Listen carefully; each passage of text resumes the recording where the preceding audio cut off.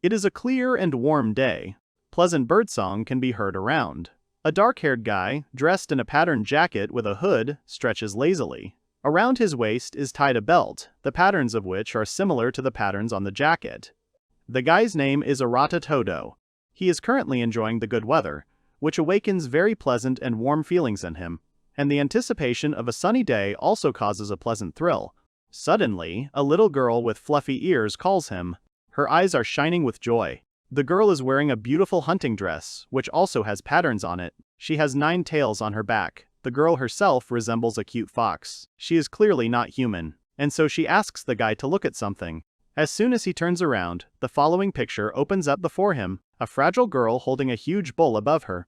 It would seem so small and fragile. Moreover, she holds the animal as if it weighs nothing at all. In the girl's opinion, food should look delicious. The huntress herself is called Luna. She belongs to the tribe of divine beasts. On her head, cute ears help her to catch sounds at great distances. Arata happily greets Luna and is very happy with the young girl's prey. Another long-haired guy in hunting clothes appears. He has a black headband on his head, which makes him look even more like a serious hunter. The guy's name is Aluga, and he is a divine beast like the others. On his shoulders he holds a huge bear, which surpasses him in size. But despite this, the guy did not stop defeating the ferocious predator. Iluga also admires the results of little Luna, so she decides not to miss the opportunity to praise the young hunter. Arata Todo is happy for his friend Aluga. Together they make a great team, where everyone tries to support each other. A girl also returns from the hunt and transforms into an ancient dragon. Her name is Teltu. She says that she has also returned from hunting with good prey. Teltu flies up to Arata and buries her face in his shoulder. The guy hugs her. The girl says that she managed to find a flock of rockbirds. As soon as she saw them, she decided to catch them all. She succeeded. The girl is very proud of this, and expects praise from Arata.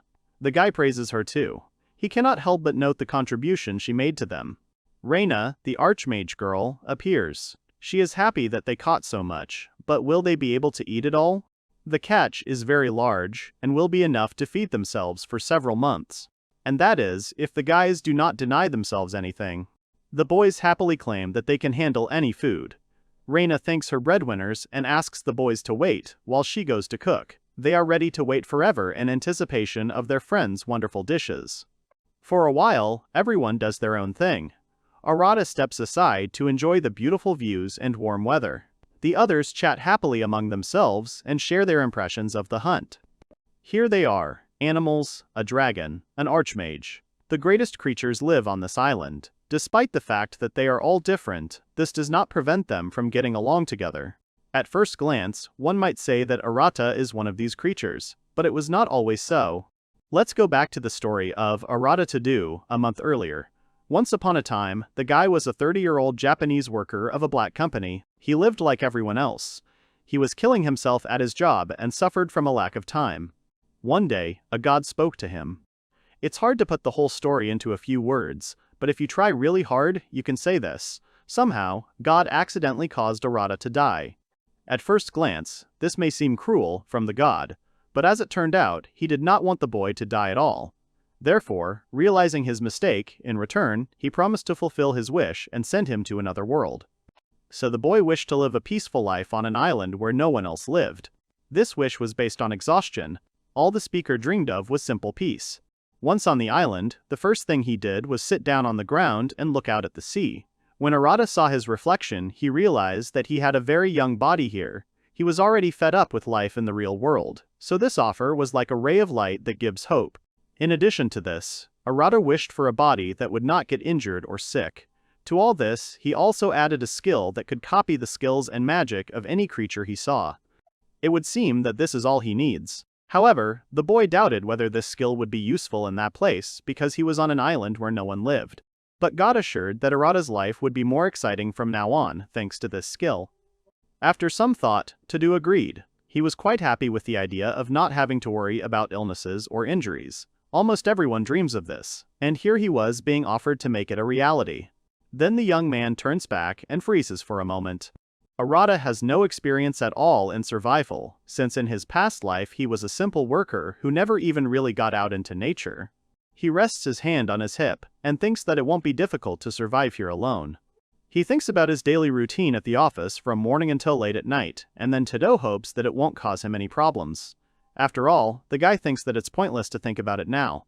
He confidently clenches his fist and raises it up, then shouts that he will move forward, assuring himself that he will do everything in his power to live a peaceful life here. Then he goes deep into the dark forest. He climbs a high hill, deftly stepping on slippery stones and jumping over small streams. Walking a little further into the forest, Todo notes that his body moves better than before his reincarnation. He does not get tired and moves easily in the right direction. However, he takes his attention away from his hands and looks monotonously into the depths of the forest. Still, although the guy subconsciously hopes to meet someone here, it seems that there really is no one on this island. Arata, looking at the animal tracks left on the trail, decides to find out what this island is. But first, looking at the claw marks left on the tree, he thinks that he needs to find food and water. With his arms crossed and his fingers pressed to his chin in thought, the hero thinks that if he wants meat, then he will have to catch some kind of animal. However, the boy doubts his abilities. Suddenly, he hears something moving next to him and turns around in fear. His attention is drawn to a small rabbit that jumps out of the bushes. The young man looks at the small fluffy lump in surprise. Arata didn't think that there would be animals like those in his previous world. He leaned towards the animal and beckoned it slightly with his hand. Todo, arms crossed over his chest, understands that rabbits are not only valuable fur. Looking at the uncomprehending animal, the hero understands that it is possible to get meat from it, but it will need to be cooked properly. However, looking at him again, or rather at his sparkling big eyes, the young man realizes that he is very sorry to kill such a cute little animal. The hero, kneeling, extends his hand to the rabbit and quietly asks for forgiveness for having to take its life. Suddenly, the rabbit jumps on the hero, hitting him in the stomach. This maneuver left Arata confused. He looks at the rabbit with confusion. He says out loud that he suddenly attacked him because he realized that the young man was trying to catch him. Suddenly, the hero starts chasing the rabbit and screaming that it will become his lunch. Suddenly, Arata hits the rabbit with his fist. However, the rabbit makes a very strange maneuver. He flies towards the tree at high speed. Then he crashes into him and loses consciousness. The young man does not understand what just happened and why the rabbit flew to the tree. Arata is surprised. He didn't know that rabbits could move like that. Perhaps this is some special feature of the rabbits of another world. The boy approaches the animal. The fact that the rabbit has lost consciousness makes the hunt easier for Todo since he won't have to catch it. Everything is going well until a wolf appears on the horizon. The animal notices the guy and, baring its teeth, moves towards him. Arata gets scared and stands rooted to the spot. The guy is afraid of making a mistake, because if he runs, the predator might chase him. Suddenly he notices the wolf's gaze, which is directed not at the young man, but at the rabbit lying on the ground. After thinking for a bit, the guy decides to use a special tactic, thanks to which he copes with the animal. Todo takes the rabbit's body and throws it as far as possible so that the wolf runs after its prey. He himself, just in case, decides to run away to a safe distance. Thus, Arata and the wolf run in different directions. For some time, the guy runs without stopping. He runs behind a tree. He realizes that no one is pursuing him anymore. He exhales calmly, clutching his shirt. It was scary, and for a second, he even thought he was going to die. Now the boy understands what it is like to live in solitude. He looks into the depths of the forest and feels all its grandeur. There may be many animals in the forest, so he decides it would be better to stop at the beach. It is already getting dark, and tomorrow Todo will need to look for a source of drinking water. The guy finds a secluded spot and decides to sit down and rest on the seashore. Arata goes behind a pile of stones and sits down on the ground. He made his way through the wilderness, but still does not feel tired. He wonders what it is. Is it the strength that does not allow pain and injury? Despite this, Arata does not regret asking God to live alone. He wonders if he will be able to live like this. The boy lies down on the ground and closes his eyes. Suddenly, he opens his eyes very wide and sees above him a stunning night sky with a sea of shining stars. This view is mesmerizing. He gets up in surprise and after a while, grinning, tells himself in his thoughts that everything will be fine. If he admires such views every day, he will definitely be fine. He clenches his fists and screams, rejoicing that from this moment on, the guy will no longer have any gray everyday life. He will live on his own and long live his new cheerful life. Morning comes. Arata wakes up, gets up, and goes to the edge of the cliff. The guy remembers his thought from yesterday, which flashed through his head. It seemed to him that after waking up, he would return to his native world. Standing on the edge of the cliff, the guy wakes up. He understands that everything that is happening is not a dream, and all this is really very cool. He has no pain, even though he slept on rocks. A body that is not injured or sick is truly wonderful. To do feels great. The guy decides to take a walk around the island today, hoping to find some food or a source of water. Arata decides to walk along the shore. The sea breeze pleasantly caresses the guy. He thinks about how wonderful it is to live a calm and measured life. No more work that was slowly killing him, taking away all that was most valuable. Suddenly, in the distance, Arata notices something lying on the shore. He comes closer and sees a young girl lying unconscious. Most likely, she was washed ashore by the waves. Arata runs up to her excitedly, thinking about how to act in such a situation, because he had never had to provide first aid to a person before. The guy puts his hand on her neck to feel her pulse. He understands that if he does nothing, the girl will die. But the problem remains a problem. Todo has only seen first aid in movies. He doesn't understand if he will be able to save her. Taking another look at the unconscious girl, he made a decision. Without wasting any time, Arata decides to give the girl artificial respiration. He presses his lips to hers and exhales air, trying to fill her lungs. Arata tries his best. After artificial respiration, he tries to massage her heart to pump the water out of her. He still hopes to hear the girl's complaints later. But the whole process of providing assistance does not take that long. All these actions helped her to come to her senses very quickly. All the water came out of the girl's lungs. She started coughing. This is the first sign that Todo managed to save her. Arata exhales and leans back. Even though his body shouldn't be tired, at this moment he feels a slight exhaustion and trembling in his body. The guy looks at her again and notices that now the girl doesn't look so pale. Arata glances at the girl again. As he looks closer, he realizes that she is very beautiful. She has long red hair, she has a good build and a very pretty face, but he doesn't understand how she ended up here at all, because there shouldn't be other people on this island. Time passes, but the girl remains unconscious. Arata looks at the stranger and thinks what to do, because he can't just take her and leave her like that.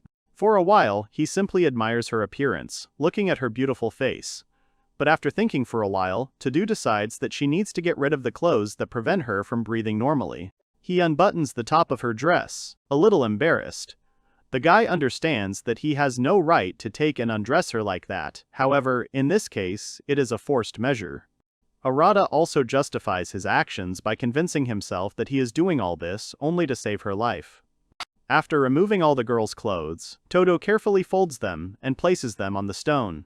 After the girl ends up wearing only beautiful lace lingerie, Arata pushes all his dirty thoughts away, turns away and hurries to dress the stranger. He puts his jacket on her. Then he exhales. He finally finishes and hangs the rest of the clothes out to dry. The clothes were hanging on a rope. The young man approached them. Looking at the girl, the guy is once again convinced that he has entered a fantasy world. Such strange clothes are worn only in unknown worlds. Here the girl finally comes to her senses. Opening her eyes, she begins to look around and tries to understand where she is now. When the stranger notices Arata, she is a little embarrassed. The girl asks who he is. The guy tries not to scare the girl, so he speaks as carefully as possible. He gives his name and tells how he found her on the shore. Todo thought that the girl was in trouble. He decided to help her. The girl gets up and sits more comfortably. The stranger notices that she is wearing different clothes. This embarrasses her even more. Arata apologizes for this, saying that her clothes were wet, so he had to change her. She looks at the jacket and starts to get a little angry, but then her anger quickly passes. Arata continues to mumble something in his defense, but the girl interrupts him and, smiling, thanks him for saving her. This briefly throws him into a stupor, as he expected to hear a slightly different answer and reaction. However, the guy is glad that she is okay. A little time passes and the clothes dry. The stranger gets up and gets dressed. The guy approaches her and says that she never told him her name. A little taken aback, she apologizes. The girl introduced herself as Reina Mistoral. Arata asks why a girl like her would end up unconscious in the sea. It's not every day that you meet a fragile girl in such a remote place. She replies that she was ordered to go to an island, also known as the farthest island in existence. As they sailed towards it, a violent storm hit them, and Reina thought every single member of the crew would die. She decides to ask if Arata lives on this island, but the guy is in no hurry to answer. Now he is in a difficult situation because he does not want to say that he died in another world and that God sent him here. Instead, he simply says that he does not remember how he ended up here. The girl decided not to ask him unnecessary questions. She believes that there are many different people with their own stories. It's enough for her that Arata saved her. The young man smiles and thanks her. Todo suggests that Reina should look for food and water after she is rested. After all, they still need to try to survive here somehow. The girl agrees, as it is a completely reasonable idea. A little time passes. The boys go searching. They make their way through the bushes and trees in the forest. Reina is not used to long walks, so she gets tired quickly. Despite this, she tries to keep up with him. The girl notices that Arata is quite resilient. He himself is surprised by this, since he used to be completely different. Reina doesn't understand why he's surprised. Everything seems to be going according to plan. He says that this island looks a little strange. Reina thinks so too. They and their crew didn't sail that far from where they were sent. But she doesn't understand why no one noticed this huge island. How could the king not know about it? And while the girl is delivering her clarifying monologue, wolves are approaching them. The animals are hungry and ready to pounce. The predators bare their teeth. These wolves are the same as the one Arata saw. The situation is clearly not good, as the animals are aggressive. The guy tells the girl to run away. But she is not going to run anywhere. The great sorceress, Reina Mistoller, never runs from the battlefield. So, this will not happen. The girl decides to use something, because if nothing is done, they may die. And so, with the help of her magic, Reina attacks the wolves. From her magical power, the animals fly in different directions. Arata looks at Reina in surprise. Everything is illuminated by a bright light, and the satisfied girl is ready to demonstrate her skills to her new acquaintance with pleasure. Despite all her magical power, one of the wolves manages to survive. The animal runs up to Arata at high speed and bites him on the arm. The guy can't hold on to such speed and flies back a little.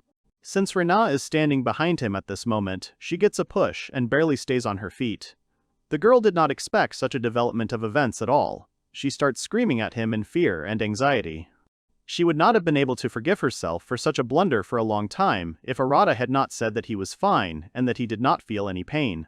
At some point, there was silence and calm, which was only broken by the wolf's growl. Reina decides to make sure that Todo is okay. The guy assures that he is safe. He even enjoyed watching this whole situation a little, feeling superior.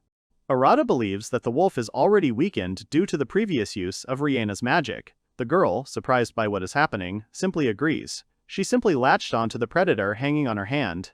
Todo thinks that if a guy as weak as he is tries to fight off a wolf, nothing will happen. As soon as the guy pushes the formidable predator away a little, it flies away a long distance. Arata is starting to underestimate his own strength less and less. He certainly didn't expect this. As for Reina's surprise, it could be said that it reached its peak at this point. The girl was having a hard time recovering from the fact that the wolf had not killed the guy during his first attempt to pounce on him, and then this. Naturally, Reina is very surprised by such power. Silently looking at the broken tree, she even feels a little uneasy. But at this time, the guy is deep in his thoughts. He remembers that the rabbit he met yesterday flew like that. In order to break the silence, she decides to ask who the hell he is. Coming out of his flight of fantasy, the guy begins to look around to understand what is happening. At this moment, he sees the worried face of his friend. Her behavior becomes worrying, so Arata asks if everything is okay. The girl tells Toli that when she gives him the signal, he should run as fast as he can. Arata still doesn't quite understand what's going on. There is a crunching sound of a broken branch. Reina realizes that someone is approaching. Suddenly, a huge wolf pack leader jumps out from behind the bushes. In a long flight, he bares his sharp teeth, the sight of which sends shivers of horror through the body. The animal is much larger than the previous wolves. The boys feel that they won't be able to handle it, because the beast is on a completely different level. And here the friends are standing in the open, so vulnerable and tiny compared to the monster. Usually, in such moments, life flashes before your eyes. Reina yells at the boy to run away. The girl uses magic to somehow fight back the monster. This magic is much stronger than what was before. Arata doesn't understand it well, but he can see that it certainly looks stronger. However, even this magic does not work on the pack leader. Reina is surprised by this and says that this simply cannot be. In an instant, a huge wolf's mouth appears right next to the girl. The wolf knocks her off her feet, causing her to fall to the ground. A little more, and the monster's mouth will be the last thing Reina will see in her life. But at that moment, the guy runs up at full speed and grabs the girl. Because of this, the wolf tastes the grass with damp earth. The girl is in shock, trying to come to her senses. Arata asks if she is hurt. But instead of an answer, a sea of indignation is poured out on him. Reina gets to her feet and starts yelling at him, asking why he didn't listen to her and run away. And what the hell he's doing anyway. To say that the guy was stunned is to say nothing. Arata understands everything, however, even if he ran, the wolf would catch up with him. But the girl says that this is exactly why she was going to detain him. It turns out that Reina planned to save Arata, despite the risk that she herself might get hurt. The guy notes her kindness. Ignoring the wave of indignation, Todo now sees her as a pure and kind angel. He has decided for himself that he will not allow this girl to die in such a place. Inspired, Arata begins to shout at the leader of the wolf pack, challenging him to a duel. This makes the monster even more ferocious. Todo understands that the animal wants to kill him, but the guy is not going to give up so easily. After his death, God gave him a second chance and allowed him to live here. Having come this far, he cannot die. The monster starts running straight at the guy. Reina starts screaming in horror for him to run away. However, Todo doesn't even hear her. Right now, it's just him and his opponent. He doesn't care what the outcome will be, but even if Arata can't win, he will make a way for Reina to escape. The wolf should not underestimate people. With this thought, he swings with all his might and attacks his opponent. With only one blow, the boy throws the wolf back. He just disappears into the distance. Arata looks at his fist and begins to think. It turns out that the gift of God is a body that does not get sick and does not get injured. This gift makes Arata much stronger than he was before. Seeing the guy's full strength, Reina loses her voice for a while. The girl stands rooted to the spot. The guy understands that he will have to explain everything. He thinks that from now on, his life will become much more interesting. God accidentally killed the main character, and he was reincarnated on an island in another world, starting his new life. The boy was told that he could wish for anything he wanted, so he asked for a body that would not get injured or sick, as well as the ability to copy someone else's skill simply by watching them use it. Thus, Todo began his peaceful life on an island where no one else lived. But, unexpectedly, he met Reina. The powers that God gave the boy are too great. The boys have already seen this when they fought the leader of the wolf pack. Reina is still in shock. It's the first time she's seen a person throw monsters so far away without much effort. Reina tries to turn all this into a joke, and with a sweet smile, asks if all this is normal for Arata, and in order not to give himself away, he answers that it is something like magic. Yes, Reina, of course, won't fall for that. She decides to smile even wider and remains silent. A little more time passes, and the girl decides to continue the topic. She claims that even if she uses body reinforcement, she won't be able to do anything like the trick Arata pulled off in battle. Jokingly, the girl pretends to be indignant and asks if Todo really means to say that he is stronger than her, the mage of the 7 stars. The guy falls for this trick and feels some excitement. In his defense, he says that it's just a joke, and in fact, he didn't even know that magic existed. The guy doesn't know how to get out of this, because he can't tell Reina the truth about God reincarnating him into this world. Moreover, the girl is unlikely to believe in such seemingly nonsense. Seeing her friend's confusion, she realizes that she went a little too far. She asks him for forgiveness, but Arata doesn't understand why. The girl says that she didn't even think about interrogating the guy. Reina is acting like this because she was simply too surprised. Todo saved her on the beach, and now again, only this time from a ferocious wolf. The guy waves his hands, trying to dispel all the tension in this prevailing atmosphere. Arata does not blame the girl in any way and believes that in her place, he would also be suspicious. However, Todo does not want the young and beautiful girl to be so sad. Since he is mentally older, he must somehow lift her spirits. Arata takes a step closer to the girl, smiles, and asks Reina not to make such a sad face. He assures her that he is not angry at all. Moreover, there is no reason to be angry. Sadly, Reina asks if this is true, to make sure. But then she changes her expression because she feels like she's being treated like a child. The guy starts denying it and says she just imagined it. Rihanna believes his words and starts laughing. However, Todo is glad that it helped cheer her up a little. Arata decides to change the subject a little and asks the girl what it's like to be a mage of the 7 stars. But when he sees the change in the girl's face, he immediately understands that he asked too much. Rina is perplexed, as she was sure that everyone knew about the magicians of the 7 stars. By asking such questions, Arata introduces himself as a man who has crawled out of some wilderness. Todo begins to wriggle out of it and says that he has ordinary lapses in memory, but inside he feels that he has messed everything up again. The girl notes that the excuse he used is very convenient, so Reyna agrees to tell him everything. 7-star mage is a title given to the strongest mages in the country, and they are so strong that they can even fight a dragon. Their fame thunders throughout the continent. Reyna is the youngest mage of the 7 stars in history. Arata listens to her with his mouth open. But even as she had used her body's fortifications to their full potential, she would not have been able to even come close to repeating the blow that the guy had delivered. That's why she was surprised when she saw it. The girl gets distracted and looks somewhere into the distance. At this time, Arata thinks, because if he were on the mainland, he could be kidnapped.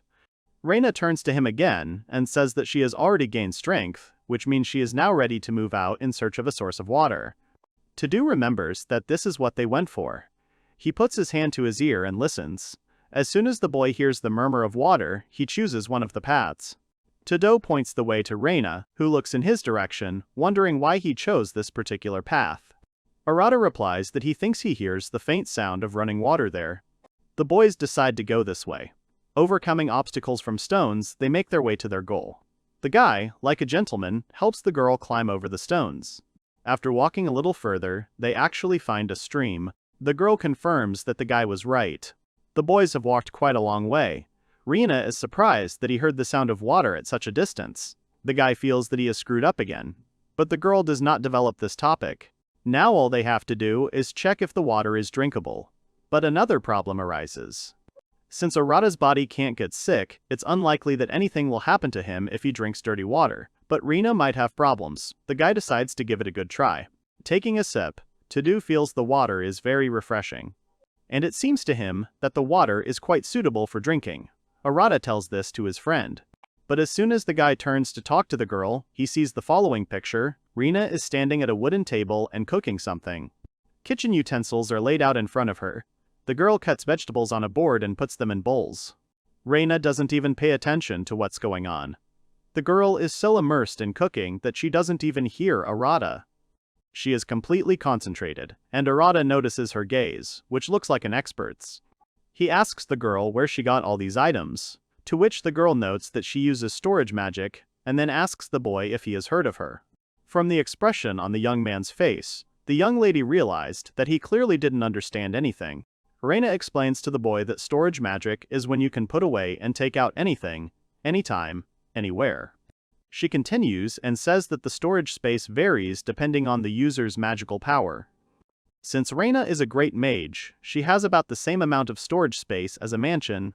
Reyna, confident in her cooking skills, assures Arata that she will cook everything herself. She also gives the guy the opportunity to rest for now. Todo approaches the portal that the girl recently formed. Watching this distortion of space, the guy understands that storage magic is a very cool thing, and he also wants to have such magic. Arata peers into the portal and an idea comes to his mind. Todo moves closer to get a better look.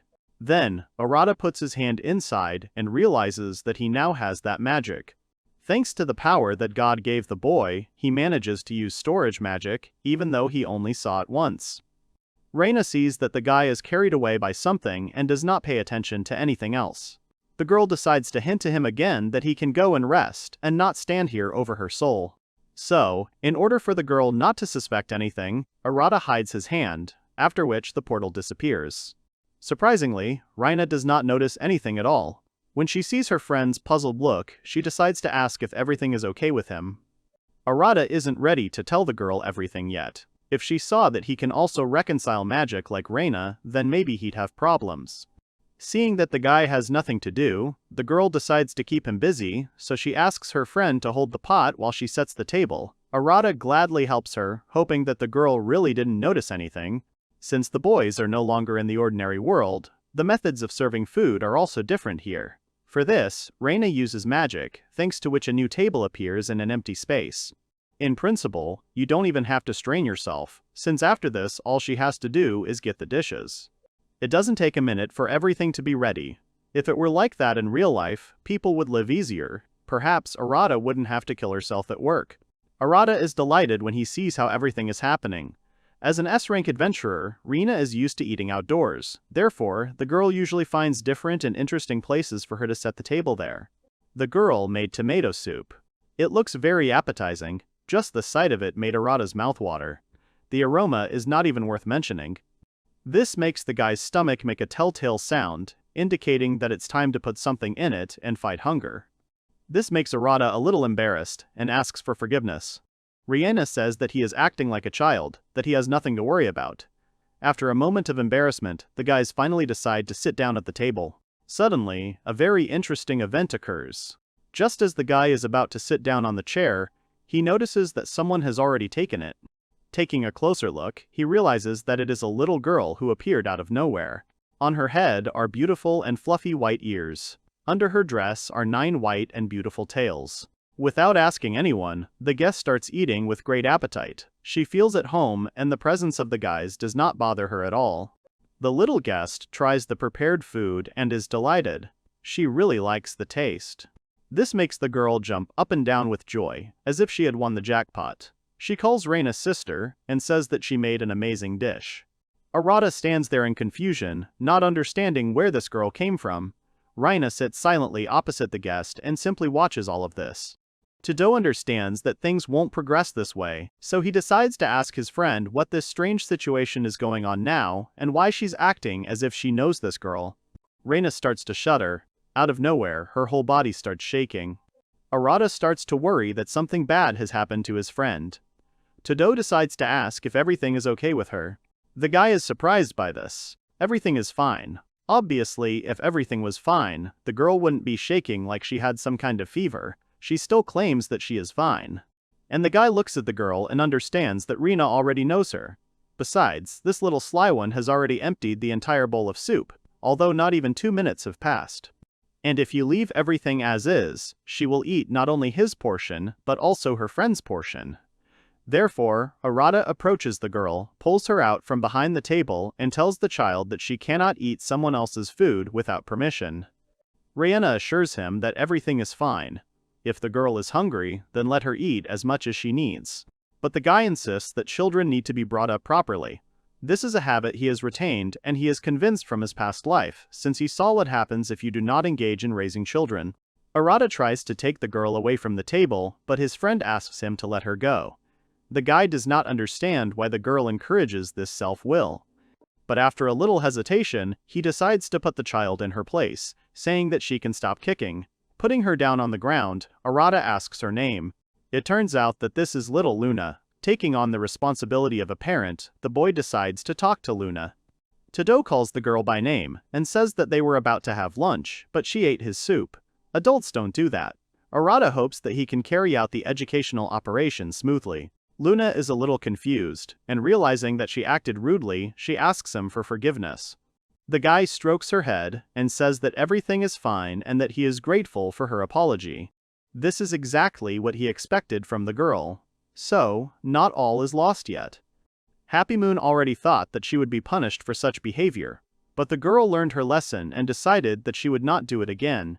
Arata asks Reina if there is enough food for the 3 of them. The girl looks into her storage and says that she planned and calculated everything for the journey to a distant island, which will last about half a year, so they have plenty of food. Arata apologizes for his impudence. After this, the guy asks his friend to cook something for this child. The girl's kind gaze falls on the girl. Looking into Luna's eyes, she is simply powerless to refuse her. The girl happily agrees. The girl now feels a little awkward, because she just came and ate a portion of soup without asking, and now they are going to prepare more for her. She asks again if the boys are sure they don't mind her company. Reina gives her a bright smile and says that Luna won't bother her in any way. On the contrary, she'll be glad if the girl tastes her dish. The girl thanks Reina, calling her sister. Luna has a habit of calling everyone brothers and sisters. The girl, on the contrary, finds it very sweet. She smiles happily and says that everything is fine and the girl does not even need to thank for such a thing. Everything is in order with its own things. Reina asks the boys to wait a little while, the food is being prepared. A joyful Luna jumps with happiness. She hasn't eaten so deliciously for a long time. Arata watches her friend leave and thinks about how kind Reina is. This girl is ready to bring joy to everyone. She doesn't hold a grudge against anyone. But Arata knows that it wouldn't be nice to put everything on her fragile shoulders. If he doesn't do anything, he could end up as a secondary character, and that goes against his moral principles. But Luna snaps him out of his thoughts by asking his name. As mentioned, the girl has a habit of calling everyone brother or sister, so she was sure that the guy was definitely called brother. This amuses Todo. He laughs and says that his name is not really brother, but Arata. The girl is a little surprised at first, but then the surprise is quickly overshadowed by joy. Arata exhales and begins to think. He asked God that this island would be suitable for living alone, which means that it has everything necessary for survival. All he needs to do is learn to cook to reduce the burden on his girlfriend. Todo does not want to become a freeloader in any way. Moreover, for some unknown reason, he has a wild desire to protect Reina and do everything possible to keep her safe. As we already know, Arata got to an island without people. It would seem that everything should be so. However, in addition to animals, the guy managed to meet a beautiful and kind girl Archmage and a little animal-like girl Luna. Arata is very curious about how life is organized on the island. Perhaps he will be able to meet someone else, since it can't be that the girls are alone here. Todo turns to Luna and asks the girl if since she lives on this island, it means that someone else lives here. The little girl looks at him with sparkling, cunning eyes and nods smiling. She says that she belongs to the tribe of divine beasts, but there is also a tribe of demons, a tribe of ancient dragons, and a tribe of vampires. She says that in general, there are many different tribes here. The girl talks about them for some time. After the conversation, Arata steps aside and silently looks at the forest. The guy begins to put all the information he received on the shelves in his head. He already knows that several types of tribes live on the island. However, there is no human tribe here. At this time, Reina finishes preparing a new soup. In her hands is a pot with a new aromatic dish, the smell of which can be smelled from afar. The girl comes to the table, takes the plates, and fills them. For some time, the guys eat.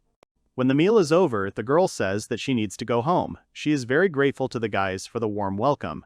After that, Luna gets up from the table, says goodbye to her new friends, and goes back to her tribe. Evening falls. During this time, Arata and Reina have pitched a large tent. Now this is their base. The boys stand and look at their new home. Since Luna is gone, Reina thinks it's time to offer her friend a chance to talk in a calm environment and without prying ears. As Reina said earlier, being one of the 7 stars, she went to the most isolated island. The island is rumored to have a cure that makes a person immortal. This cure was the goal of Reina's team. She set out with several knights, but given the severity of the storm that engulfed them that day, she doubts that the crew survived. An awkward silence fell in the room. Arata thinks, because if Luna told the truth, most likely they are on that very island, and the tribes the girl mentioned sound pretty menacing. Chances are, you won't get much good out of them. However, Luna seems like a normal child to him. She didn't show any aggression towards the boys. Moreover, she even listened to Arata's comments. Reina doesn't quite agree with him. The girl says that if Todo used magic, he would understand everything. She explains that she means that this child has many times more magical power than she does. Arata now understands why his friend was shaking at the table. To be honest, the moon is a real monster. If it appeared on the continent, it would lead to global destruction. Even though the girl doesn't seem evil at first glance, it's impossible to assume that destruction won't happen. Of course, Reina doesn't think the moon would do that, but she's just telling her friend about her real power. Divine beasts and demons are nothing more than a myth to ordinary people. Although they lived on the continent even before the appearance of people, there are also tales of dragons that destroyed entire cities.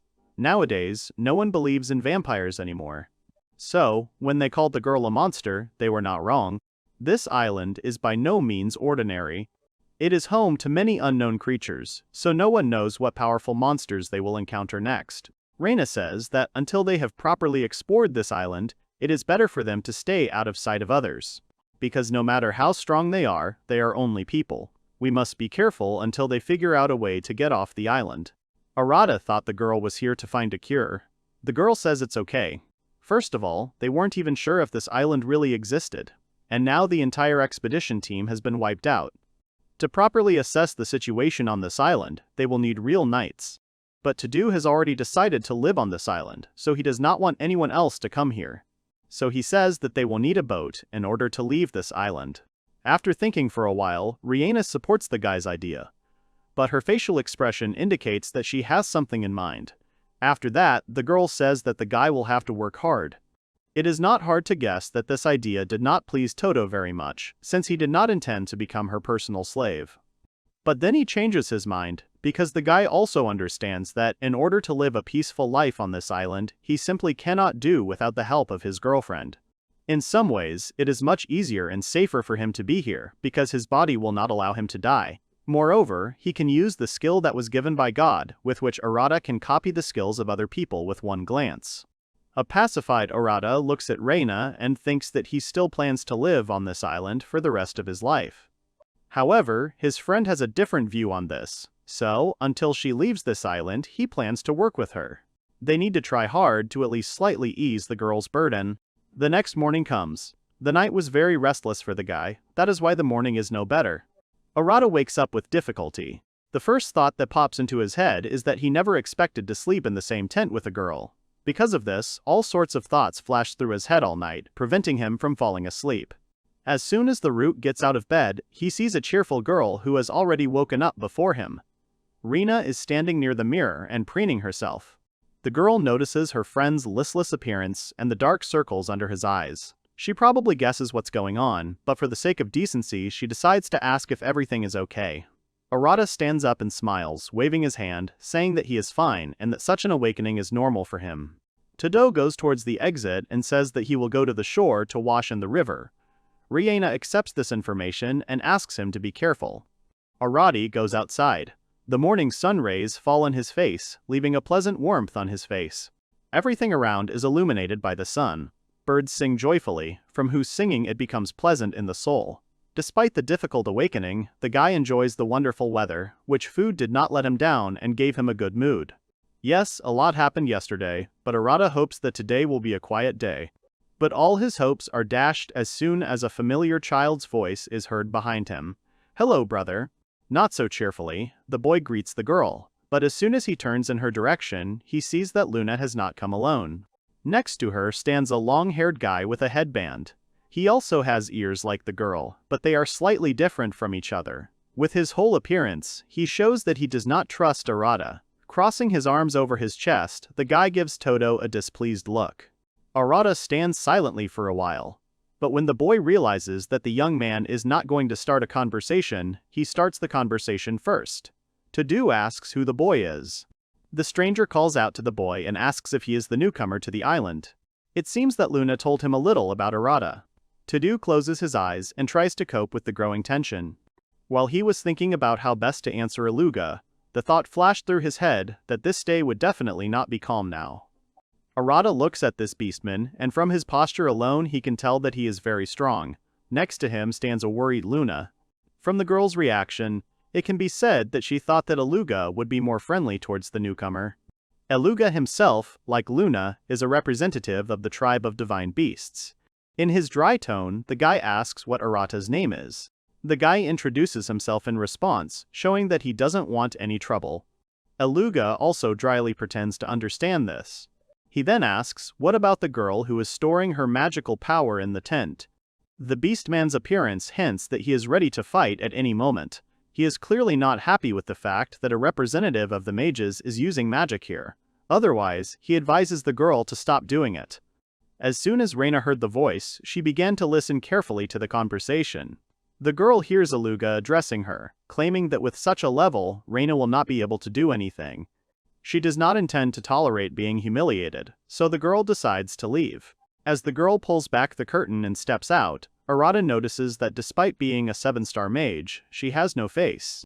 From all this, Todo concludes that this Aluga must be incredibly powerful, which means it's time for him to intervene. Todo steps forward, ready to stand up for his friend. Reina is flattered by this action. She is very pleased to feel as if she is behind a stone wall. When things start to get heated, Luna decides to step in. She quickly approaches Aluga and stops him as he decides to go towards Arata. The girl is outraged, because the guy promised her that he would not fight if she brought him here. The guy remembers his promise, but is sure that the guy started it first. Now he looks like a little child who points his finger at others and blames them for everything. Luna says that the boys have such a reaction because he has a scary face. After all, when she came here, they treated her to delicious food and were not negative. This embarrasses Aluga a little, as he can't do anything about his face. Arata now understands that the guy is not their enemy. He tries to be polite and calls the guy Mister. At the same time, Todo wonders what Aluga is doing here. Such formality is repugnant to him, so he says that they should not call him Mister, but simply Aluga. Arata simply says that he understands and will take this into account. Aluga ignores the guy's previous question and says that they are on their territory. Todo apologizes, saying that they didn't come here on purpose and didn't plan to stay here. Naturally, they don't know whose territory they are on. Aluga understands that people cannot purposely get to Arcadia, the Divine Island. The guy talks about the most isolated island that Reina was talking about. As long as they don't cut down the forest or do other bad things, he doesn't really care about them. But he also warns the boys that they must be careful. The Beastman tribe is very aggressive, but the Demon tribe, or the Dragon tribe, will happily give chase to them. Judging by the stories of the guys, Arata assumed that there are hot-tempered races here. Therefore, it is necessary to find out a little more information about the inhabitants in order to ensure their safety. He asks Aluga to tell more about this island. At first, the guy takes this with a degree of irritation, warning that he is not going to tell anything about the residents.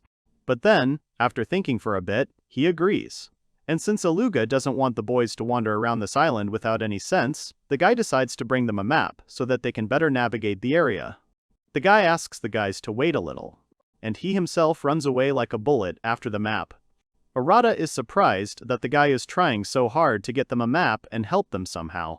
Despite his coldness, Aluga is a good guy. Luna says that he always talks nonsense and acts like a tough guy, but still, he is reliable and not an evil person.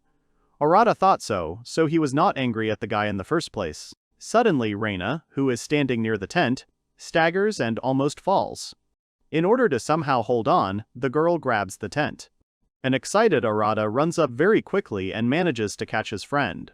Despite the fact that Reina is holding her head in pain, she says that she is fine.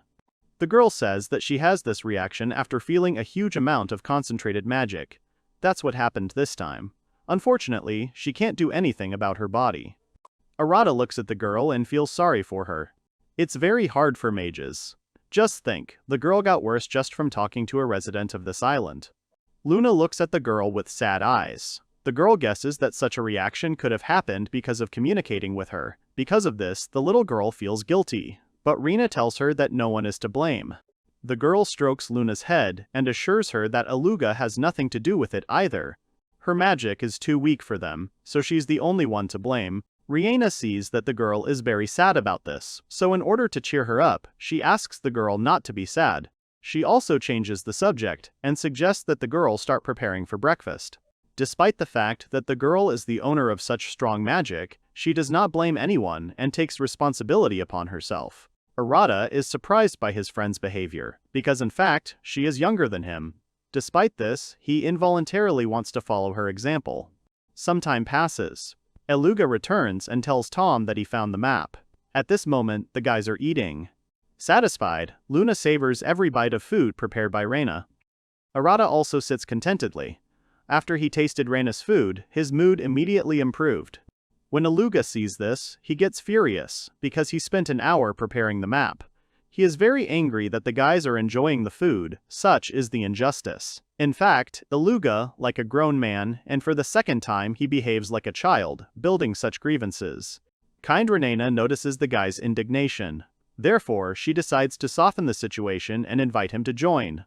The girl approaches Aluga, holding a frying pan in her hand, on which flatbreads lie appetizingly. As soon as Reina invites him to join, the guy immediately softens and happily agrees. Aluga sits down next to Luna at the table. A plate full of food is placed before him. As soon as the boy tries it, he is delighted by how delicious it is. Eluga can't contain her emotions, so she shouts it out loud. Luna is pleased with this reaction. She knew it would work and soften the guy. Arata watches this delight and wonders if all representatives of the beast tribe scream while eating. Maybe it's their etiquette, so it's worth sticking to it. Or maybe it's just emotions. The feast was a success, so everyone was satisfied. Having eaten their fill, Luna and Eluga fall onto the grass with full bellies. The guy hasn't eaten so well for a long time.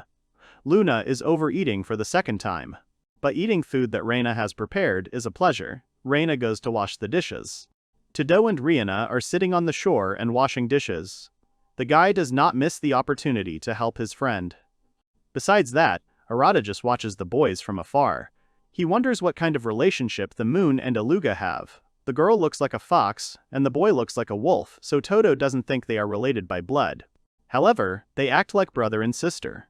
Reina and Arata wash the dishes in silence for a while. They enjoy the peace and quiet. Only the sound of the dishes and the murmur of the water echoes in their ears. This sound is very calming and relaxing for them. At some point, Reina simply says thank you to her friend. P. At first he thinks that the girl is thanking him for helping her with the dishes. So, he says that there is no need to thank him for that, because he just wants to help her from the bottom of his heart. The girl sighs and says that she is not talking about that. Reina smiles and says that earlier, when Eluga started threatening her, Arata stepped forward to protect her. That's what she thanked him for. But ultimately he had no animosity towards them. So it was a small misunderstanding. Reina never thought there would be a time when someone would protect her. That's why she was very touched by her friend's action. The girl stands up, turns around, and suggests that the guy go back to the tent. He thinks this is a good idea, since they haven't questioned Eluga yet. Eluga places a map of the divine island of Arcadia in front of them. The guy talks about the territory of the beastmen, as well as the places where demons and dragons live. They don't get along very well with each other, but if there was a war, both races would suffer greatly, so they only fight occasionally. Arata listens carefully, because this information will be very useful to him. Eluga also shows where the High Elves live. Although these guys usually don't go beyond their territory, for some reason they often run into them. Thus, the species living on this island still get along with each other, despite temporary disagreements. But despite this, there are a lot of problems. It's not that they have to get along with each other to survive, it's because they've lived so long that they're simply not interested in fighting. At first, Todo was scared that he would have to fight a bunch of strong monsters, but fortunately, he was able to relax a little. He wants to continue living on this island, so he asks Eluga if there is a good place to settle down. This surprises the boy, as he did not think that any stranger would want to stay here. The guy replies that there is no place where the human race is as weak as here, but the guy says that he can live here if he wishes. Arata is sure that with this strong body that God gave him, everything will be fine. However, the guy does not know how to explain all this to the guys. Suddenly, a muffled sound is heard. This brings Arata out of his thoughts. In a way, he is glad about this, because he does not have to touch on the topic of his reincarnation at this moment. Eluga's keen hearing picks up the sound and identifies what kind of animal it is. The boy reports that it is the sound of the Emperor's boar approaching. Surprisingly, he is not scared at all, but on the contrary, inspired. If Reina and Todo do not understand what is being discussed, then Eluga and Luna see this event as a huge advantage. The guy decides to explain briefly and says that a large animal is approaching them, from which they can get a large amount of meat. In addition, it is a very tasty catch. Despite its mass, it usually lives underground, making it very difficult to find. Rihanna calls out to Arata and says she doesn't quite understand what this is all about. She asks if it could be a monster called the King's Boar. If this monster were to appear in the city, the country would call upon all the knights to defend it. The sound of approaching footsteps becomes louder and louder each time. The tension and readiness to attack increases. And then comes the moment when the animal appears from behind the bushes. The boar jumps over trees and bushes, aiming straight at the boys. To say that the animal is huge is to say nothing. Arata and Rihanna are horrified by its size. Luna and Eluga stand in front of the boys. Despite being the closest to the boar, nothing bothers them. The boy just laughs, and the girl calmly notes that the animal looks hungry. Everyone is amazed by its size. Eluga tells the moon that she is still small, so she needs to stand aside. The girl's indignation knows no bounds. She has no intention of retreating. Luna is full of energy and readiness to join the fight. She is not going to listen to Aluga, because adults always talk like that and then keep the best and most delicious pieces of meat for themselves. The boy again acts like a child, thereby contradicting himself when he says that only adults can appreciate this taste. Arata and Reina, watching this whole picture, cannot say anything. The guys stand in a daze. Luna and Aluga challenge each other. The boy says that if the girl wants to eat the best pieces, then she will have to defeat the boar before him. That's the way the world works. Luna is not going to back down. And so, the boys race to get into the fight. The boar is now right in front of them. Luna and Aluga scream with delight and a surge of adrenaline. Arata looks at them and thinks that both seem strong, so they shouldn't lose. But despite this, he worries if the guys can handle it, because if they don't stop him, soon everyone will be in danger. In that case, there can be no talk of victory. However, the animal runs at great speed and has no intention of stopping. Arata thinks that Aluga and Luna usually just ride on the boar's back. But at this rate, no one will stop him. Todo understands that if nothing is done, Reina could get hurt. So, he decides to shield her with his body. The guy doesn't think about the consequences at all. All he wants is to protect his girlfriend. Todo will believe in her, believe in the power that God gave him when he first incarnated in this world. The girl is horrified. She doesn't understand what her friend wants to do now. She tries to bring him to his senses, saying that they need to run. If they can't stop even this boar, they definitely won't be able to live on this island. Only the strongest live here. Here comes that very moment. An excited Reina is screaming with all her might to bring the guy to his senses. But the boar is already very close. Everyone is terrified, because it seems that no one else will help them. However, when the boar comes close to Arata, he stops. At this point, no one understands anything at all. The guys don't believe that this is possible. Their surprise knows no bounds. Aluga now doubts whether Arata is a human, because his strength clearly shows that he is some kind of divine being. And now, without even making any special effort, he simply stopped the animal that was about to kill him a minute ago. Arata puts his hands on the animal's nose. It doesn't move at all. Now Todo feels superior. Since Arata stopped the boar, the meat is now his. It's just the law of the jungle. The guy wasn't afraid. He tried, and earned himself a great dinner. Now he feels like a breadwinner. Moreover, he thus protected Reina. And now Todo decides to add the finishing touch. The guy swings and delivers a fatal blow. Arata shouts triumphantly that the boar emperor is now his. He still doesn't understand what he's just done. The surprised boys are speechless. They look into the distance and realize that they've lost sight of the emperor's boar. At this point, it dawns on Arata that when he struck, it was not his human strength that was at work. Everyone except Reina starts to panic. Aluga screams that you've lost his meat. Luna screams that she's lost her lunch. Arata just screams. Aluga can hardly believe that such a rare delicacy has disappeared. Luna is simply angry at her friend. Todo tries to apologize with his front. There is an indignant roar. The boys still can't calm down. They look at the broken trees that outline the path along which the boar ran. Aluga is sure that Arata threw away the emperor's boar on purpose. Luna just thinks he's mean. Enraged, Aluga is already going at the guy with threats. That's it, and he's ready to start fighting. Reina tries to calm the boys down, but they don't even listen to her. Arata realizes his mistake. He asks for forgiveness, but words won't fix anything. Reina still does not despair, and tries to fix the situation. The girl says that they will cook something for them later, and in return she asks the guys to forgive him. And it seems to work, because the guys instantly fall silent and begin to listen attentively to the girl. Aluga puts on an air of importance and says that they have no choice. Luna also joins in and says that since their little sister asks them to forgive Arata, they will forgive him. In fact, they just want to eat something delicious. Todo is grateful to Reina for her help. It is unknown what would have happened if her friend had not intervened. Since the situation has improved, the guys decide to continue their conversation. Aluga tells Arata that if he really wants to settle on this island, he can live in this area. There are quite a few fields here, so he won't have to look far for food. The hero is surprised by this, because he thought that Aluga was not very happy about his presence in their territory. However, Aluga says that it was all because he thought that Todo was a human. The guy doesn't believe Arata because he thinks that a human wouldn't be able to stop the emperor's boar and send it flying with one blow. Todo understands that, in this case, arguing is useless. He himself knows that he is a human. He feels a little offended, and to overcome this feeling, he simply closes his eyes and takes a deep breath. At the same time, Aluga adds that he is fun to be with.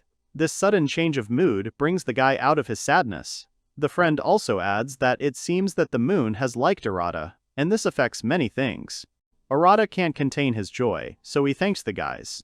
His soul feels light and good. Now he has officially received permission from the locals to continue his life in this interesting place. The guys look at Reina and ask what the girl has decided. She says that she won't be able to go home now anyway. She also doesn't think she can survive on this island alone, so she'll stay with Arata for now. This news makes Luna very happy. The girl starts jumping for joy and hugging her friend. From now on, they have the opportunity to spend more time together and play. Before this, Luna was a little lonely, as she was in the company of adults who did not really want to play with the child. Arata is also happy, looking at the girls. The guy really likes this kind of atmosphere when everyone is having fun.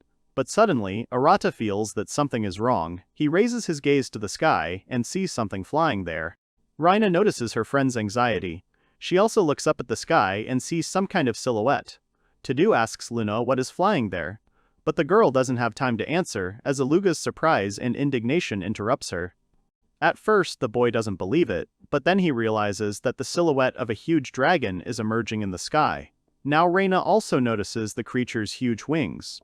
And now the dragon appears in all its glory. The boys scream in unison. Things are getting tense. Not only is this a dragon tribe, but he's also a child of Bahamut.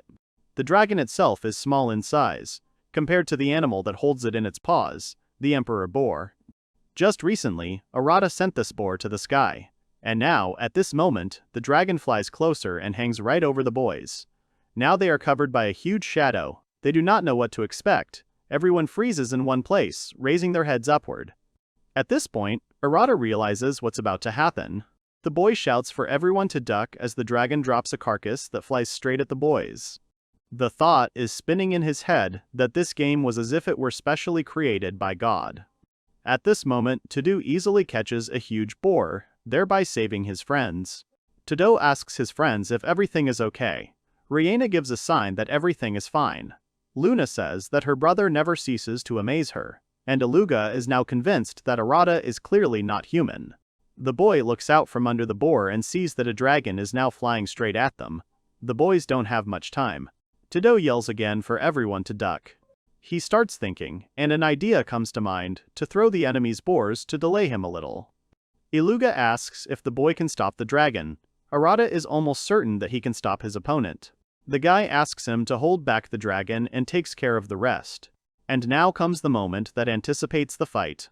Aluga roars, thereby showing that he is ready to fight the enemy. He is ready to show that he has a power that should not be underestimated. The dragon continues to descend, and a complete mess begins to happen. Luna wishes the guys luck. She is madly waiting for the battle. Perhaps it is in the blood of divine beasts. But unlike her friend, Reina is simply silent. Suddenly, the dragon turns into a cloud of smoke and flies straight into the guy's arms. She is not embarrassed at all, and she acts as if she has every right to such self-will towards Arata. After hugging Todo, she lifts her head and looks him straight in the eyes. After a short silence, she says that the guy acted very bravely, making such an offer to her on his part.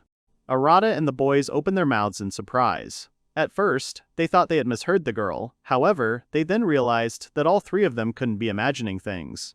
Now Todo doesn't quite understand what she means.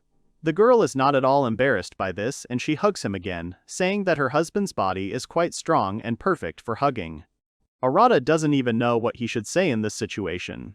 And now he's walking on thin ice, since the stranger's reaction can be simply unpredictable. Therefore, he decides to just thank her for the compliment first. Arata also looks at her closely, and realizes that the girl doesn't seem to have any bad intentions.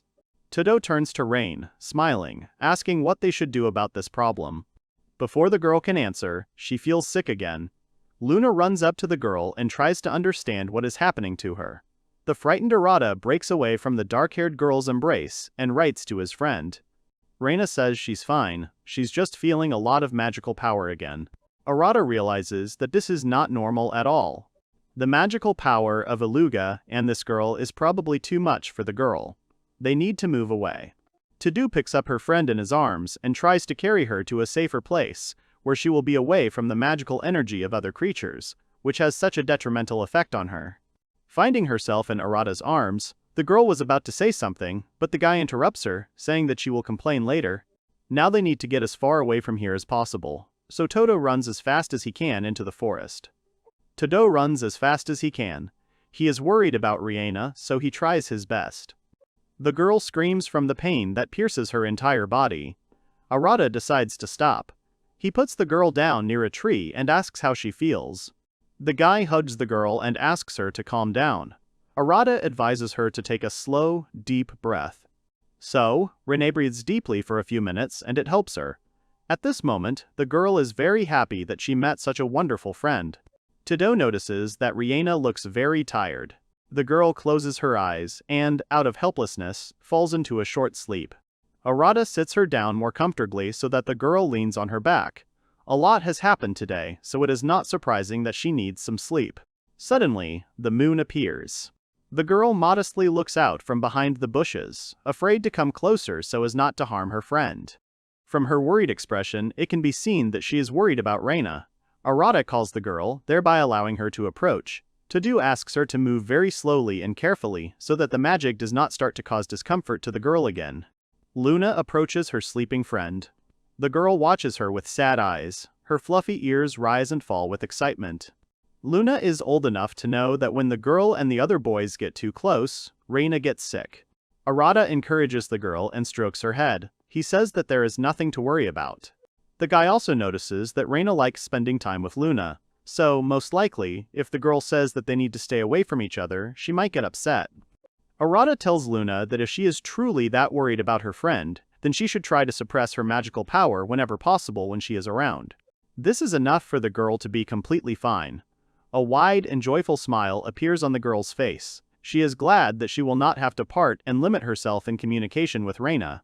Luna promises that she will do everything as the guy said. Arata smiles. This condition makes him feel calm, because being with his friends is very pleasant for him, and seeing them happy is even more so. Todo remembers that they still have one unresolved issue, because just recently the guy thought that the fierce dragon was the last thing he would see in his life. Arata asks Luna to keep an eye on Reina for a bit, and he himself goes back to the guys in order to find out why the dragon flew to them. When Todo returns to the others, he notices Aluga trying to hold the dragon girl back as she tries to run to the boy. The girl waves her arms and orders him to let her go. Aluga holds her firmly and says that if he lets her go, she will run to Arata. Despite the girl's liveliness, Aluga finds a moment to ask how Reina is, to which Arata replies that she is fine. Todo approaches the girl and asks her to introduce herself. He bends down to be on the same level. Her eyes are a little wild, her hair is disheveled. Just by her appearance you can tell how eager she was to get to Todo. The girl says her name is Teltu. She is a descendant of the great Bahamut, and part of the great ancient dragon tribe of this island. Arata had heard the name Bahamut somewhere before, either in a game or a manga. The boy looks at Telta and notices her tail, pointed ears, and horns on her head. The girl looks pretty cute. All these elements emphasize her uniqueness. Todo thinks that Teltu is some kind of higher dragon. Despite the fact that she is still small, the girl has incredible strength. It is enough to remember how she dragged a huge boar, which is twice as big as her, alone. Arata feels that their acquaintance has dragged on, so he decides to give his name. The guy also adds that he only started living on this island yesterday. Even such a story delights Telta. The girl says that her husband's name sounds powerful and has strength. Arata timidly thanks the girl. He does not quite understand how he should behave next to her. The guy decides to ask why she calls him her husband. Teltu is surprised when he hears this. Now the girl looks like she heard something that is beyond her comprehension. She thought that her behavior was quite obvious and would not raise questions. Teltu claims that Arata proposed to her himself, and she happily accepted. Arata didn't even expect that he could propose to a little girl. Did his principles change when he started life in a new world? In that case, God decided to test him. On the one hand, it's interesting, but on the other, it's unfair. The guy gains maturity and asks the girl to remind him at what point he proposed to her. The girl runs forward in indignation and goes straight to Arata. She thinks that he is just laughing at her. How can he forget that he personally proposed to the girl? She asks if he really didn't give her the Emperor's boar. The girl's discontent is understandable, since their tribe has one tradition. A man must defeat a truly powerful monster, spend his magic power on it and give it to the girl. This is how representatives of the ancient dragon tribe propose. And so Arata, the girl's husband, sent her an amazingly strong monster. She had no choice but to accept his proposal. At this point, Todo understood everything for himself and decided to explain to the girl how everything really happened. Deep down, he feels insecure, because he understands that Teltu may misunderstand everything again because they have already had disagreements. But the girl still does not listen to the guy and interrupts him, saying that she wants to figure everything out. Todo understands this, so he chooses the right moment and decides to ask the girl why he assumed that he gave her the Emperor's boar. And so Teltu begins to tell how everything happened on her side. She was going to take a nap after a hard day. Suddenly, right next to her, a huge boar emperor falls from the sky. At first, Teltu thinks that she is just sleeping. However, after making sure that this is not a dream, she decides to come closer. After she examines the boar, the girl decides to fly to the place from which he flew. And so, flying over the dense forest, she looked for the place from where the boar was delivered to her. Thus, the girl found her husband, Arata, who, in her opinion, prepared such an unexpected surprise for her. It is their custom that they can only choose a husband who is stronger than them. That is why she was so excited when she met a man who is stronger than her. Todo also wonders if she really had good intentions. Why didn't she think about their safety? Teltu says that it's all because she accepted Arata's offer, and she threw the boar away because in doing so, she made it clear that they could eat together and raise a family. The guy doesn't see the logic here, but decides to bring this topic to an end, since he understands that there is nothing more to discuss here. Arata looks at the girl and understands that in her opinion, the girl obviously didn't have bad or evil intentions. She's just young, so she perceives everything differently. In that case, he should be responsible for what's happening. Since Arata had no intention of proposing to Telt, he believes that this misunderstanding is entirely his fault. Therefore, he needs to explain everything to her carefully. The guy takes a deep breath and tells it like it is. It turns out it was just a coincidence. Yes, that happens. And in their case, the Emperor Boar landed in the place where Teltu sleeps purely by chance. So Teltu says that the guy is just misleading her. At that moment, he realizes that another misunderstanding is happening. The upset girl picks up a stick of earth and sticks it in. She squats down and begins to draw patterns on the ground. Teltu mumbles to herself that even among the ancient dragons, they are so strong that no one wants to approach them. Teltu was so happy when the chance arose that she could get married. The girl begins to feel even sadder. Now she is sure that there will be no other man who will want to marry her. She believes that she can only accept this, and that she is doomed to loneliness. Todo, looking at the sad girl, begins to think about what caused such confident self-criticism. Maybe she is considered an outcast in her tribe. And he just went and plunged her into the abyss of harsh reality. Arata feels like he did something wrong. Looking around, he remembers the prey. The guy decides to use the boar as a tool to cheer up the girl. He offers her to eat this Emperor's boar together. However, Teltu looks at him with sad eyes, then turns away and continues drawing patterns on the ground. She thinks that Arata wants to deceive her and then drive her away again. There is a lump of sadness in her throat that does not allow the girl to speak without a tremor in her voice. But Arata takes her hand and assures her that this won't happen. All he wants now is for Teltu to believe him. He doesn't want this little child to suffer because of some misfortune. It's one thing for adults, who, due to their experience, do not take such things seriously. But children are sensitive to such things, so a special approach is needed. The guy smiles and joyfully exclaims that he, Reina, Luna, Aluga, and Teltu will all eat the boar together. Arata gives her a kind smile in return and says that she can become their friend too. And they will start this joyful event with a joint dinner. Teltu is delighted.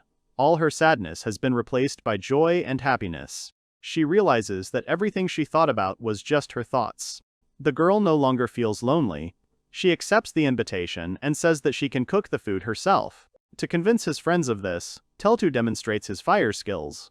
The girl's behavior makes Aluga and Arata laugh. Of course, they don't doubt Teltu's abilities, but they still decide to ask Reina the best way to cook it. The girl has a fair amount of experience behind her. Arata returns to reign with his friends, giving the moment a magical atmosphere. By this time, the girl has already woken up. She is very happy to see everyone, even Aluga, despite the fact that he overdid it a little, which is why his magical power affected the girl's condition. The awakened Reina happily greets each of them. The girl does not hold a grudge against Aluga. After all, they all just continued their normal lives, and no one is responsible for this. Aluga, seeing how strong Arata is, couldn't help but ask if the young lady is just as strong. Todo confirms this, saying that he admires his friend. At this moment, Reina notices that in addition to her friends, a little girl has also come to her. Reina then lost consciousness, and did not notice how the dragon transformed into a humanoid form. Teltu smiles and confidently introduces herself to Reina. The girl also does not miss the opportunity to say that she is one of the most powerful dragons on this island. This speech is so convincing that Reinana began to worry a little and doubt her abilities. The girl knows how strong dragons are, and looking at the girl, she has no doubt that she has great power. Arata decides to emphasize all this and make it absolutely clear that Teltu is the dragon that almost killed them. Of course, he decides to keep quiet about the latter. Joyful Teltu runs up to him and hugs Arata very tightly from behind. His poor bones make a treacherous crunch. The girl also considers it necessary to tell me that the guy is her husband. A confused Reina doesn't quite understand what's going on. She just looks at them with a puzzled look and says that she's taken note of the information. Todo tries to explain everything to her, worried that the girl might get it all wrong. Reina still asks her friend to explain everything, hoping that she was simply mistaken in her unspoken judgments. After Arata tells her everything as it really was, Reina asks if he by any chance has a blessing from Loki, a god who brings trouble to the people he blesses. The girl herself does not expect an answer to this question, since it is rhetorical. Then the girl's behavior becomes no less strange. Teltu runs up to Reina and says that since they are in love with the same person, they should definitely stick together. Arata doesn't know what to do with this child to calm him down. He thinks that this little naughty girl is just making fun of him. The girl's recklessness simply surprises Reina, but despite this, she considers it necessary to explain to her that only 2 days have passed since she met Arata. According to her principles, there can be no talk of any development of a romantic relationship in such a short period of time. They are just friends, and not lovers. But even here Teltu stands his ground, saying that Arata actually met his wife a couple of hours ago. Doesn't a girl's true nature demand a strong guy who can protect her? The girl asks. Having heard this conversation, Luna now decides to intervene, who thought that since Todo was carrying Reina in his arms, they were at least dating. Arata just wants to disappear into the ground. The guy is tired of making excuses, so he simply prefers to stick to his opinion. It is very difficult to convince girls, so it is easier to ignore. Aluga has also become a passive victim of sorts. He is already tired of listening to his friends sort things out. The guy calls out to his friends. To their surprise, they hear him the first time. He apologizes for interrupting such an intellectual conversation and tells the guys that it's getting boring here. Aluga suggests that they return to the Emperor's boar. Reina is the first to remember that it still needs to be cooked. The girl thinks that it would be better to spend this precious time cooking the meat rather than sorting things out. The others also picked up on this idea and decided to hurry. The girls overtook Arata and went to the tent. At this point, the guy stops, falls behind to catch his breath. He begins to feel tired from all this talking. Alas, even the divine gift is powerless here. And here the guys are standing in front of the huge boar carcass. Teltu transformed into a dragon to move it closer to the tent. For a while, everyone just stands there and stares at it. It's so big you don't even want to start cutting it up. Of course, it's great that there is magic in this world, which makes life much easier. Since the animal is huge, the guys divided the responsibilities. Each is assigned to do something specific. Reina feels useless since she came to this island. The girl thinks that she needs to maintain her reputation as a mage of the 7 stars. Teltu transforms into a dragon and lifts the boar's carcass into the air. Reina uses her hovering saber magic. The rest is up to Aluga. The guys do a great job together. Aluga is the best hunter of their tribe. He does a great job of cutting. After that, Reina offers him to dry himself with a towel. Thanks to the butchering, they can now eat delicious meat anywhere.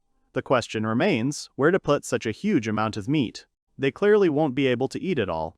But the boys don't have to worry at all. Arata suggests using storage magic to keep the meat from spoiling. However, Reina doesn't have enough storage space right now. Todo takes full responsibility. In order for the magical storage to open, it is enough to wave your hand. When the portal appears, it remains to transfer the product into it. Arata had never used this skill before, but his intuition told him that he should first visualize the storage facility separately and then the pieces of meat. The guy does just that. Todo simply imagines the boar meat falling into the magical storage. This image helps move the pieces into the storage. He notes that this skill is really very useful. Since the move is going well, this cannot but please the guys. Their main problem has just been solved. Now they cannot worry that the food will not spoil, and such supplies will last them a very long time.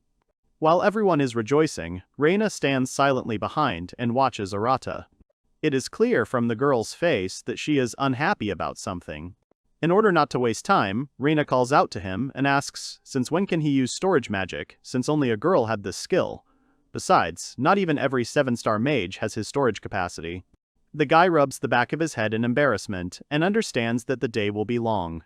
The girl has many questions for him. The long-awaited moment has arrived. The meat is already being roasted on the grill. The aroma is carried by the wind over a decent distance, so if someone comes to visit them, don't be surprised. Surrounding the grill, everyone stands and salivates.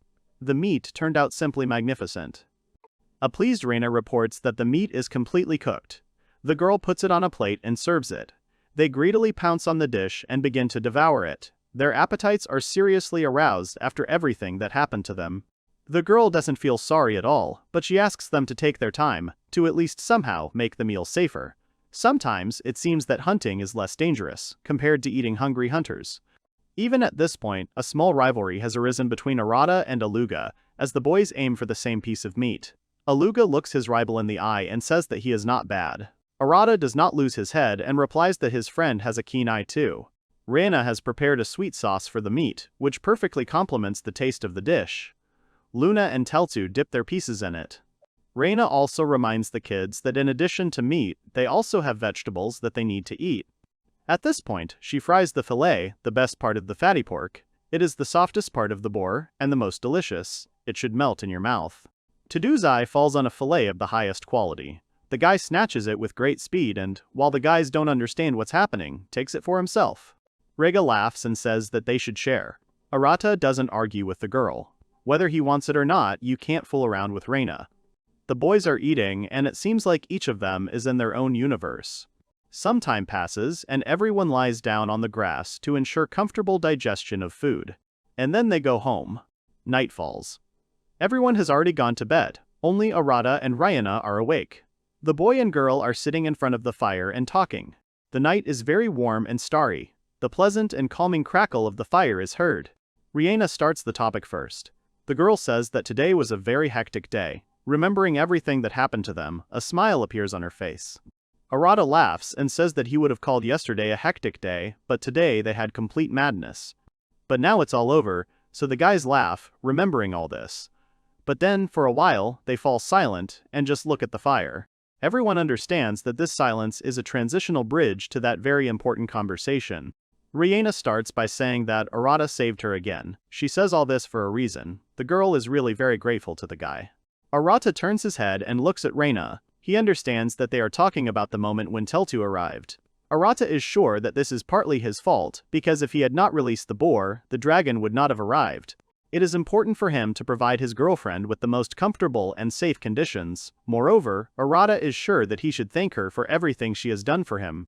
Without the girl's culinary skills, things would have been tough, but since they have her, they managed to eat their fill of delicious food today. Reina also set up a tent on her own, thus giving Todo a place to spend the night. Arata looks dreamily at the beautiful starry sky and says that he would like to live a peaceful life on this island and use his strong body to protect Reina. In principle, this is what he does. It gives him strength and energy. Reina is like a muse for him, who inspires him to heroic deeds. Otherwise, if Arata cannot protect her, he will be absolutely useless. Her friend's words strike her right in the heart. However, these are not sharp knives, but beautiful roses. All this is because Reina does not remember anyone trying to protect her as fiercely as Todo does. As a defensive reaction, she lets out a quiet giggle. However, Arata doesn't understand what made her laugh. Reina says she can't remember the last time anyone said that to her. Lately, she's been treated like a tool or a monster. Arata rests his chin, looks thoughtful, and says that he finds such behavior unforgivable. The girl thinks that this is normal for a mage of the 7 stars. But still, this does not mean that the girl was not taken into account at all. Despite the fact that she was still far from the strongest mages of the 7, however, this was enough to look at her as the strongest creature. That's why it never occurred to anyone to protect someone like her. The girl says that Arata's behavior and his attempts to stand up for her are further proof of how strange he is. Rihanna doesn't have that gift. That's another reason why Arata is always trying to protect her.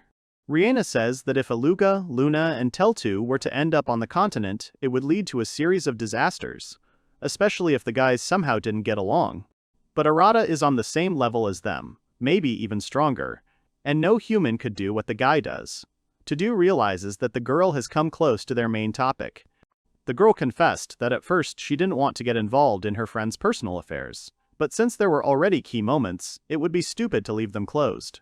This is why Rina wants to know who Arata really is. The guy lowers his downcast gaze to the burning fire and begins to collect his thoughts. He understands that Rihanna is the first person he has met in this world.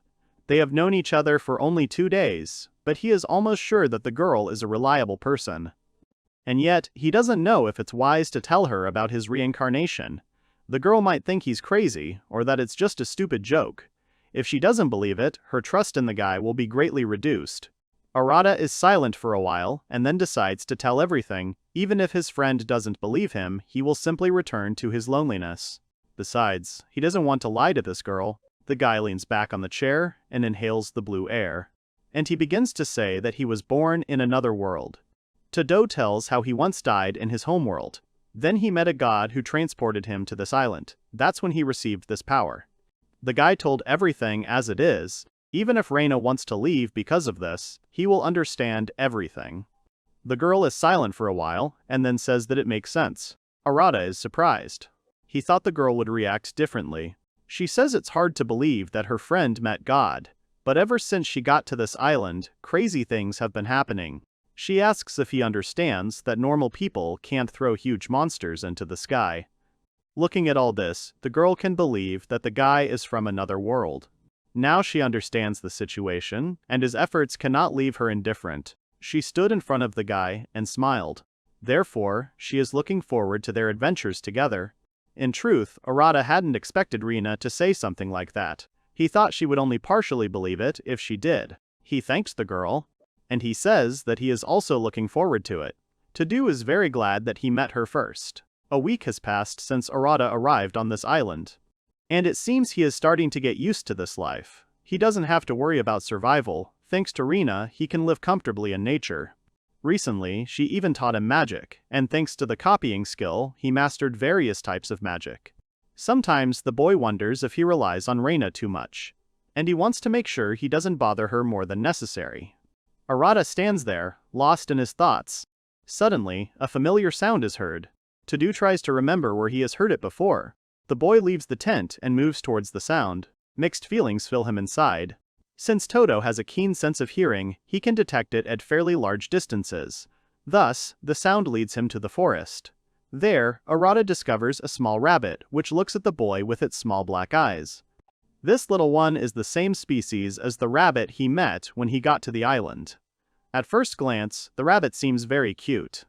However, what you are in his gaze is unclean. But Todo just can't understand what exactly. The guy remembers that then he used the previous rabbit as bait to save himself. Despite the fact that it was a forced measure, Arata feels a little sorry for his fellow. The boy squats down and calls the animal. It starts moving towards him. However, the rabbit's surprised look confuses him. It seems that the animal is somehow disappointed, but Todo simply refers to what he imagined. Then the little rabbit jumps up and bumps into his stomach. The boy starts laughing and hugs him. Now the boy thinks that the rabbit just likes hugs, and that's why he's acting like that.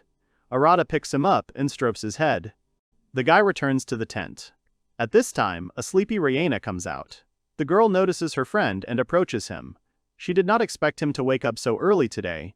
Arata wishes her a good morning and shows her a small animal. The girl froze and silently stared at the animal. This reaction confuses Arata. He asks what is wrong with her. But Rihanna ignores his question. She continues to stare at the rabbit without looking away. And then the guy switches to the rabbit and asks if he wants to hug her. But the animal begins to break free from his hands. The rabbit drums its little paws on Arata's chest. In order to somehow take control of the situation, he decides to calm him down. But since Todo hasn't yet learned to control his power, he goes a little overboard.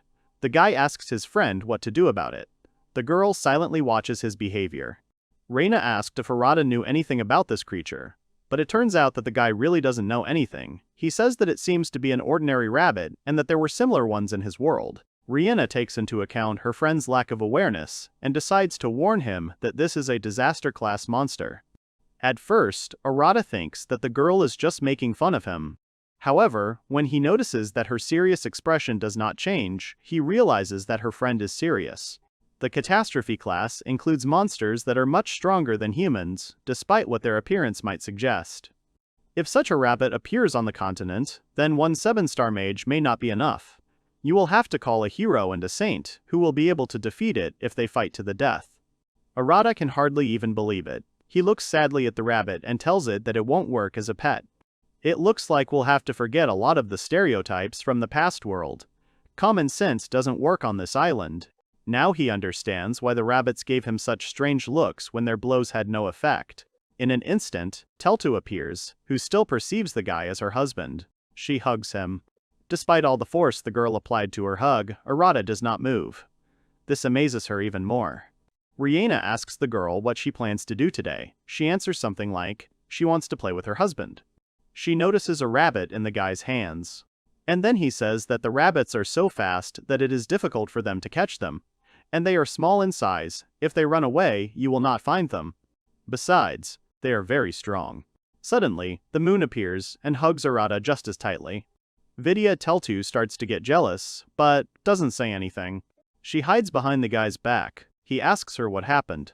Reina greets Luna and notes that she is as energetic as ever. Her patience doesn't last long, and then she shouts out that she also wants to hug her husband.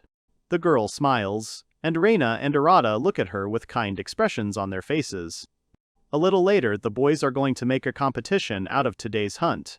The first team is Arata and Teltu. The second is Reina and Luna. The team that can bring back the most loot wins. Each team motivates each other. So the boys start hunting and go off in different directions. While Reina's team is seeing success, Arata's is faring much worse. Their result is 0. Reina used Windblade. The dragon notes that Reina seems to be doing well. No wonder her friend is an S-rank adventurer. She knows how to hunt monsters. And yet, it seems to the guy that all the monsters have disappeared somewhere. The creatures of this island are sensitive to strong aura. Some monsters are quite smart, so they are unlikely to show themselves in front of them. In that case, they have no chance. However, Reina is walking with the moon. It turns out that she is doing all the work. At this rate, the guy's team may lose. He doesn't have the same hunting experience as his friend, and he's not yet accustomed to magic enough to support Telta. Arata begins to think about what he could do in this case. The boy has a great idea. The inspired girl is ready to listen to everything he says. She trusts him and believes that Arata can cope with any difficulties. He asks Teltu to rely on him. At this time, the guy sits on the ground in the lotus position. He closes his eyes and goes into a trance. His new body has superbly developed 5 senses. By concentrating, he can hear sounds from a distance. And in such a balanced state, the guy begins to listen. And indeed, his hearing does not fail him. Arata catches some kind of sound. It itself resembles the patter of rabbit feet. In order not to waste time, the guy quickly gets up from the ground and runs towards that sound. Teltu doesn't immediately understand what's going on. But when she sees that her friend has heard something and is now heading in that direction, the girl quickly catches up with him. For a while, she simply runs after Arata. Teltu sees the goal they were aiming for. This goal is 6 small rabbits. But as soon as the animals sense danger, they start to run away in different directions. In order not to lose the prey, the guys need to do something quickly. Puzzles are coming together in the guy's head. The rabbits in their previous encounters attacked him because he is a human. But Teltu is an ancient dragon, so they immediately run away because they sense strong energy. Arata is not going to let them escape. He picks up a stone from the ground and throws it into the distance to distract the animals.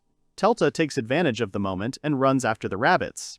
She jumps out from behind the bushes, thus setting up an ambush for them. The girl catches almost all the rabbits. There is only one left. The guy wants to help her, so he starts remembering the spell that Reina taught him. This spell is called Wall of Earth. This magic shapes the earth to the desired image. All that remains is to imagine the traps. Arata succeeds. A huge wall appears in front of the rabbits. At first, Teltu is confident that the rabbits will easily break through her, but the girl is wrong. So the guy catches all 3 rabbits. The girl, of course, expected that her, so to speak, husband was special, but not that much. The time comes when the boys need to return to camp. Everything is going as usual there. Rina is preparing food as usual, and Luna is running next to her, waiting for the moment when she can help the girl. Then the girl notices the guys and runs to greet them. She asks them how the hunt went. She is bursting with energy. She is like a little motor that can't stop. The guy says that everything went well and that they managed to catch a good catch. Aluga shouts at them to bring everything to him since he is doing the cutting. Arata thought that the guy would not be here. Teltu stands behind Arata and says that this sacred beast is calling names. Todo notes that the girl has no problem talking to Reina, but the dorm clearly cannot talk to Luna and Aluga. Apparently, when they were preparing the Emperor's boar, she was in an elevated mood, and did not notice how she joined the company. Well, it seems like she has the type of character that doesn't get along well with others. Perhaps it's just hard for an ancient dragon to make friends. Arata really wants to help the girl.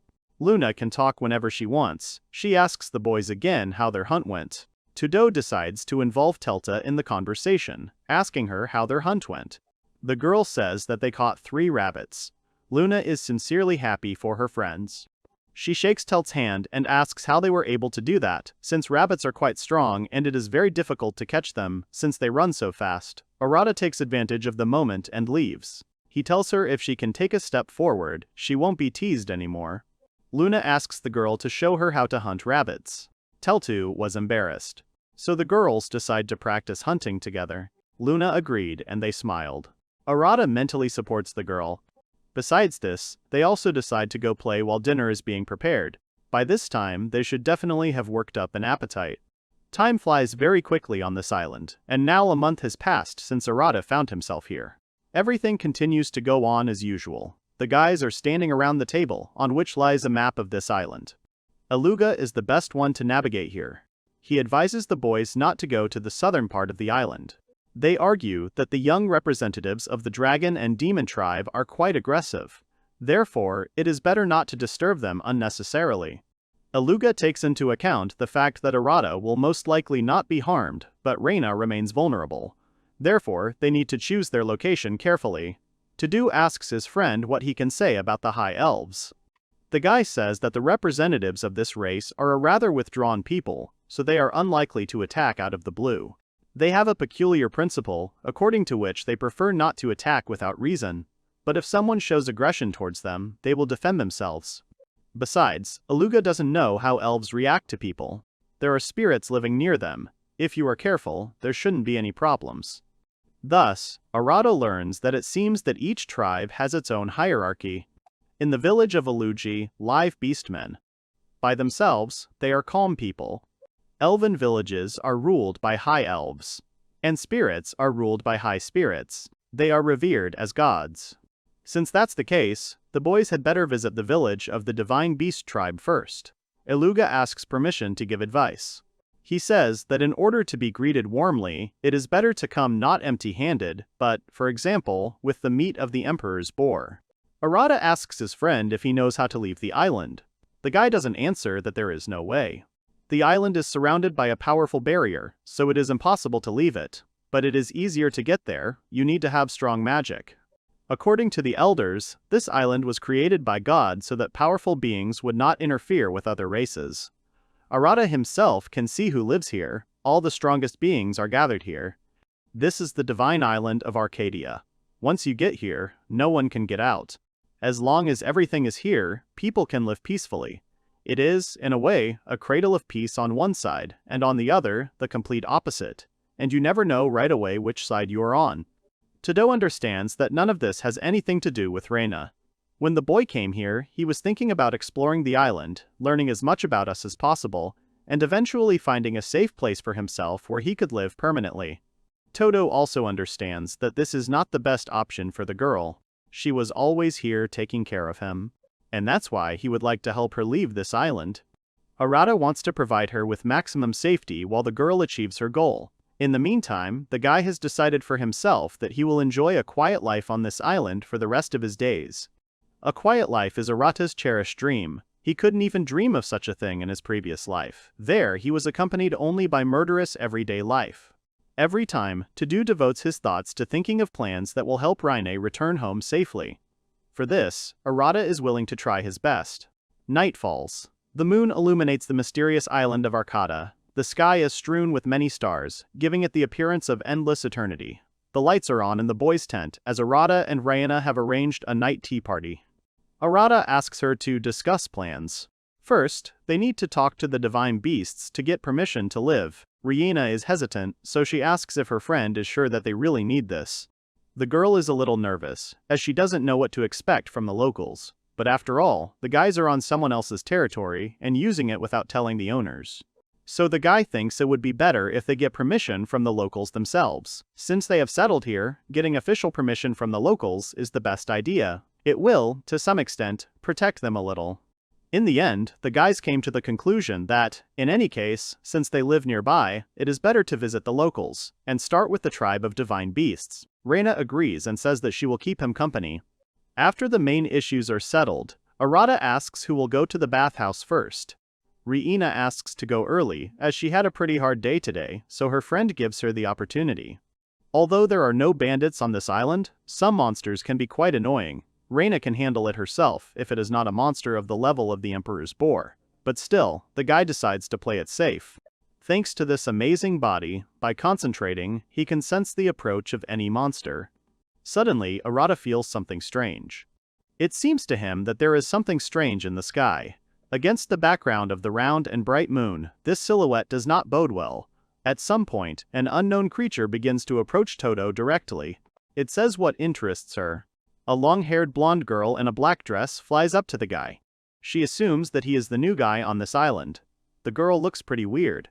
She says that a rather interesting smell brought her here. Moreover, she was lucky enough to find the source of the delightful smell. It turned out to be Arata. The wild girl looks down on the guy with her predatory gaze. Looking into her eyes, goosebumps ran down Todo's spine. The wild girl looks down on the guy with her predatory gaze. The girl is somewhat reminiscent of Eluga and Teltu. She is also one of those who are at the top of the food chain. Since she spoke first, the girl decides to introduce herself. Her name is Willamina Waheim. She is a vampire, so she has been living on this island for quite some time. Arata also introduces himself and says that he doesn't know how he ended up on this island. The girl shows pseudo-friendliness. Her ambiguous phrases do not promise anything positive. Here the girl says that she is glad to finally meet someone unusual in this boring hole. Will flies around Arata and stops near the bathhouse where Reina is washing herself. She acts as if she knows there is someone inside. Her eyes are gleaming. This gleam hints that the girl is about to do something unpleasant. Walmyron smiles and asks Todo for permission to try the new delicious flavor. Arata realizes that the situation is getting heated. He guesses what might happen now, so his whole body tenses up, preparing to fight back. The guy's fears were not without reason. The guest really does behave quite aggressively. Wilhelmina throws large fragments towards the bathhouse. Arata reacts quickly and instantly fights them off. The thought, "it started," is spinning in his head. He tells Will that she has completely lost her mind. However, the girl does not like such a rude tone. But she is more surprised by the speed with which the guy repelled her attack. She cannot understand how this pathetic little man was able to catch up with her attack. Arata stands confidently on his feet, blocking the way to the bathhouse. He says that the girl will not pass. Will notices that he is indeed too strong for a human. And since the enemy is stronger than he thought, he needs to increase his attack. So he decides to increase his attack. The girl smiles wickedly, then raises her hand and releases many fragments. The girl understands this, but still does not miss the opportunity to laugh at the guy. She says that if he is so fast, then let them try to stop them. Arata still tries to somehow resist this. However, even with his improved body, it is too, mind you, difficult. He manages to knock off some of the fragments, but they fly very fast, so the boy's attempts are doomed to failure. Arata understands that it is useless to try, so he watches the mist fragments fall into the bathhouse. Despite their small size, they cause destruction. Thus, the building falls apart, leaving behind ruins. Everything inside Arata had already turned upside down while he was running to his friend, the guy Malid of the Almighty, so that Riina would stay alive. Out of desperation, he shouts to her, hoping to get an answer. But when the guy hears, "Wait, don't come near," for a second he becomes the happiest man in the world. He can't see his friend yet, because there is smoke and dust swirling around. But when it all clears, Arata sees that Riina is completely naked. Of course, there is nothing surprising about this, because the girl was washing herself and did not even suspect what was happening outside. All that covers her is a small thin towel. Riina presses it to herself shyly, not knowing where to go. Tears welled up in her eyes from embarrassment. She asked her friend not to look at her. Arata turned away abruptly and asked for forgiveness. Wilhelmina looks at this whole picture with a sneer, and thus enjoys all shades of shame. For her, this is real ecstasy. To-Do was slightly distracted and for a short time lost sight of Will. But it didn't take long to find her, as the girl started laughing loudly. She likes to watch the guys blush from head to toe. Shocked Riina doesn't know how to act further. She asks her friend who this girl is, and Arata assumes that the girl is a higher vampire. Floating a few meters above the ground, Will asks them to continue to be shy because she has not tasted their shame enough. The boys do not understand what she is saying.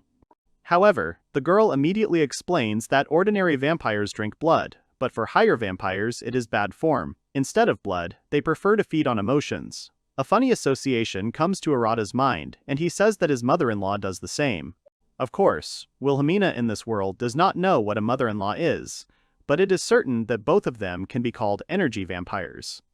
In other words, the girl tasted the shame that Riina had experienced. Will laughs and thanks the guys for this sophisticated taste of romantic comedy. To-Do recalls that Wilhelmina's attack wasn't that strong. She could have hit harder, but it seems like she was aiming for the bathhouse. It turns out that she had no intention of harming the boys. All she needs is the shame of the young men, which is so wonderful for her. She says something that you can get addicted to. She also loves it, but she was not allowed to finish. Riina is starting to get tired of all this. She tries to use magic to take revenge on the girl, but then, and only then, enjoy, to feel anger with a subtle shade of shame. At one point, Riina thinks she is defeating the vampire as she is blown to pieces. The girl laughs and asks if the guys really thought it would be so easy to kill her. However, this doesn't last long as Wilhelmina turns into a bunch of bats and recovers. And here she is again, standing in front of the guys. She asks if they really thought she was dead. Then she thanks them for the dessert. They both reacted so amazingly. But then she realizes that she has already received a hearty dinner from a stranger, and it is time to know when to stop. She thanks them for lifting her spirits. The girl says that next time she can experience a little more shame, since shyness is her weakness. Wilhelmina disappears, and the guys are left with mixed feelings. Now Arata understands that he is still far from having a peaceful life. Several days pass after Wilhelmina's attack. The boys are gradually beginning to recover from the recent events that happened to them. During this time, they have already managed to reach the village of divine beasts. Everything is going according to plan. A completely unremarkable area opens up before them. Around them are small and modest houses, the roofs of which are covered with straw. Of course, Arata imagined a more fantastical landscape that would correlate with the name of the tribe. However, it turned out to be an ordinary village. A familiar voice calls the boy. When he turns to the call, he sees a joyful Eluga. His wife, Livia, stands next to him. The girl smiles and warmly greets the guys. Her appearance is slightly different from Eluga's. Her ears are more like bat wings. However, this does not spoil the girl's appearance in any way, but on the contrary, it complements it. When Riina and Arata learn that their friend has a wife, they are very surprised, since Eluga's behavior is more like that of a carefree teenager. Now the boys are convinced that appearances are deceptive, and even such a seemingly young Eluga is responsible for his family, in which he plays the role of breadwinner and provider. The boys even began to perceive him differently. Riina and Arata meet the girl. She says that she already knows them in absentia because Luna told her about them. The girl says that usually her husband always takes care of her. But recently, the girl began to notice small changes that made her wary. To understand the reason for such behavior, Aluga decided to follow her husband and found out that he secretly began to leave the house. At first, Livia even thought that he was cheating on her. But when everything turned out to be completely different, the girl was glad that she was wrong. Otherwise, she would have had to drown her husband in the ocean. Aluga has already gotten used to such sayings from his wife, so he decides to stop at the fact that it is not so easy to kill him. He offers to show the boys the village first, and they ask them to follow him. They are walking through the village. All the villagers look at the strangers with surprise. Reina notes that they don't seem to have their powers. Aluga confirms this. Divine beasts inherited the powers of great ancestors who lived long ago. They are proud of this power. There are also ordinary beastmen who no longer have that strength left. And it turns out that beastmen live in this village, and divine beasts live on the top of the hill. They are like nobles to them. Divine beasts do not ask to be worshipped. Beastmen themselves call them gods. Divine beasts hunt in the forest, getting meat. Ordinary people grow vegetables and rice. They just have different roles. Everyone is busy with their own business, but the most important thing is that everyone works here. Arata understands the beastmen. Since they have no strength, the only way to survive is to hide under the wing of the divine beasts. Living on this island is very dangerous. Anyone would do the same in their place. Here, the guys get to the place of the higher beasts. The hero was struck by the landscape that opened up before him. The elder's huge mansion was visible in front. The beasts were born with the power of the divine beasts of the past. The elder still remembers those times. Luna says that their grandmother is very strong. They cannot defeat her even if all the divine beasts gather together. The elder herself asked to bring the guest mansion. Therefore, Aluga suggests that they go inside. They are climbing the stairs. Aluga announced their arrival. There, the elder phoenix awaits them. The head of the tribe looks very strong. Magical flames curl around her. 3 phoenix feathers stick out of her hair. Her legs are bandaged like a mummy's. The woman is wearing a light cape. She thinks the boys are quite funny. Taking a drag, the elder exhales the smoke and addresses the boys, saying that they already know who she is. However, the woman has her own principles, so she thinks it would be rude of her not to introduce herself. The elder calls herself Phoenix. She is the one who unites the tribe of divine beasts. The woman's appearance is very similar to a bird, and the magical flame indicates her element. Reina and Arata greet the elder, stating their names. The boys thank the woman for the welcome. Phoenix is a peculiar person who hates unnecessary formalities. She says that since they are their guests, you have every right to relax. Reina modestly agrees. She feels a little awkward in front of the elder, but there is nothing she can do about it now. Phoenix explains that she used to be called the Divine Bird and many other names. When she appears in this form, she is usually addressed as Suzaku. The woman gives the boys permission to call her by this name.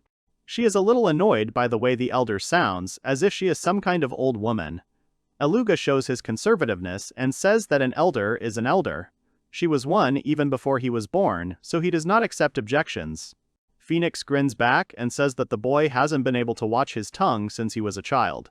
The woman asks who he takes after, to which Aluga says that he took on all the qualities from the one who raised him, that is, the elder. Arata notes that they do not look like the same races. They are most likely not blood relatives at all, but it feels like they trust each other. Phoenix ignores Aluga's caustic responses, as she knows that he is a good guy, since the woman raised and educated him herself. The elder hopes that the guys will continue to be friends in the future, as they make a great team. Arata and Reina smile and agree with her. Phoenix feels the need to say that she has heard a lot about them from Luna.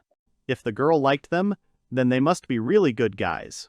The elder raises her finger, after which a small light appears above it. Emphasizing this, she says that a special greeting awaits the guys. The woman does not wait for a response from them, and at that very moment throws a burning flame straight at Aretha. The guy automatically catches it, after which a huge flame bursts out of his hand. The guy screams in surprise. Aluga and Reina stand with their mouths open in amazement. Phoenix smiles contentedly, and Todo looks at his burning hand in surprise. The woman comes closer, starts laughing and praising the guy. Reina says she can't believe it. Arata doesn't quite understand what happened. The girl explains that there is several times more magic in this fire than in her mana reserve, and perhaps even tens of times more. Everyone is especially amazed at how calmly Arata accepted this fire, despite how casually Phoenix released it. The boy didn't think this little ball was so amazing. Reina says it's not a toy at all. At this moment, the guy clenches his fist, and only smoke remains from the fire. Thus, Arata begins to like the elder even more, and the woman is not embarrassed to announce it. Aluga begins to resent such a reception of guests. Phoenix says that it's been a while since she's had to warm up like this. She looks at Arata with a piercing gaze, causing him to swallow, feeling a growing excitement inside. The elder gives a sharp laugh and says that she has a lot of noisy kids here, so she decides to leave them alone. She relies on Aluga and says that he can show the guests around the village and that they will have a party in the evening. Aluga apologizes to Arata for their elder. However, the guy has gotten used to such things lately, although the last time he was a little surprised. The boys go outside where there are a lot of people in the yard. They are all having a picnic in the yard.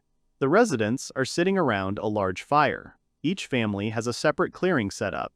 The guests are placed on the pedestal with the elder. Phoenix raises his glass and makes a toast, informing all the residents that today the great warrior of the Aluga divine beast tribe has brought new friends.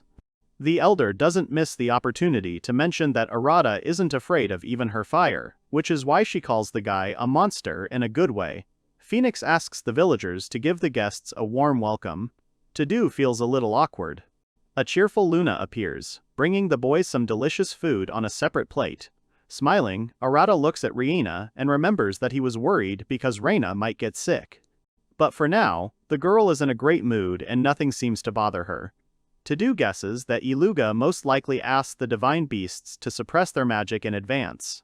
After trying the dishes served, Arata notes that they taste excellent. On the table, he also notices the Emperor's boar meat sandwiches that Reina had prepared for her as a gift. The elder decides to try the much-praised treat and reaches out for the sandwich. The woman sniffs first, then takes a small bite. She hasn't eaten the Emperor's boar meat for a long time, as these animals rarely come to the surface. When Suzaku finishes her sandwich, she jumps up in delight and says that this snack went down very well with her.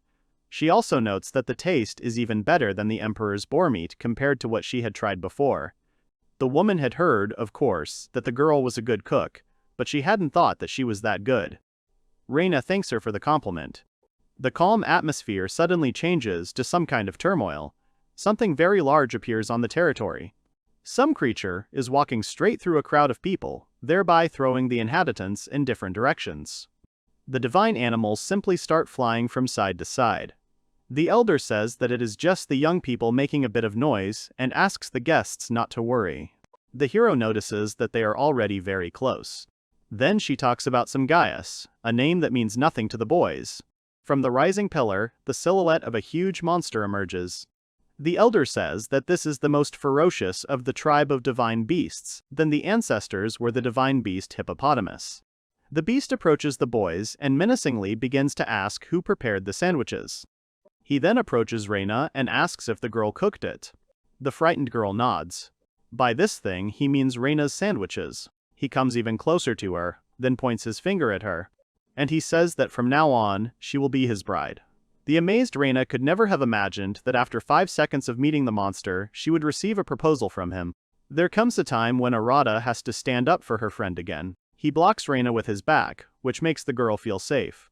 The ferocious monster starts screaming what he wants. Arata says that his behavior is unlikely to please anyone, because the monster just suddenly appeared and began to treat the young girl badly. Gaius holds out his hand, holding the sandwich Reina made. He says it tastes delicious. He asks again if she really made it. Without waiting for an answer, Gaius orders her to become his wife and cook for him all his life. At this moment, the girl becomes ill, as the monster emits the strongest magical energy. Reina starts gagging. A frightened Luna asks if the girl is okay. Arata immediately understands what is going on. Other divine beasts suppress their magic for the girl, but this one, on the contrary, releases it, trying to intimidate and subjugate the poor guy. As if he thinks himself superior to the guys. In fact, he just doesn't care about Reina. The hero has a serious look. Gaius warns Arata not to stand in his way, otherwise, he will throw the guy out of here. But the guy is not at all afraid of threats. On the contrary, he is ready to enter into a duel to help the girl. They are preparing for battle. This makes Gaius even more angry. causing him to begin to radiate even more of his anger-fueled energy. Phoenix approves of the idea of a duel for the girl. However, she cannot allow the guest to be thrown out, as it is not at all hospitable. Gaius tells her not to interfere. The woman tells Suzaku that he is the only one disturbing the fun here, although she can understand his feelings. The elder raises his hand and says that they will decide everything in a duel of divine beasts. Reina asked what it was. Arata asks Aluga to explain what this means. He says that they respect their ancestors, so when they can't share something, they give them an oath, and then proudly begin to fight. The loser gives way to the winner. In other words, Reina will be their bet. The monster confirms. Phoenix asks if anyone has any objections. Aluga reminds them that they are, after all, their guests. Araka addresses the girl. Arata asks the girl if he can handle this. She says she relies on him completely, and now the guy is standing opposite his opponent, surrounded by a crowd of spectators. The monster tells the boy that he will take her away. Arata understands that he can't give her to such a guy. If Gaius wins, Reina will become his wife. If Arata wins, the elder promises to do whatever he asks, within reason of course. The woman gives her word as a divine beast. Todo realized that Suzaku had been living here since time immemorial. Perhaps she knew how to get out of this island. The best way to repay Reina for helping me, it's to bring her home, so the guy now has to win. The enemy introduces themselves. To avoid tarnishing their pride, competitors are asked to fight with all their might. Thus, the duel of the divine beasts begins. Grasping the enemy with a death grip, Arata understands that the monster is very strong. Little Luna and Reina try to support their friend, rooting for him. The girls are very worried that something might happen to him, but the guy shouts to them from the field that he has everything under control. Todo notices that Gauss is even stronger than Teltu. However, Arata gathers his strength and, putting out all his power, he begins to move the opponents from their place. The monster is surprised. Not only did the guy stop his attack, but he was also able to attack in response. The villagers and the elder watch the duel with interest. Arata once again exceeds Phoenix's expectations. Todo step by step the big guy. He is getting closer to the line. The crowd is delighted with this guy. Some people think he has been training for a long time. He mentally asks them for forgiveness and says that all this is not true. This body is a gift from God. He has never done sumo, but he simply must win, since his girlfriend's freedom is at stake. Arata is very angry, and all because the monster scared the poor girl. Now he will not forgive him for this. The guy thinks he has to win. The young man understands that it is time to end this. When Todo pushes the opponent beyond the drawn line, everyone around is surprised. He wins. Phoenix announces that the match is over. There is a roar of delighted public. Inside, the boy feels proud of himself. Opposite, beyond the circle, the defeated Gaius sits on his knees. He still can't believe that some young guy defeated him. Arata returns to his friend victorious. Reina blushes a little, but the girl is very happy that he is okay. Todo is pleased that the girl was worried about him. Their conversation is interrupted by a joyful moon. She runs up and hugs the guy, saying that he is a great fighter. Aluga also approaches him, saying that the guy does not choose the easy way. The guy thinks that Gaius isn't particularly smart, but in terms of brute force, he's number one here. Arata just went the straight route in battle. The boys turn towards the field and see the straight lines that Arata left during the fight. Aluga says that it looks like there's not much of a gap in strength between them. It would take a hell of a fighter to pull that off against Gaius. Arata rubs the back of his head in embarrassment, remembering that it's all thanks to the god who gave him such a body. At this moment, the guy feels that someone is standing behind him. Todo turns around and sees Gaius. At first, the boy thinks that he wants to fight him again because he can't give up on Reina. But he, on the contrary, extends his hand to Arata, and then he invites them to become friends. Arata stands there in surprise for a moment, but then shakes his hand. Gaius respects the guy for defeating him. This is how they become friends. Gaius says that if something happens, he can contact him. After that, the monster offers him to start the duel again. The rest of the villagers pick up on this idea. In an instant, everyone thinks they are worthy opponents. Everyone wants to try to beat the guy, but for some reason, no one is embarrassed that the guy defeated one of the strongest opponents. A tired Arata still agrees, but asks everyone to approach one by one so that there is no complete obscurantism. In the end, the guy wins over everyone. Night was already falling. Everyone was asleep. even though they came here just to say hello. Arata is glad that at least he had fun. The day after the boys returned from the village of divine beasts, Arata was gaining strength. The guy is lying on a hammock and resting. Reina passes by and notices how sweetly the guy is sleeping. She likes to watch it. The girl understands that her friend had a hard day yesterday. Anyone would be tired of that. Reina walks up to Arata, places her hand on his head, and tells him that he looked absolutely amazing yesterday. This island is too busy. Is it really a short break? The guy opens his eyes and sees a girl in front of him. He agrees that if he sleeps twice, he won't be able to sleep at night. The girl asks how he feels. Arata replies that he felt so good that he didn't notice how he fell asleep. He hasn't rested like this for a long time. In his past life, he was always busy with work. Even when he came home, he couldn't get the thoughts of tomorrow out of his head. Reina also notices that the guy looks relaxed. He can't get enough of being on this island. The girl thinks it's great. Arata admits that at first he wanted to live alone.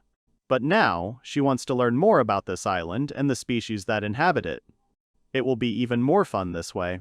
The guy doesn't think that living alone is the quiet life he was aiming for. Continuing to socialize and have fun with their neighbors is what he was really aiming for. The guy wants there to be more days like this, and of course, he will do everything to help his girlfriend. He will try to make sure that Reina comes home. The girl asked him why he needed it. He says that she got here as a result of an accident. Reina does not deny it. However, the girl doubts that she wants to return home. She replied that she didn't know. They haven't discussed this with her yet. Arata had only said a few times that he wanted to live on this island, so she thought she wanted to help him. In fact, he doesn't remember the girl talking about going home, and she never tried to find a way to get out of here. It turns out he was the only one worried about this. This thought made Arata want to go and bury himself. It seems he misunderstood his girlfriend. He offers to discuss what to do next. The girl agrees. She asks her friend why he thought she wanted to go back. Todo says she was sailing to the island on a royal mission and then got shipwrecked. That's why he thought she wanted to go back. The girl says that everything was just like that. Come to think of it, she didn't tell him about the circumstances surrounding it. Arata asks if something bad happened before she got here. The girl says that she was an orphan. Until her teacher, the first archmage among the Star of Seven Magicians, did not pick her up, making her his student. Things were very difficult for Reina after that. She was abandoned in a wilderness inhabited by dangerous monsters. In order to survive in this place, she had to use magic until she passed out from exhaustion. She felt sick just thinking about those hellish days. Thus, she became one of the 7 archmages.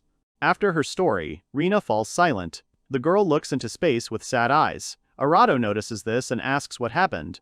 The girl explains that she told him that she came to the island on the king's orders, in search of the elixir of immortality. But she did not tell him the most important thing. In fact, she was trapped.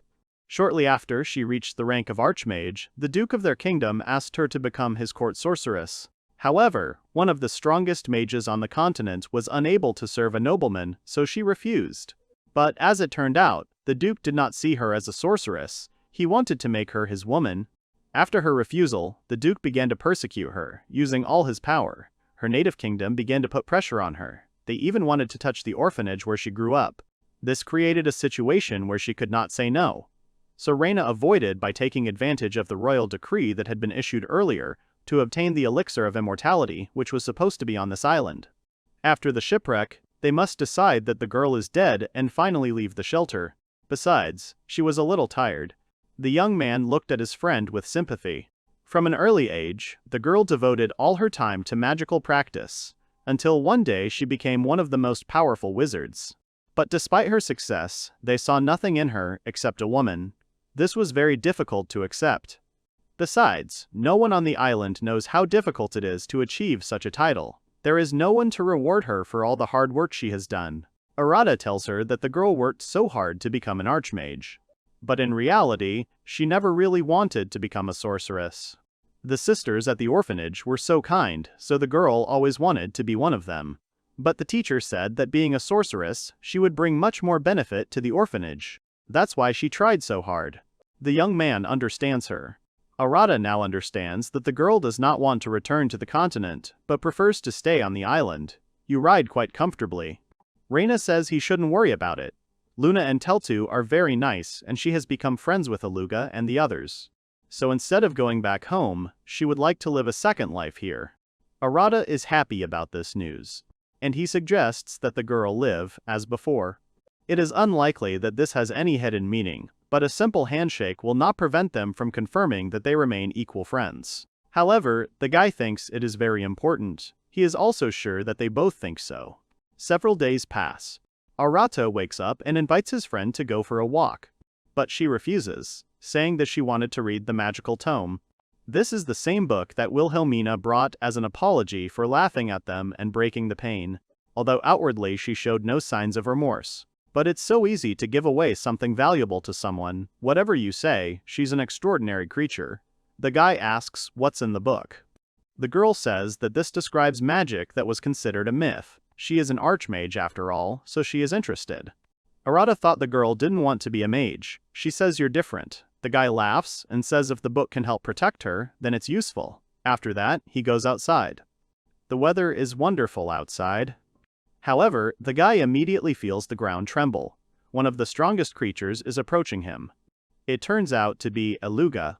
He asks if the boys have seen the moon. She had dinner with them yesterday and then went home as usual. However, she has not been home since yesterday, and no one knows where she could have gone. Even the strongest creatures can find themselves in a difficult situation. Reina comes out of the tent to the voices and asks what happened. Arato explains that the moon did not return home in the evening. The girl says that they should go look for her. She is very worried about her little friend. Aluga is grateful to the girl for her responsiveness, but he claims that this is their problem. But the boy asks his friends to send the girl home if Luna suddenly returns to them. Rena really wants to help the girl with her squeaks, so she asks if they shouldn't go look for her. Aluga says that although the moon is a child, she is also a divine beast. Everyone knows that divine beasts have great power, so it is unlikely that there will be a monster that can harm her. The moon herself will harm anyone she wants. Todo decides to go look for the girl and asks Reina to wait for him here. The girl agrees and wishes him luck. The guy runs into the forest and starts looking for traces of the girl. He runs a certain distance, but does not find any traces. Since she hasn't returned for so long, she must have had some problems, or the moon doesn't want to return. But yesterday the girl looked as cheerful as ever. No, she looked even more cheerful than usual.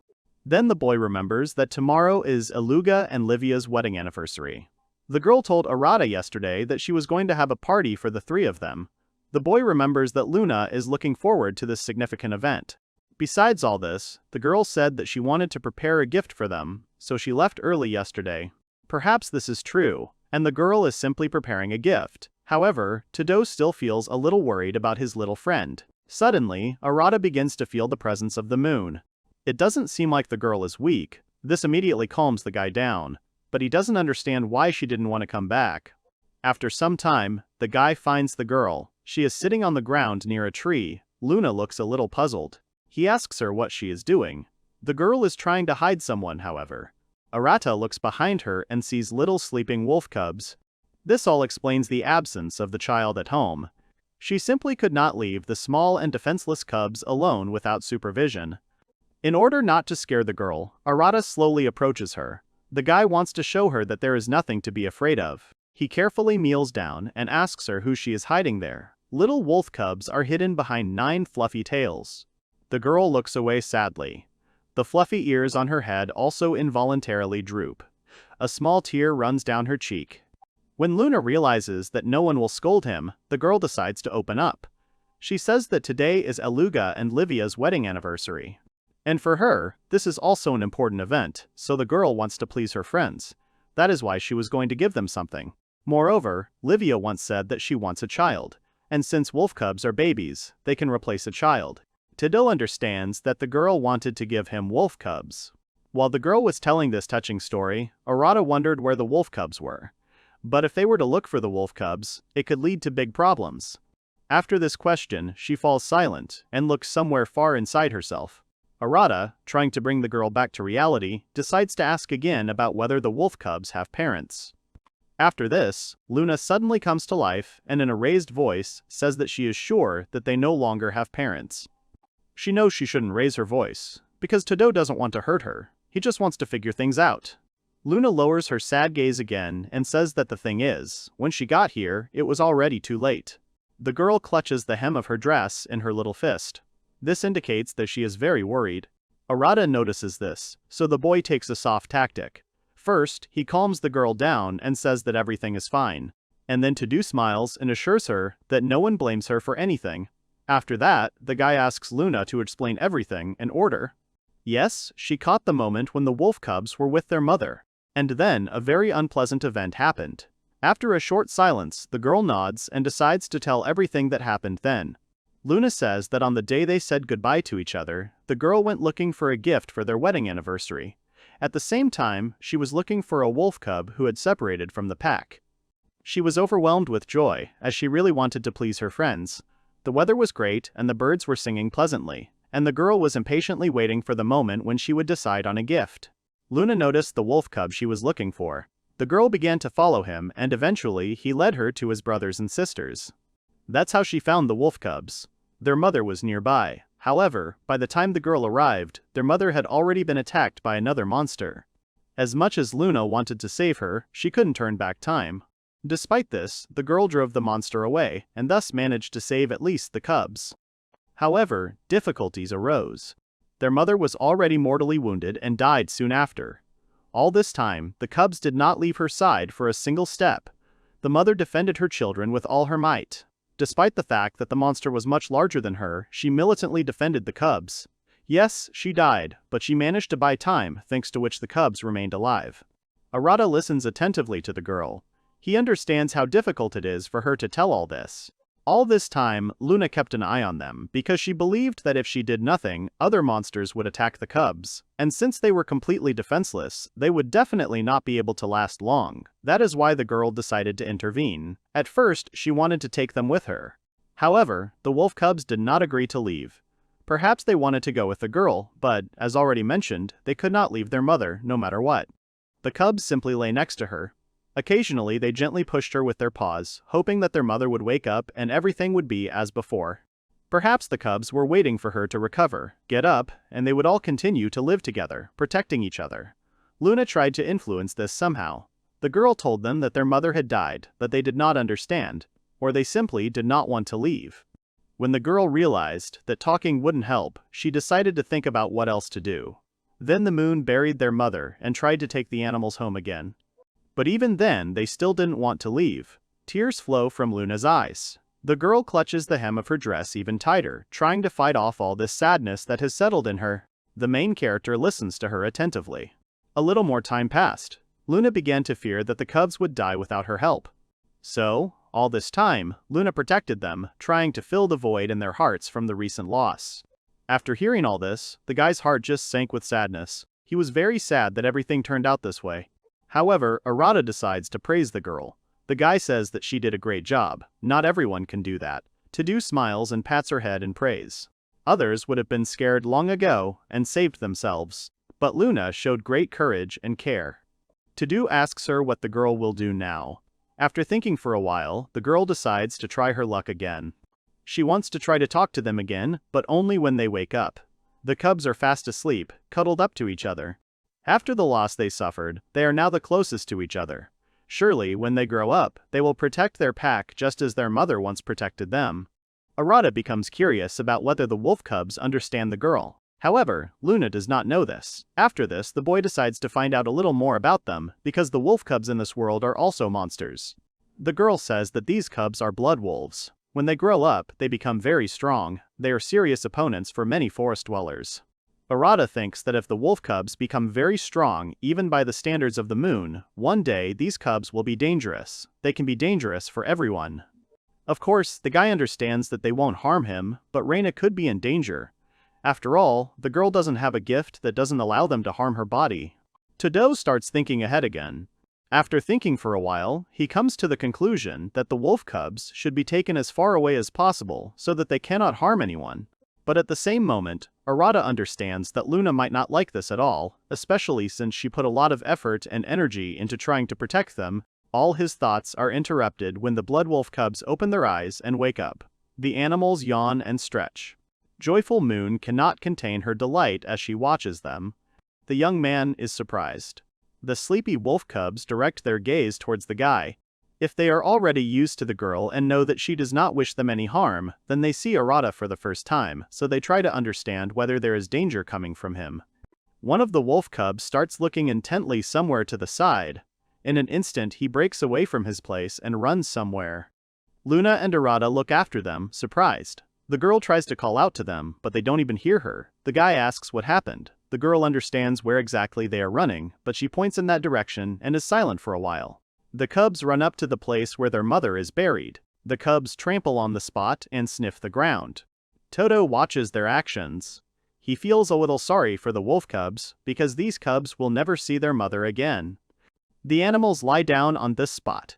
You can tell from their eyes how worried they are, and it seems they understand that their mother will not return. The wolf cubs lie quietly, pressing their ears. Everything becomes clear to the main character. The cubs realize that their mother is no longer there. Arata notes that even monsters can feel the pain of loss. In this way, they are no different from humans. Todo kneels down to be level with Luna. The boy asks the girl if she is sure that she can tame them. After thinking for a moment, she nods uncertainly. Arata smiles. He suggests to his friend that she let the wolf cubs say goodbye to their mother and then take them home. The girl is happy. They turn to the animals and watch as these two little balls of wool, huddled together, are sad and missing their mother. Luna watches this. The girl smiles, as she likes this proposal very much, and she happily agrees. Some time passes.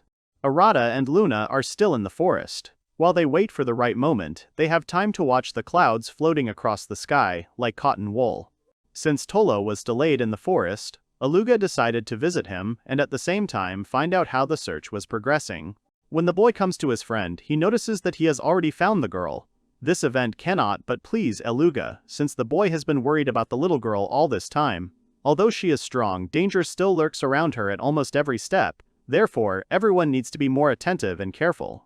At this point, Arata is sitting on the ground and watching the wolf cubs. When his friend calls him, he turns around with a little surprise.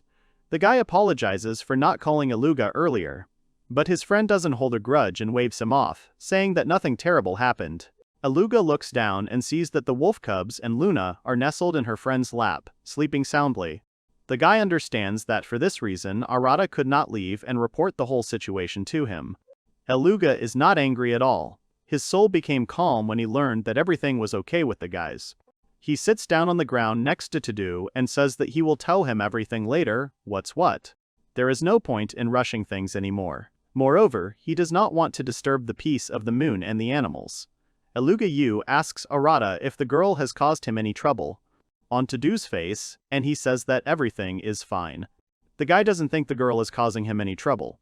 He looks at Luna and concludes that she must have barely slept last night, as she is now fast asleep. He would like to give her some more time so that the girl can get a good night's sleep, but the guy understands that, most likely, they should not linger here. However, Aluga says that nothing terrible will happen. Besides, Livia is not angry with the girl.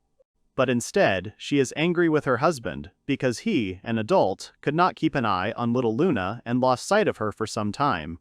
This makes Arata laugh a little. His friend asks him what's so funny about it. Todo says he just thought what a nice guy Aluga is. He says that hearing a compliment from a guy is not a big deal. That's how they live. You can wait forever for compliments from your wives, but the guys, although they say them to each other a little more often, feel a little awkward about it. But if some girl had said a compliment to Aluga, it would have been a real catastrophe. Arata breaks into a regretful smile and asks if Livia is jealous, but Aluga chooses to avoid the answer since it touches on his sore spot. At this moment, Luna makes a sleepy mooing sound, which hints that the girl is about to wake up. Aluga is glad that their sleepyhead has finally deigned to wake up. The wolf cubs wake up with her. The sleepy girl sits up and rubs her eyes. Noticing Aluga next to her, she reaches out her hands to him. The hero looks at her in surprise. He understands that nothing can be done, so he will have to carry her in his arms. He picks up Luna and puts her on his back. After that, the girl falls asleep again. Todo picks up the wolf cubs, and they follow the example of their savior. They close their eyes and fall asleep. Todo glances at the sky, and seeing the sun setting quickens his pace. But still, this time they do not rush through the forest at great speed, but walk with careful steps, since their living burden does not allow them to do so. Once again, the weather is beautiful, sunny, and warm. It has been a week since little Luna took 2 blood wolf puppies. They were named Cruel and Gruel. They got such funny names because one makes the sound krr, cruel, and the other grr, gruel. Arata and Reina began to interact more often with both the divine beasts and the normal beastmen. They were always given a warm welcome in the village, and also showed genuine interest when discussing any topic.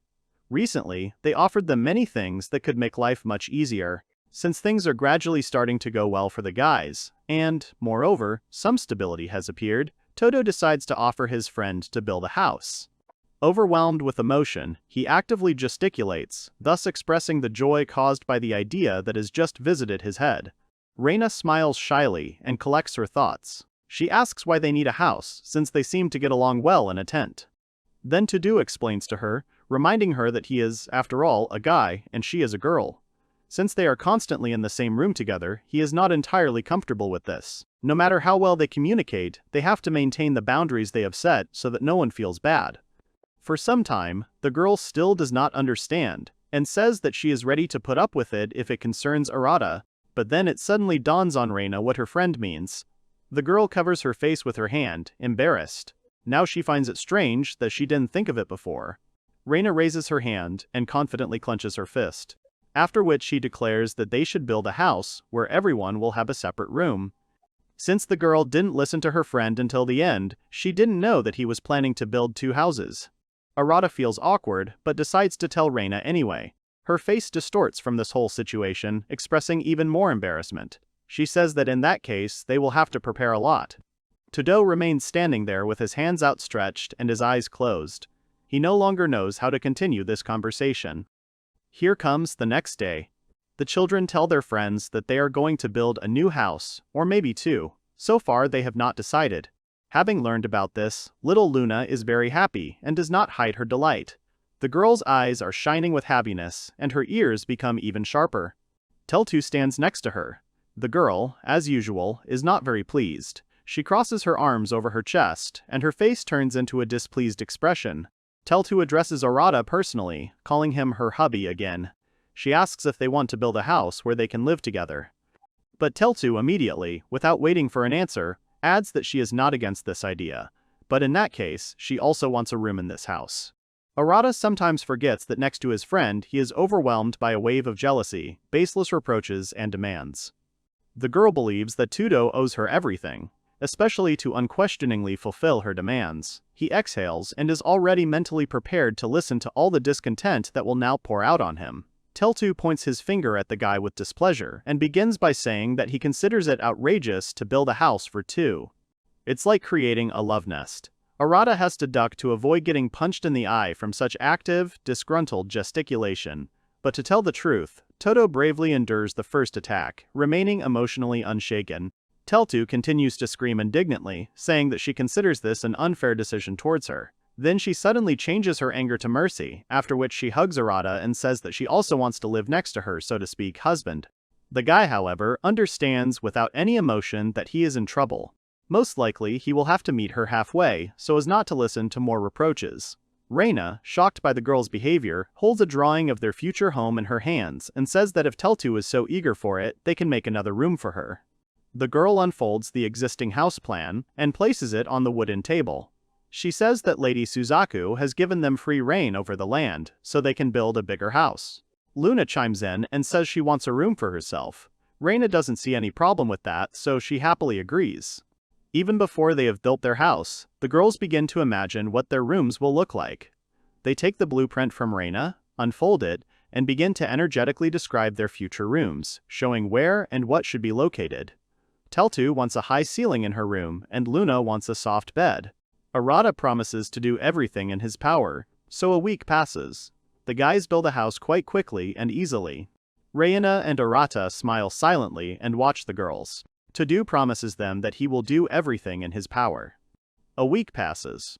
And now, in front of the guys, stands a large 2-story house. Arata admits that he didn't expect everything to work out so well. He thought it would take months to build a house like this, maybe even longer. The boys look at their creation and can't get enough of it. Reina says that the construction would have definitely dragged on if they hadn't used magic. The girl says that everything happened so quickly only because of the guy. Todo did not expect to hear this, because he thought that everyone tried their best. But Reina claims that she left all the hard work and magic to him. The girl approaches the stone fence and puts her hand on it. She says that this wall is made thanks to the earth magic that belongs to Arata. The girl also notes that this wall is so strong that it can withstand even blows from Teltu and Gaius. Todo can't help but remember the moment when Will flew in and unceremoniously destroyed the boys' bathhouse. And all this happened only because the girl wanted to have fun and arrange for herself an entertaining scene in the spirit of a romantic comedy. The boy and Reina will now remember this event for a long time, when both felt extremely awkward at the moment when Reina was left standing naked, among all these ruins that once served as a bathhouse for the guys. Arata also recalls the time when they were hunting a huge emperor boar, which, due to its large size, demolished everything in its path. That is why he came to the conclusion that they would need to make a strong enough fence that could withstand the attack of any monster, thereby ensuring the safety of the residents of the house. Reina also remembers all these moments not without a bit of fear and embarrassment. She approves and appreciates all the efforts of her friend, so the girl says that, in any case, this is the merit of her friend. Therefore, she asks him not to be modest. Arata, a little embarrassed, scratches the back of his head and at the same time says that, most likely, the girl is right. The last thing the guys are adding to the exterior of their new home is a small bell that will let them know when guests arrive. Now Reina breathes a sigh of relief after all this work and suggests that her friend go inside and start tidying up there too. The long-awaited moment arrives and the guys hurry inside the house. Entering their new home, they begin to sketch out the interior. The front doors open onto a spacious hall. Kitchen utensils are also located here. Near the kitchen corner there is a staircase leading to the second floor. And since there is a lot of space on the first floor, Arata suggests making a dining room here and putting a dining table at which they will gather together for a delicious dinner that Reina will cook. The girl likes this idea, so she smiles and happily supports her friend. The guys come to a place where there is a rather high pedestal, which can be climbed by a ladder. Todo remembers that Teltu warned that she likes to live higher, so her room will be in the attic. Reina suggests placing Luna's room downstairs. Since the house absorbs vibration, Teltu's footsteps should not be heard. This arrangement will ensure comfortable living for all residents. On the second floor, the boys made 2 more rooms, which are slightly larger than the girls' rooms. These rooms are intended for when guests come to visit them. Opposite the guest rooms, there are 2 more spacious rooms. These are the rooms that Arata and Ryota will be staying in. This arrangement is quite convenient, since the guys can contact each other at any time, and I will have to walk a long way. The boy and the girl are very pleased with their work. They look at each other and laugh happily. Reina looks out the window and sees the sun approaching sunset. Since it will soon get dark, the girl suggests that they go to bed early. The guys haven't had time to furnish the house yet, so it's better for them to spend the night the old-fashioned way, in their favorite spacious tent. In order not to get overtired, they can arrange the furniture and other things tomorrow. And maybe by morning they will come up with some even more interesting design. Reina and Arata go inside. The guy says that he is leaving. They will sleep here for the last time tonight. Todo is immersed in memories of past moments that happened here. The guy also can't help but remember how he spent his first night in a tent with Reina. At that moment, he was so nervous that he couldn't even fall asleep. After that, he was tired all day because of lack of sleep. Now the guy remembers this with slight embarrassment and a smile on his face. At the moment, after all this time, he has already been able to adapt to these conditions. Moreover, he is enveloped in nostalgia. Arata sits on the edge of the bed and begins to think. For some reason, he feels a strange sadness. He realizes that it is mostly due to the fact that they are moving to a new house tomorrow. Nearby, Reina is walking around the tent and doing her own thing. Turning around, she notices that the guy is sitting sadly and immersed in his thoughts. She really wants to cheer up her friend. She understands that he experiences almost the same feelings as she does. Although Reina is happy with her new home, she also doesn't want to leave this place, as it has already become her home. The girl approaches Arata and says that they can sleep in the tent anytime they want. Hearing this, the guy thinks, then smiles and agrees with his friend. This thought calms him down, and the sadness gradually begins to recede. Todo understands that the most important thing is the fact that their relationship will not change no matter where they live, in a tent or in a house. They will remain together as they were.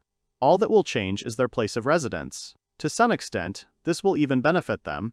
Their friendship cannot be spoiled by such events as moving. At the moment, Arata believes that after all the time spent together, it can already be said that they are a family. Todo felt much better after thinking about it. It brought a happy smile back onto his face. The guy turns to Reina and says that they can get together at any time and spend the night here again, like in the old days. The girl had also calmed down. She smiles warmly at her friend in response and, with a slight blush on her cheeks, buries her nose in the book she took from the shelf. Then the boys simply turn off the light and go to bed. This is how their last night in this tent passes. In the morning, the boys decide to get up early to finish the remaining work in their new house. They arrange all the furniture and interior items there. Besides this, they are expecting guests who should soon arrive to celebrate their housewarming. A little more time passes. The guys leave the remaining furniture. Thus, they have sorted out their new home. The doorbell rings, which means that the long-awaited guests have arrived. Arata hurries to the entrance so as not to delay his friends. However, as soon as he opens the door, the first thing he feels is a sharp push to the stomach, and then someone's hands tightly hugging his torso. Todo involuntarily exhales from surprise, feeling how unpleasantly in the solar plexus area. The girl burst into his room, shouting congratulations on the housewarming. And of course, she does not miss the opportunity to call Arata her hubby. Since the guy's attention was focused on the girl, he didn't notice that Aluga and Luna were also standing outside. The girl congratulates her brother, and the guy simply offers him to celebrate, raising a bottle of champagne in his hand. Todo is very happy to see the guys, so he happily invites them inside. When the boys enter, Arata sees an elder in the yard. She, like everyone else, decided to come and congratulate the boys. The woman says that they managed to build a pretty nice house. At first, the guy thought that she came on business, so he immediately decided to ask what the matter was. But Suzaku smiles and says that she heard that the guys finished building the house. Moreover, she just wanted to visit them soon. And now such a wonderful opportunity has come up. Rina also appears at the entrance, surprised. The girl did not expect to see Suzaku here. The elder explains that she wanted to reward them. The woman asks to do without tears of joy. Saying this, she smiles broadly. Todo stands there scratching his head, asking what reward he's talking about. At that moment, the elder's smile disappears and is replaced by surprise. She didn't think the boy would forget everything that happened so quickly. The elder reminds him of how he defeated Gaius. Last time, she promised that she would try to help them, and here she is, ready to fulfill any request. Arata feels a little awkward. He remembers that at the time, his head was filled with thoughts of how to help Reina return to the continent. But later, it was no longer relevant, and that is why he forgot about the promise. Suzaku expected a different reaction, but decided not to focus on it. Anyway, a great idea came to her mind. The woman flies up. Pausing in the air, she opens her fiery and wide wings. She has wings. The boys freeze in surprise and watch this whole picture. Reina considers this transformation very beautiful. She has never seen anything like it before. The elder asks to save their surprise for later. A fiery funnel, similar to a tornado, forms in the air. Its rotation will cause a strong wind to rise, causing the children's clothes to flutter. In an instant, this funnel takes on the silhouette of a phoenix. The woman has a very unusual power. It's different from anything the boys have seen before. The main character looks at the bird with admiration. Moreover, it is the strongest creature that Arata has seen on this island. The majestic Suzaku flies up to the boys and says that she has decided to give them the right to ride on her back. From a bird's eye view, you can look at the vastness of the island of this great island. The boys are speechless. Even Eluga is surprised. Since in all the years he lived with the elder, this is the first time he has received such an offer. The woman does not deny the fact that she allows such things very rarely, but, since this is a special case, she is ready to make concessions. Moreover, thanks to them, Suzaku saw an interesting spectacle with an unusual ending. The phoenix extends its fiery wing to the boys, thus inviting them to climb. When Arata's foot touches the flame coming from the wing, he feels nothing. The wing is not hot at all, although at first glance it seems so. The fire coming from the bird is a kind of sacred fire. Todo helps Reina climb onto the bird. He turns to the boys and sees them looking at what is happening with delight. However, even though they are itching to ride such a bird, they are too shy to say it. Arata notices this and decides to try his luck. He turns to the elder and asks if the boys can ride too, since there is enough room for everyone. Suzaku looks at the guy and then starts laughing loudly. The woman says that only Todo could say such a thing. This made her laugh because for the people of this village, she is like a god. It never even occurred to them. Arata smiles and decides to challenge her, saying that it's probably just too hard for her to carry everyone. It works. Phoenix claims it's complete nonsense and agrees to give everyone a ride.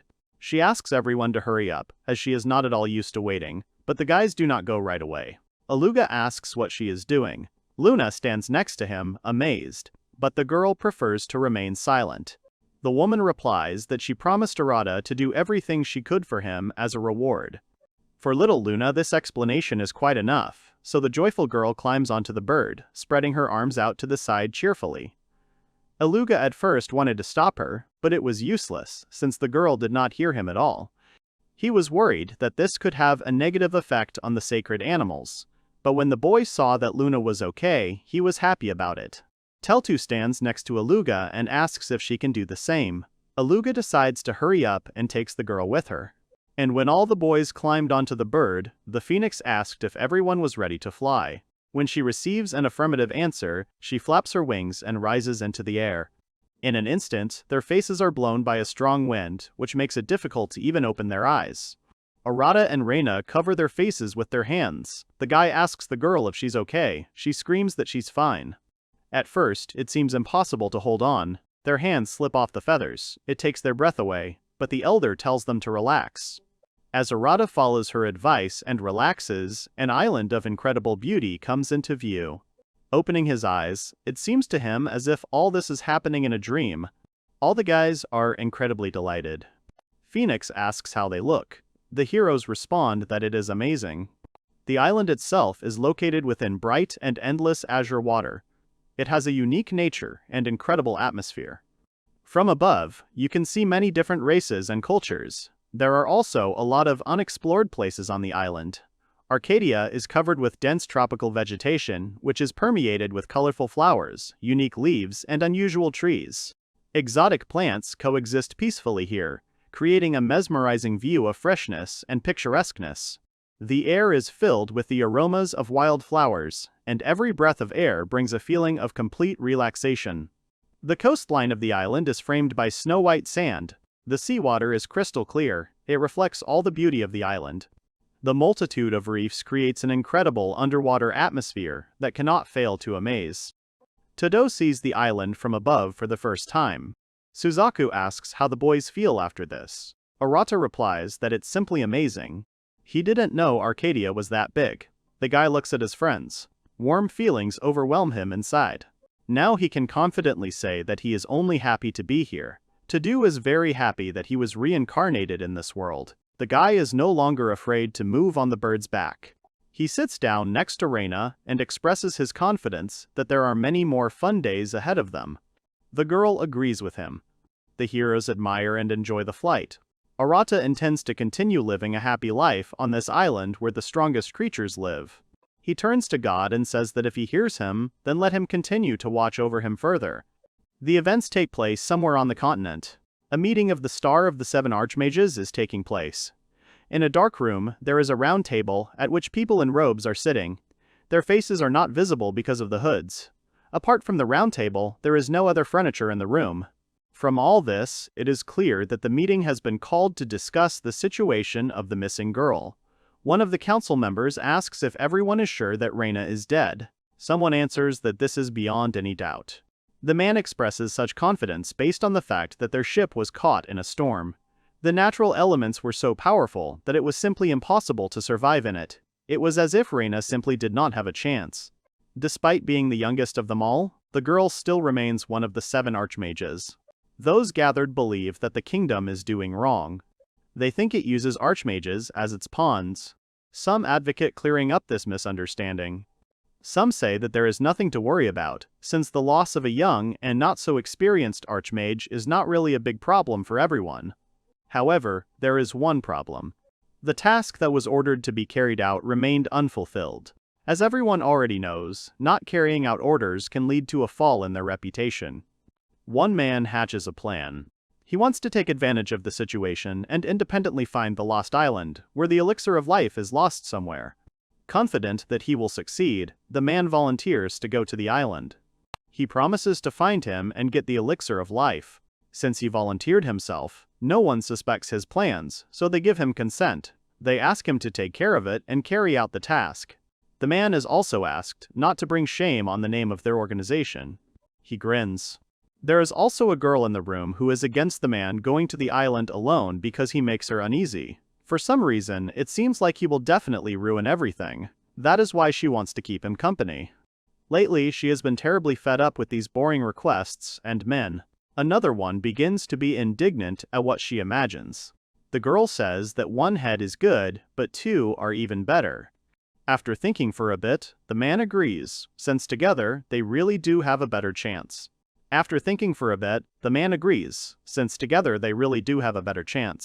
That's what we decided on. Thus, two people are sent on the mission. A man and a woman will visit this isolated island, which is located at the edge of the world. But if the woman is completely satisfied with the results of the decision, her companion, on the contrary, does not want to go with her.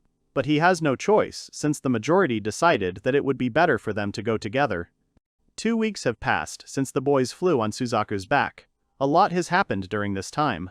Since Arata and Gaius became friends after the fight, the big guy never missed an opportunity to visit his new friend. Other divine beasts also came to visit. They were attracted by the warm and carefree atmosphere that reigned in the boys' house. It is also worth admitting that most of them come to taste the delicious food that Reina cooks. All the villagers know about her culinary skills, so the girl has no choice but to pay attention to her guests. But Reina, on the contrary, likes to bring joy to people by preparing delicious dishes. Therefore, the guys often have picnics in the yard of their house. There was one time when Aluga and Luna started to worry that at this rate their supplies would soon run out. Reina is standing by the stove and cooking something again. The girl assures that they still have enough meat from the Emperor's boar, so there is no point in fighting over food. Arata isn't worried either. He thinks that if the guys are having fun, then everything is fine with them. Rihanna supports his opinion on this matter. The guy's gaze falls on the buns with stewed pork, which have been emitting a pleasant aroma for a long time. He decides to try one while the girl isn't looking. As soon as he reaches for the plate, Rihanna screams loudly and says that they are not allowed to be taken. Arata starts hiccuping in surprise. The girl explains to Arata why he can't eat these buns. It's because they're going to the village of divine beasts again tomorrow. She made them as a gift, so she asks her friend to be patient for a little while. Arata feels a little sad about this, but he still promises to control himself. Rihanna thanks him for understanding. As he says this, he waves his hand, in which the girl is holding something. Looking closely, Todo notices a small vessel in the girl's hand. He asks if the villagers gave her this item, and Reina says yes. The girl says that the seasonings of the divine beasts are very different from those on the continent. She thinks they can be used in new dishes. Todo is already anticipating how delicious the dishes will be. He says that the village has its own version of sauce and miso, which can't be anything but great for a Japanese person. The girl asks if the guy is talking about the place where he used to live. She doesn't know how to use spices, so she asks him to tell her about some dishes. Arata happily agrees. And from miso, you can make miso soup. Miso soup is a traditional Japanese dish that is prepared on the basis of miso paste, seasoned with various ingredients. He says that owl sauce goes well with fish and sashimi. It adds a rich, salty flavor to the dishes and helps enhance their aroma. But Arata can only roughly tell you how to cook them. In his past life, he was too busy with work, so he bought food from the store. But Reina doesn't see a problem with that. The girl says that she will ask Livia to help her. Arata thinks that this is a great idea. He will look forward to Reina's miso soup. The guy leans back in his chair and says that eating delicious food and spending a relaxing holiday on an island with rich nature is great. In his opinion, this is the ultimate luxury. The girl asks if it was really impossible to relax in his homeland. He says that in his homeland it was impossible to relax, or rather it was possible, but not so often. However, there is no need to fight there. It is a peaceful place without monsters. The young man thinks. The guy says that it's just that all these benefits they've received make it difficult to relax. The girl asks if he means the phone. She thought it would be convenient to talk to people at a distance. The speaker agrees, but says the thought that someone could contact him at any moment makes him nervous. The girl understands him because if the mentor constantly wanted to contact her, especially anywhere, she would definitely give up. Arata's phone constantly caused anxiety and stress. He was constantly expecting messages or notifications. This prevented him from relaxing and resting. Reina finishes cooking. Now there are 3 large plates on the table, on which 3 high mountains of sandwiches adorn. The girl exhales, looks out the window, and asks her friend what they will do now. Arata thought about it and said that when he started talking about sashimi, he realized that they don't eat much fish. Reina starts packing up her things. Arata watches her and tries to figure out what she'll do next. While the girl is getting ready, she simultaneously tells that they usually gather edible vegetables or hunt monsters, and all this for the sake of getting meat. But she says that she had to cook rare dishes very rarely. This story makes the guy think about this topic even more seriously. Arata suddenly remembers that there is a river in the forest where you can fish. It was to this river that he came with Reina on the day of their first meeting. Since the guys figured out the place, they now have to come up with a way to catch sea fish. The girl agrees with him, and decides to change her plans a little. Thus, she suggests Todo to go to the sea for now. Reina and Arata stand on the seashore and look into the distance as the endless blue waves merge with the vast expanse of the sky. The coastal lines, winding in soft curves, create a unique pattern that seems to invite you to plunge into a world of mystery and beauty. Reina feels a pleasant breeze. It plays with the waves, creates a gentle rustle that caresses the ear and carries away to a world of harmony and peace. The aroma of salty air fills every cell of the children's body, enveloping it with freshness and purity, as if giving new energy and vitality. The girl looks into the distance mysteriously and says that 2 months have passed. At first, Arata does not understand what the girl means. But then she says that it's been 2 months since they met. It was then that they met for the first time in their lives. Arata laughs and remembers that day, but inside he is filled with mixed feelings. It is both anxiety and joy. It was on this shore that the guy met his girlfriend. If he hadn't found her here, he would be living a completely different life now. He begins to imagine what would have happened if the girl had not been saved then. At the moment, these thoughts frighten Todo, since over the past 2 months he has become very attached to Reina. The girl notices the guy's thoughtful look. She guesses what he is thinking about at the moment. Most likely, their thoughts are partly similar, since the guys are in the place where the event that unites them took place. But despite this, the girl still decides to ask her friend if everything is okay with him. Arata decides to share his thoughts with Reina and says that he was just thinking about how his way of thinking has changed a lot in these 2 months. The girl looks thoughtfully at the main character. Reina asks if this has anything to do with the idea that he should live alone in the wilderness. When the guy looks at her in surprise and asks how she figured it out, the girl turns to him, takes a step forward, and starts giggling sweetly. Reina guessed because Arata himself told her about it once. Moreover, the guys spend every day together, which is why they begin to understand each other better. Looks at Reina shyly and smiles. She also smiles sweetly at him in response. At first, he wants to tell her something, but then he falls silent. To fill the silence, the girl suggests that he think about how to catch fish.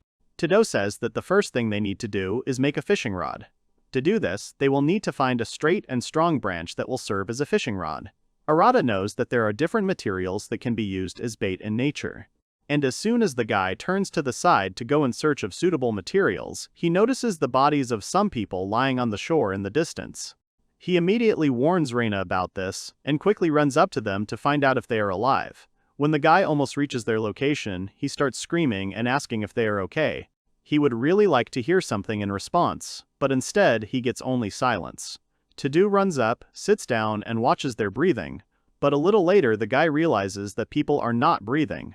But Arata is not going to give up so easily. He has already had to save a friend who was in the same situation, so Todo thinks it is necessary to at least try. He tells his friend that he will help the guy and asks her to help the girl. For a while, Reina stands and doesn't move. The girl is scared, so she doesn't hear her friend right away, so he has to shout to her again so that she can at least hear him. This time it works. The girl rushes to help. At this time, Arata gives the guy artificial respiration. This time he was lucky, because everything went quickly. After a few breaths, the guy comes to his senses and starts coughing. After this, all the accumulated water comes out of his lungs. Todo calms down, since everything is fine with the guy. The only thing left to solve is the issue with the girl. The guy gets up from his knees and sees Reina trying to bring the victim to her senses with the help of magic. She shoots lightning into the girl's body, causing her body to bend, and she lets out an involuntary scream. This leaves Arata perplexed because he asked his friend to revive the girl, not to finish her off. But Reina does not stop at one approach. She continues to shoot lightning because she is sure that this will not be enough. The girl raises her hand, in which lightning sparkles, to launch another charge. Arata stops her and asks what she is doing. Reina stops and looks at the guy in surprise. She says that she is trying to resuscitate the man using regular resuscitation because it is obvious. Arata starts screaming and complaining, saying that this is not a normal resuscitation. If her friend doesn't stop, she will simply kill the unfortunate girl, whose body is shaking a little from the previous discharges. Reina doesn't quite like his comments, so she decides to clear things up for him. She says that it's natural for wizards to bring each other to their senses in this way. Of course, Reina understands that the probability of success is not high, but this is still the norm. While saying this, she continues to shoot lightning bolts. Todo can't stand it any longer and tells his friend to finally stop doing this. This time, the girl decides to listen to him and stops. The guys silently look at the girl's body and wait for at least some kind of result. Arata already wishes the lifeless girl to find peace in the next world, but at that moment her friend says that they managed to save the poor girl, and now she is alive. Todo looks closely and notices how the girl's chest begins to rise and fall. And after some time, she spits water out of her mouth, thus signaling that her teeth have been released and can now function more or less normally. Satisfied and confident, Reina puts her hands on her hips, thereby showing that she was right and that the guy was wrong to make claims against her. She giggles, but then her expression changes dramatically, and the girl says that she is not entirely happy that the boys survived. Arata looks at his friend in surprise and asks why she thinks so. He also asks if the girl really knows these people. Reina looks at those guys and says that unfortunately, she knows them. Moreover, she would prefer to never meet them again. The guy who is unconscious is Zero's Green. He has the magic of the deadly flame. The girl is Merlin Marie. She has the magic of holy water. These guys are ranked 6th and 5th in the 7 Archmages star. They are also both ranked higher than Reina. They may indeed be stronger, but one thing is certain, these guys got here the same way as Reina. As is already known, Reina knows a man and a woman who got to this island in the same way as she did. Despite this, the guys bring the people found on the shore to their house, take them up to the 2nd floor, and put them to bed, which are located in the guest room. To give the man and woman time to finally come to their senses, the boys leave the room and close the door. Arata says that everything worked out well because they had made a guest room in advance. In a proton case, there could have been difficulties. Rihanna realizes that she needs to explain to the guy why those two are causing her such a reaction. The girl leans against the wall, crosses her arms, and begins to tell her story. She says that, as Todo has already figured out, those two are also part of the star of the 7 Archmages, and he is of a higher rank than the girl. Unlike Reina, who only recently joined the ranks of Archmages, these two have been Archmages for over 20 years. They are definitely better than her. Arata is surprised that the guys have already been in this group for such a long time. Moreover, they don't look that old at all. Reina understands her friend's reaction and says that Archmages can stay young through magic control. But when the girl also points out that the man and woman are now both somewhere over 50 years old, Arata almost reaches the peak of his surprise. The guy smiles and says that magic is an amazing thing after all. If you look at the appearance of the new guests, you won't give them even 50, since these guys look like they are in their early 20s. Reina continues her story and says that she joined the circle of Archmages when she was still a newbie. It is clear that they were all older than her. Due to the lack of experience and authority, Reina was not particularly welcome, so there was no warm greeting from them. But the girl, being among these people, noticed that there is basically no special sense of camaraderie there. Everyone thinks only about themselves and how to increase their rank. They have their own competition there, so when their ranks are replenished with newcomers, their hostility towards them is quite understandable if you look at it from this side. But nevertheless, the girl does not feel any affection for them. Maybe it is for the best. Reina closes her eyes and exhales. Inside, the girl is filled with a feeling of excitement. She says that if she were stronger, she would definitely not have to pour for this, since the attitude of the participants towards her would change and be more respectful. Arata looks at her friend carefully and decides that she needs to be calmed down. The guy turns to the girl and says that now it doesn't matter how they treat her there. Reina is surprised and blushes at what to do means. He smiles and explains that no one on this island knows about the Star of the Seven Archmages, so, to the locals, she is just Reina. They don't care what kind of power the girl has, they are just happy to talk to her. The girl is a little embarrassed, but she is pleased to hear these words from her friend. She is about to tell him something, but when the girl says his name, a small noise is heard in the guest room. The heroes assume that the man and woman have woken up. Arata and Rihanna enter the bedroom and see that their guests have woken up. The woman is sitting up in bed and looking around the room, so is her friend.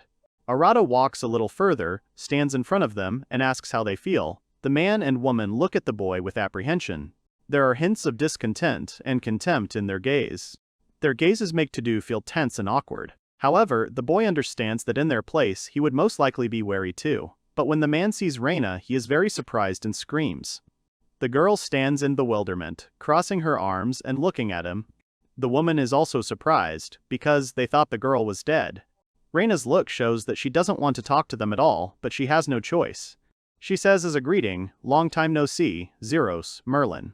A little later, the guys, Zeros and Merlin, go down to the first floor and sit down at the table opposite each other to discuss everything. Arata is the first to start the conversation, saying that he heard about the guys from Reina, but still, he suggests that they introduce themselves properly. They looked at him with a little displeasure, but said nothing. Merlin then agrees, but first asks if it's true that the boys saved them. She then looks down guiltily and thanks Arata and Reina for their help. Zeros says his friend's name with displeasure at first. Most likely he didn't want to show friendliness, since he didn't consider the guys his allies. Arata and Reina tense up a bit at this, straightening their backs. But they don't say anything, they just look at the man. He then stands up, walks around Merlin, and sees that she is still sitting there, her head bowed in gratitude. After a moment's thought, Zeros softens and joins her, thanking the boys for their help. Arata smiles, and says there is no need to thank them. Although the guys initially showed some harshness towards Reina and Todo, the guy believes that, most likely, these guys are not as bad as Reina says. Now, Zeros Grinder feels the need to introduce himself first. He talks about how he ranks 6th in the 7 Archmages star. His friend Merlin Marin is in 5th place. The main character states his name and says that he is pleased to meet you. Arata says that he ended up on this island about 2 months ago and has been living here ever since. The guy says Reina needs no introduction. The man says he thought the girl was dead. The heroine thinks. After the guys got acquainted nearby, it was time to discuss everything. Merlin asks Arata what this island is like. Todo recalls the creatures they had to meet. The boar emperor, who could have not stopped at that moment and would have knocked the guys to death, the phoenix, on whose back they rode. The guy understands that even if he tells everything as it is unlikely that they will believe him. Suddenly, Arata feels some strange aura. He asks Reina to explain to the guys what kind of island this is, and he decides to check out what's going on there. She happily agrees. Arata tells the guests that he will be distracted for a moment and goes outside. The man and woman do not object, but for a while, the boys look questioningly at Todo. When the boy leaves the house, he sees a dragon flying in the sky. Arata is not surprised at all, because he knew that the girl would fly to him. Teltu, still flying in the sky, shouts at the guy, calling him her husband. Then she transforms into a human form and flies into Todo's arms. She is full of energy as always. After hugging the guy, she states that she has flown to him, as if he hadn't noticed. Arata can barely stand on his feet. A little more, and they would have fallen to the ground. Todo steps back and says that Teltu is as energetic as ever. He strokes her head and she smiles sweetly. The girl sees nothing wrong with being energetic. But suddenly, her mood changes, and this is evidenced by the displeased expression on her face. She starts sniffing the guy from head to toe. Arata stands in amazement and does not move. After sniffing thoroughly, the girl discontentedly declares in a raised voice that her husband smells like another woman. And besides, Teltu is sure that this smell does not belong to either Reina or Luna. Then the girl comes close to Arata and asks if he has another woman. The tension causes sweat to appear on the boy's forehead. He pushes the girls away from him and decides that she still needs to explain everything. Some time passes. When the guy finishes his story, he asks Teltu what she thinks about it. At first, the girl stands with her arms crossed over her chest. Her face still remains displeased. She moans discontentedly. But after a while she calms down. The girl says that this island is covered by a barrier created by God. Visitors from outside are a rarity. Even the appearance of, so to speak, her husband was considered an unprecedented event. In addition, for the first time in the long history of the island, so many people appeared here. There is a possibility that something is happening to this island's barrier. Arata thoughtfully puts his hand to his chin. The guy remembers that he was already told about this. Aluga mentioned that the island is surrounded by a powerful barrier, so it will not be possible to leave it. But getting to it is much easier, but you need to have strong magic. The girl says that they can't overcome the power of a god.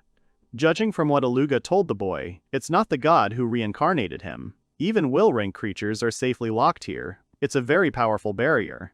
And if a flaw were to appear in such a barrier, no one would be able to fix it except the local god. Arata calls out to the girl, and she listens attentively to his question. The boy asks Teltu, even if the barrier stopped working properly, is it really that bad?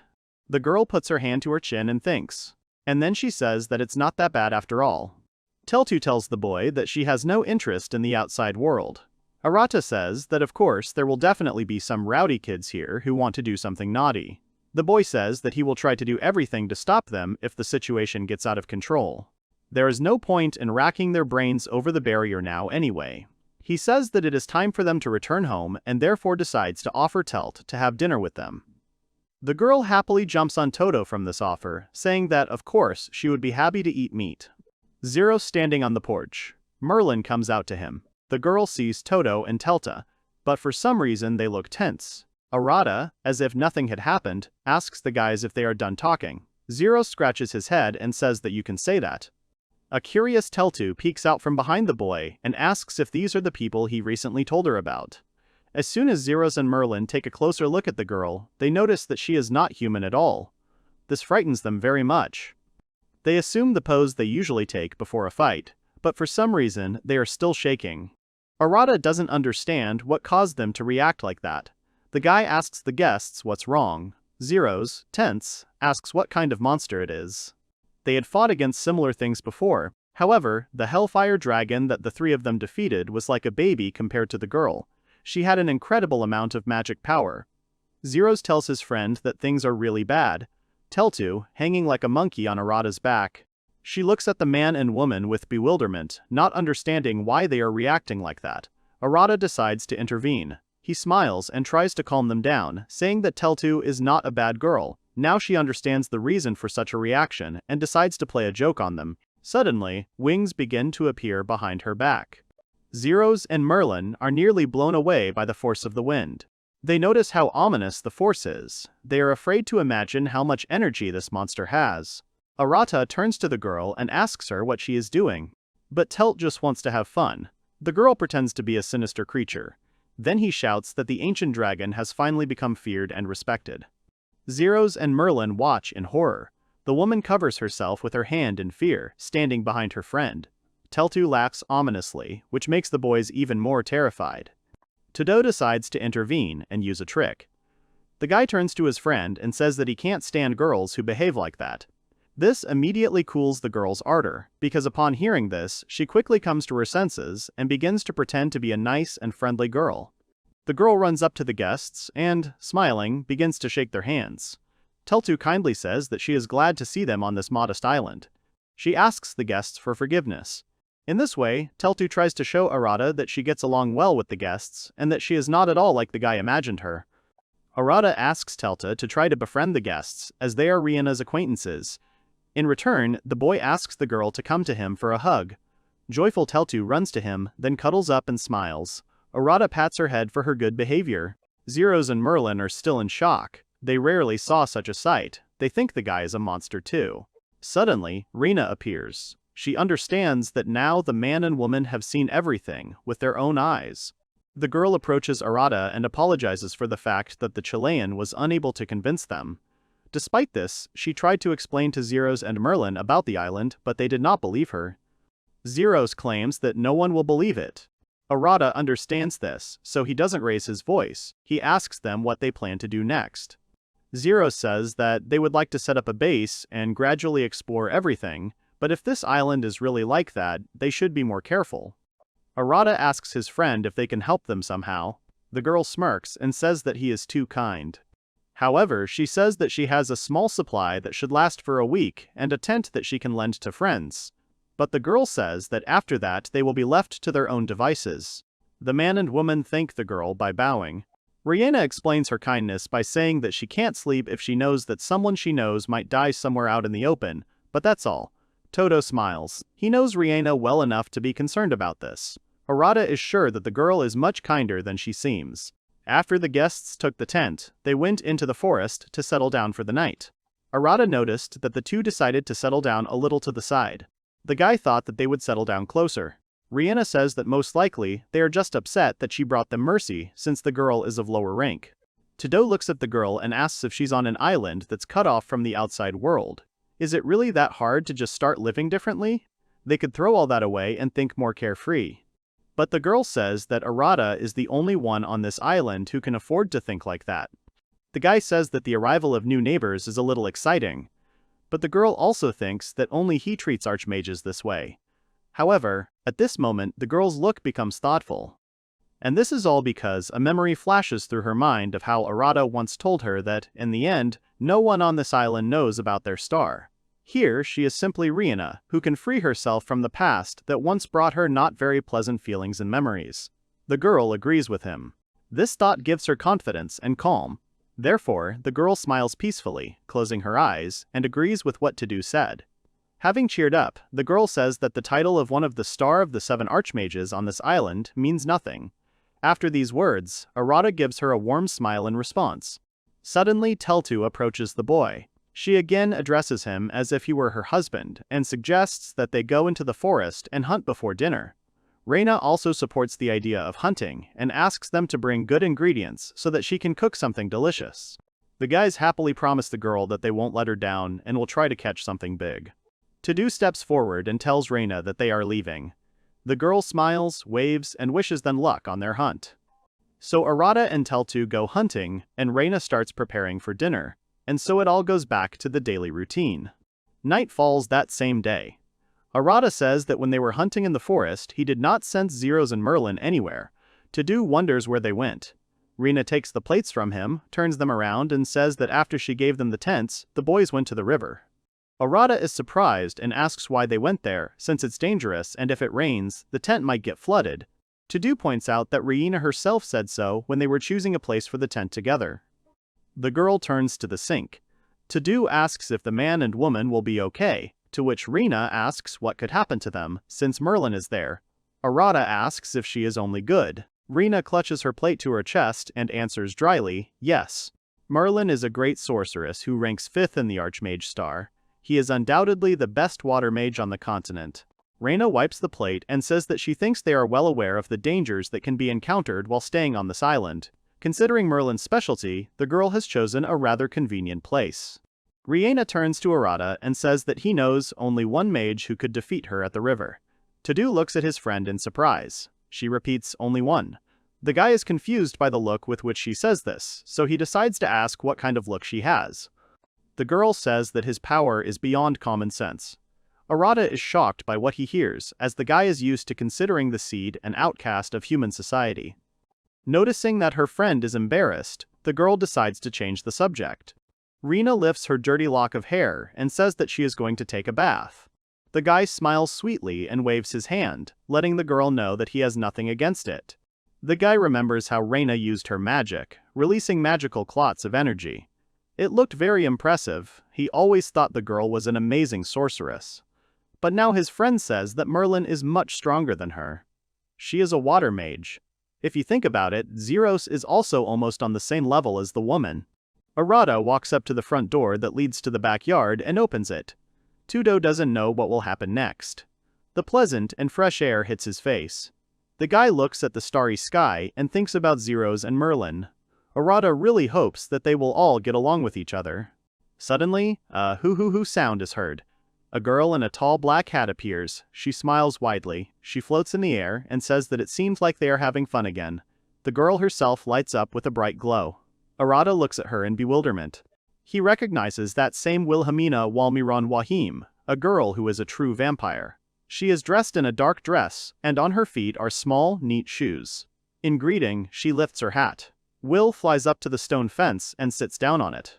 Arata notices that she came here again at the same time they met the first time. The guy asks what kind of clothes she is wearing. She looked different before. The girl crosses her legs in displeasure and says that only Arata and Luna can talk to her like that.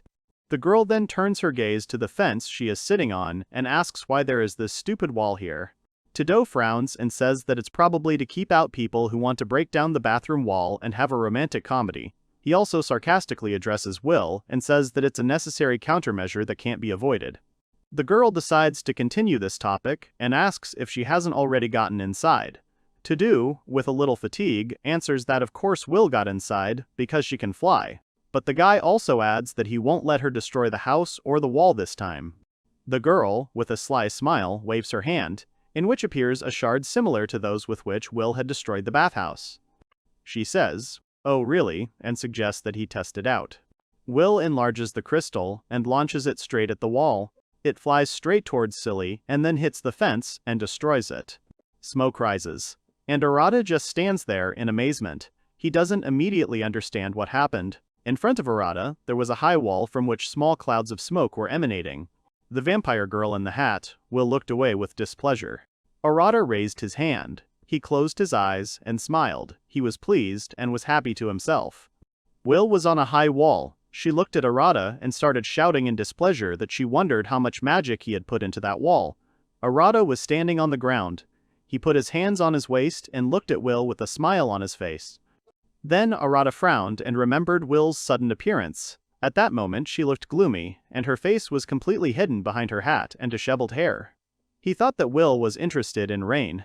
At this moment, when Arata remembered Rain, she was in the bathroom taking a warm bath. She raised her hand and played with the water. Arata looked at Will with a serious look and thought that the whole situation that was happening looked very suspicious. Arata folded his arms and looked at Will. Then he said that she always shows up at the right time.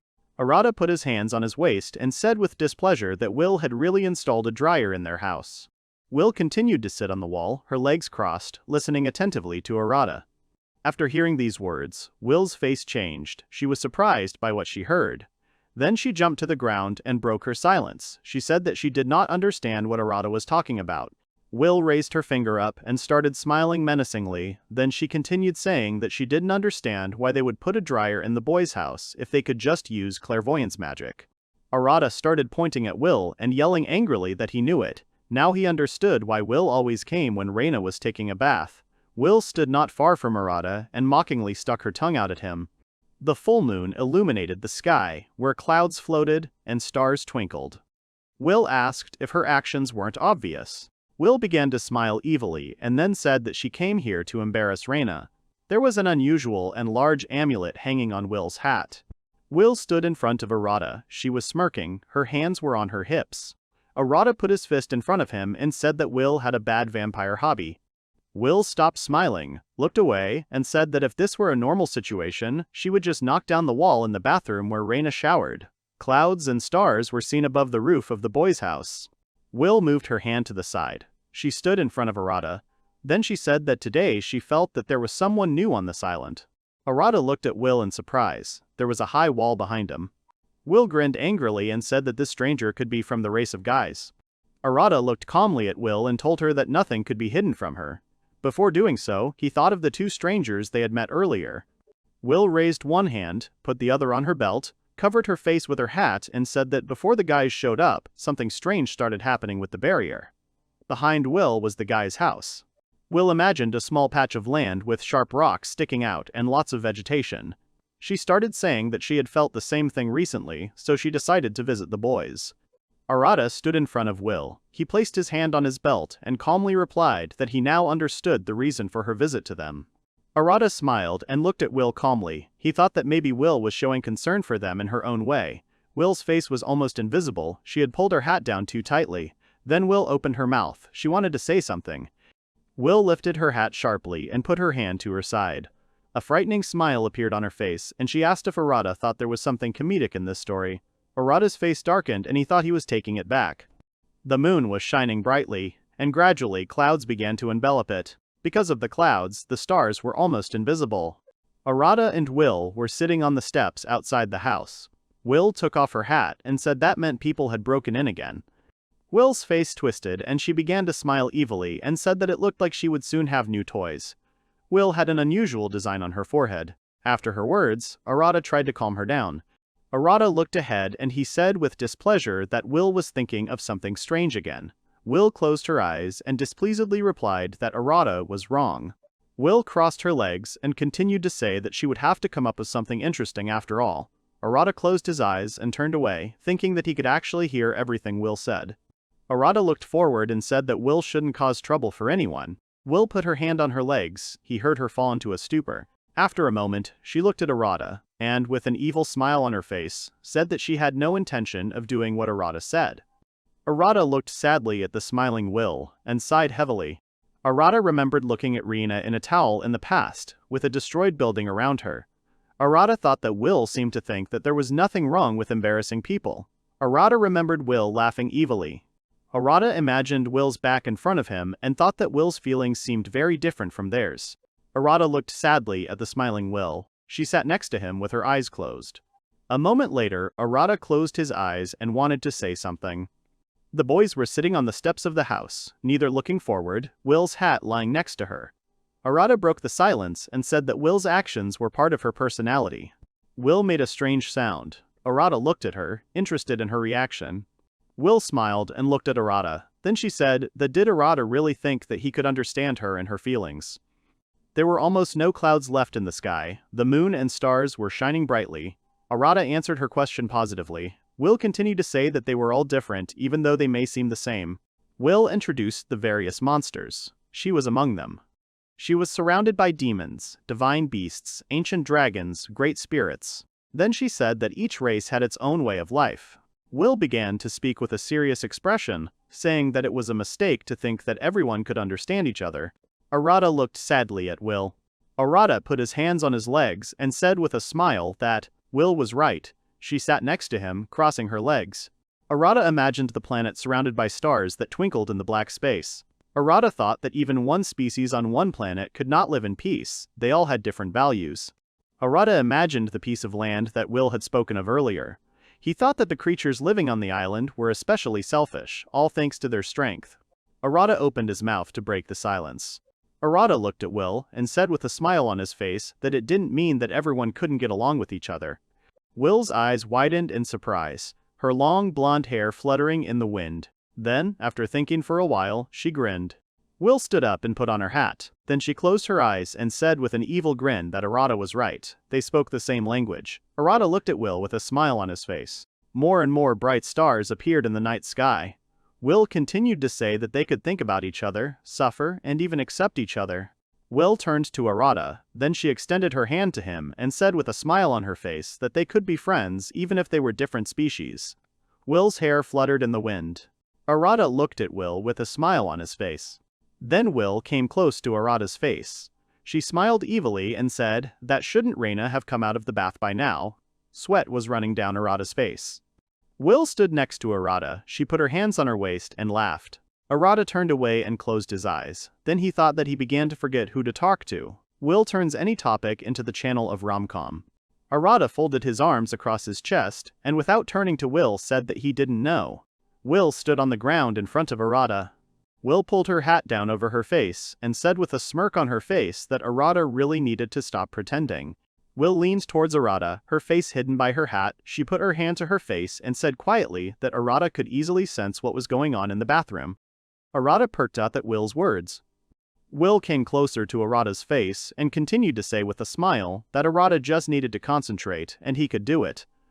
Arata listened to Will without looking up, his face reddened with embarrassment. Arata imagined Reina getting dressed in the bathroom. Reina stood there naked. Will continued saying that Arata could see Reina getting dressed as if it were happening in real life. Will's face was still smiling as she continued to whisper to Arata that this wasn't a normal reaction for a man. Arata was all red with embarrassment. A moment later, Arata rises from the steps of the stairs, his face all red from embarrassment. He began to shout that he would never do such a thing. Will did not expect such actions from Arata and stepped back in surprise. Will lifted her hat, her face could be seen again. She looked at Arath and did not believe his words.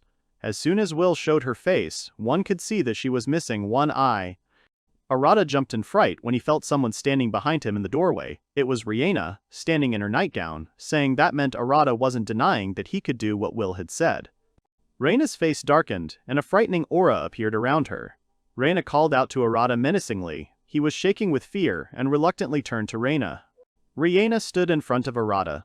She was surrounded by a scary aura. She looked at Arata frighteningly and asked him if he really was going to do what Will said. Arata put his hands in front of him in fear, and shook with fear. Rihanna loomed over him. Rihanna stood in the doorway of the house. She folded her arms under her chest and waited for Arata to answer. Arata stood on the ground in front of Rihanna. He put his hands forward and started saying that he was capable of it, but he wasn't going to do it. Will looked at Arata and said with a smirk on her face that Arata was definitely telling the truth. She was wearing a hat with her blonde hair sticking out from underneath. Will pictured Rain naked, sometimes sitting on her lap, sometimes lying down. Will said that how could a normal, sane guy think rationally when there was a naked girl next to him? Arata's face was all red with embarrassment and beads of sweat were running down it. He put his fist in front of himself and started shouting that Will should shut up immediately. Will started laughing. Arata's face turned even redder when he heard Will's words. Arata started to get more nervous. Could her words really be true?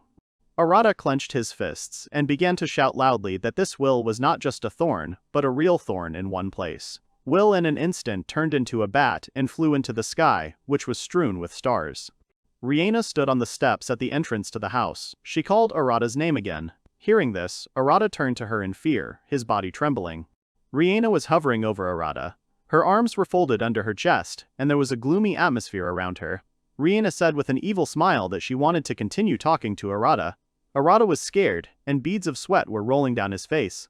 Arata's brows furrowed in sadness, tears welling up in his eyes. He was kneeling by the stairs leading up to the house where Reina stood. Reina was looking down at Arata, her hands folded under her chest. Arata became sad. He also thought that this night was going to be long. There was a small house on the property, which was surrounded by a high stone fence. Behind the house, mountains and forests were visible. Against the background of the moon, Will, who had turned into a mouse, could be seen. The events are transferred to the next day. Above the boy's house, white cumulus clouds floated across the bright sky. Arata and Reina were sitting in the room on the corner sofa. Next to the sofa, there was a tall tree with a lush crown. Reina was holding her mug in her hands, and Arata's mug was on the table. Arata said that he apologized to Reina for the incident with Will yesterday. Rihanna held the mug in front of her. Her hair was disheveled and held in place by a headband. She looked at Arata and said with a smile on her face that she was okay because Arata had told her everything honestly yesterday. Between the wooden table with the chair next to it and the large window with long curtains hung, there was a lush and spreading plant. Rihanna said that if Arata wanted to do something, he would have done it already. Arata agreed with her. Rihanna took the mug with both hands and placed it on her feet. She looked at Arata and with a smile on her face, she continued to say that Arata should not worry about this incident anymore. Arata looked ahead, his face red from embarrassment. Arata looked away with a sad expression on his face and thought that he was glad that Rihanna continued to trust him. Arata remembered how he and Reina sleep in the same room, but on different beds, their beds separated by a nightstand. He also remembered Reina's words that she wanted to build a house with Arata. Arata thought that Reina should still be more careful. Arata put his hand between his legs and started scratching his chin with his other hand. He lowered his head, beads of sweat were running down his face. He thought that he was a guy after all. Rihanna looked at Arata in surprise. Her hair was disheveled. Reina's headband held her hair, some of which was sticking out above the headband. Reina thought about it, and her face turned red with embarrassment. She started to nervously adjust her hair with her hand. Rihanna held the mug in her lap with both hands. She looked ahead and said that Arata should listen to her. She felt a little awkward about bringing this up. Arata looked at the mug that was on the table in front of him. Rihanna looked towards Arata and continued to say that if he wasn't around, she wasn't sure she could make it on this island.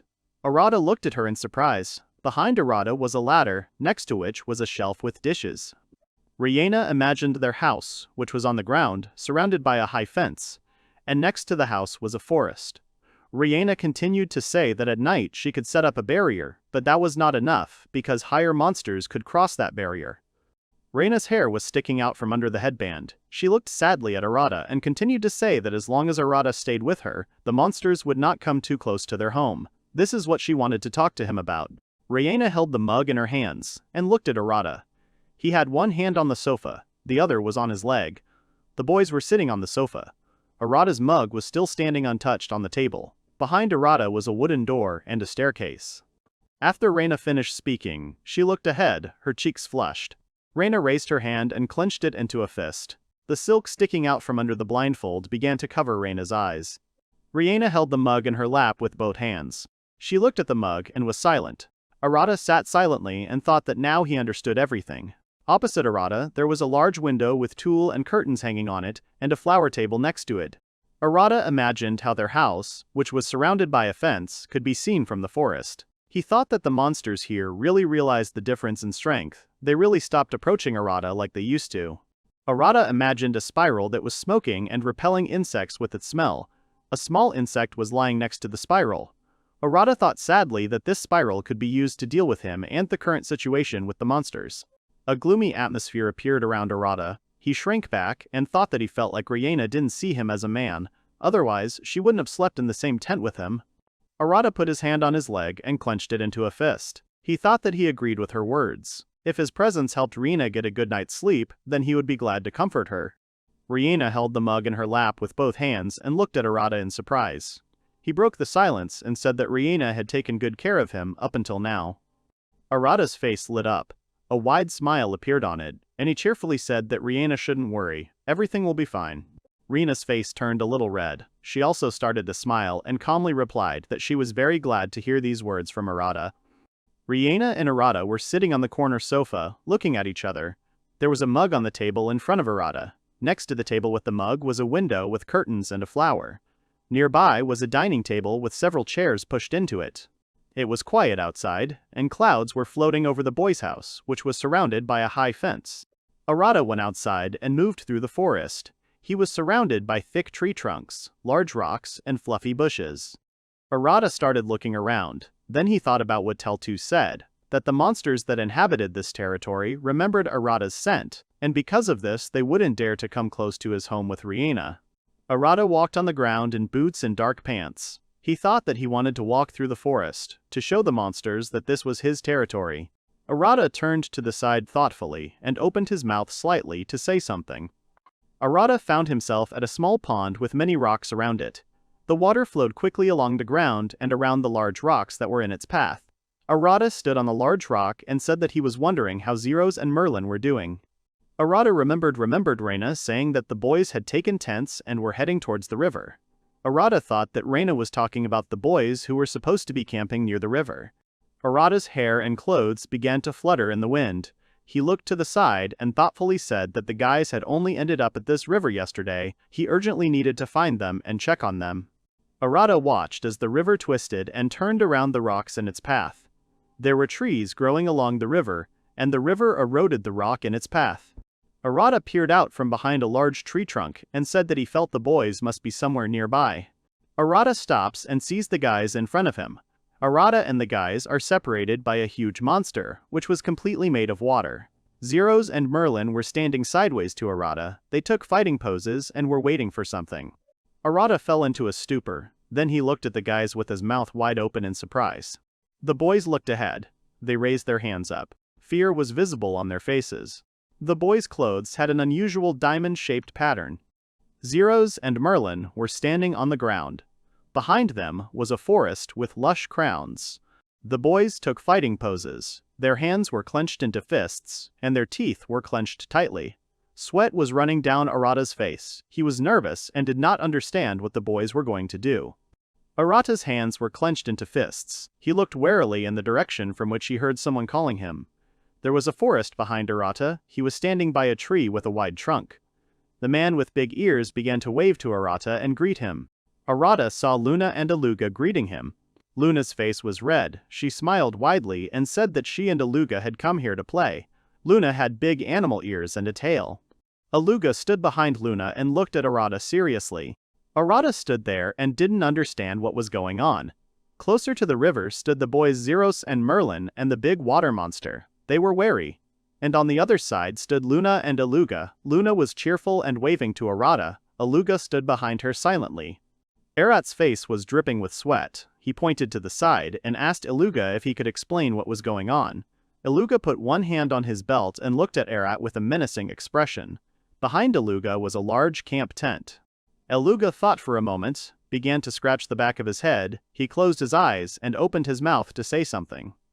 Iluga said that they went to visit the boys as usual. Then he stopped talking and got angry because Luna ran in front of him and interrupted his conversation. She spread her arms out to the side and started running. Her hair and clothes fluttered in the wind. Iluga continued to say that when they went to visit the guys, Luna smelled an unfamiliar smell and suddenly ran away. That's how they ended up in this situation. Luna was running around the clearing, and Marlene, with a displeased face, looked at the running Luna. Sweat was running down Arata's face. He replied that he now understood what had happened. Then Arata thought that the boys had misunderstood Luna. They thought that Luna wanted to attack them. Luna looked at Arata in surprise. Iluga put his hands together. Arata stood by the camp tent. He put one hand on his belt, the other one moved to the side and said that maybe the guys did something to Zeros and Merlin. Luna fluffed up her tail and said that they did not touch them. Iluga looked at Arata and supported Luna's words. Arata put his hands to his face and started shouting at the boys that they had nothing to worry about. Everything was fine. Luna and Iluga had no intention of harming them. Sweat was running down Marlene's face. She and Zeros listened warily to Arata's words. Zeros got angry. He started pointing at Luna and Iluga and shouting loudly that he didn't believe that these guys weren't a threat to them. They were emitting too much magical power. Luna and Iluga stood and listened attentively to what Zeros was saying. Arata folded his hands together, sweat running down his face. He closed his eyes and thought sadly that he needed to figure out what to do in this situation. Arata folded his arms under his chest. Out of nowhere, a huge shadow appeared above him. Noticing this, he was very surprised and even scared. Arata was standing in a clearing. Behind him was a tree trunk and several large stones. A large monster appeared above all the boys, flapping its wings. The air currents made the boys' clothes and hair flutter. The boys looked at the monster in surprise, hanging in the air. There was a camping tent behind Arata. Arata looked up in surprise. He said, "Is this really a big rooster?" His hair and clothes were fluttering from the branches. Luna's face turned red, her mouth hanging open in surprise. She looked at the monster hanging in the air. Iluga stood behind her, also looking at the monster in surprise.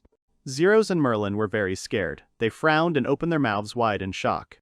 A large monster with a rooster's head looked menacingly at the boys. This monster continued to hover in the air. The boys simultaneously shouted that they did not understand what kind of monster it was.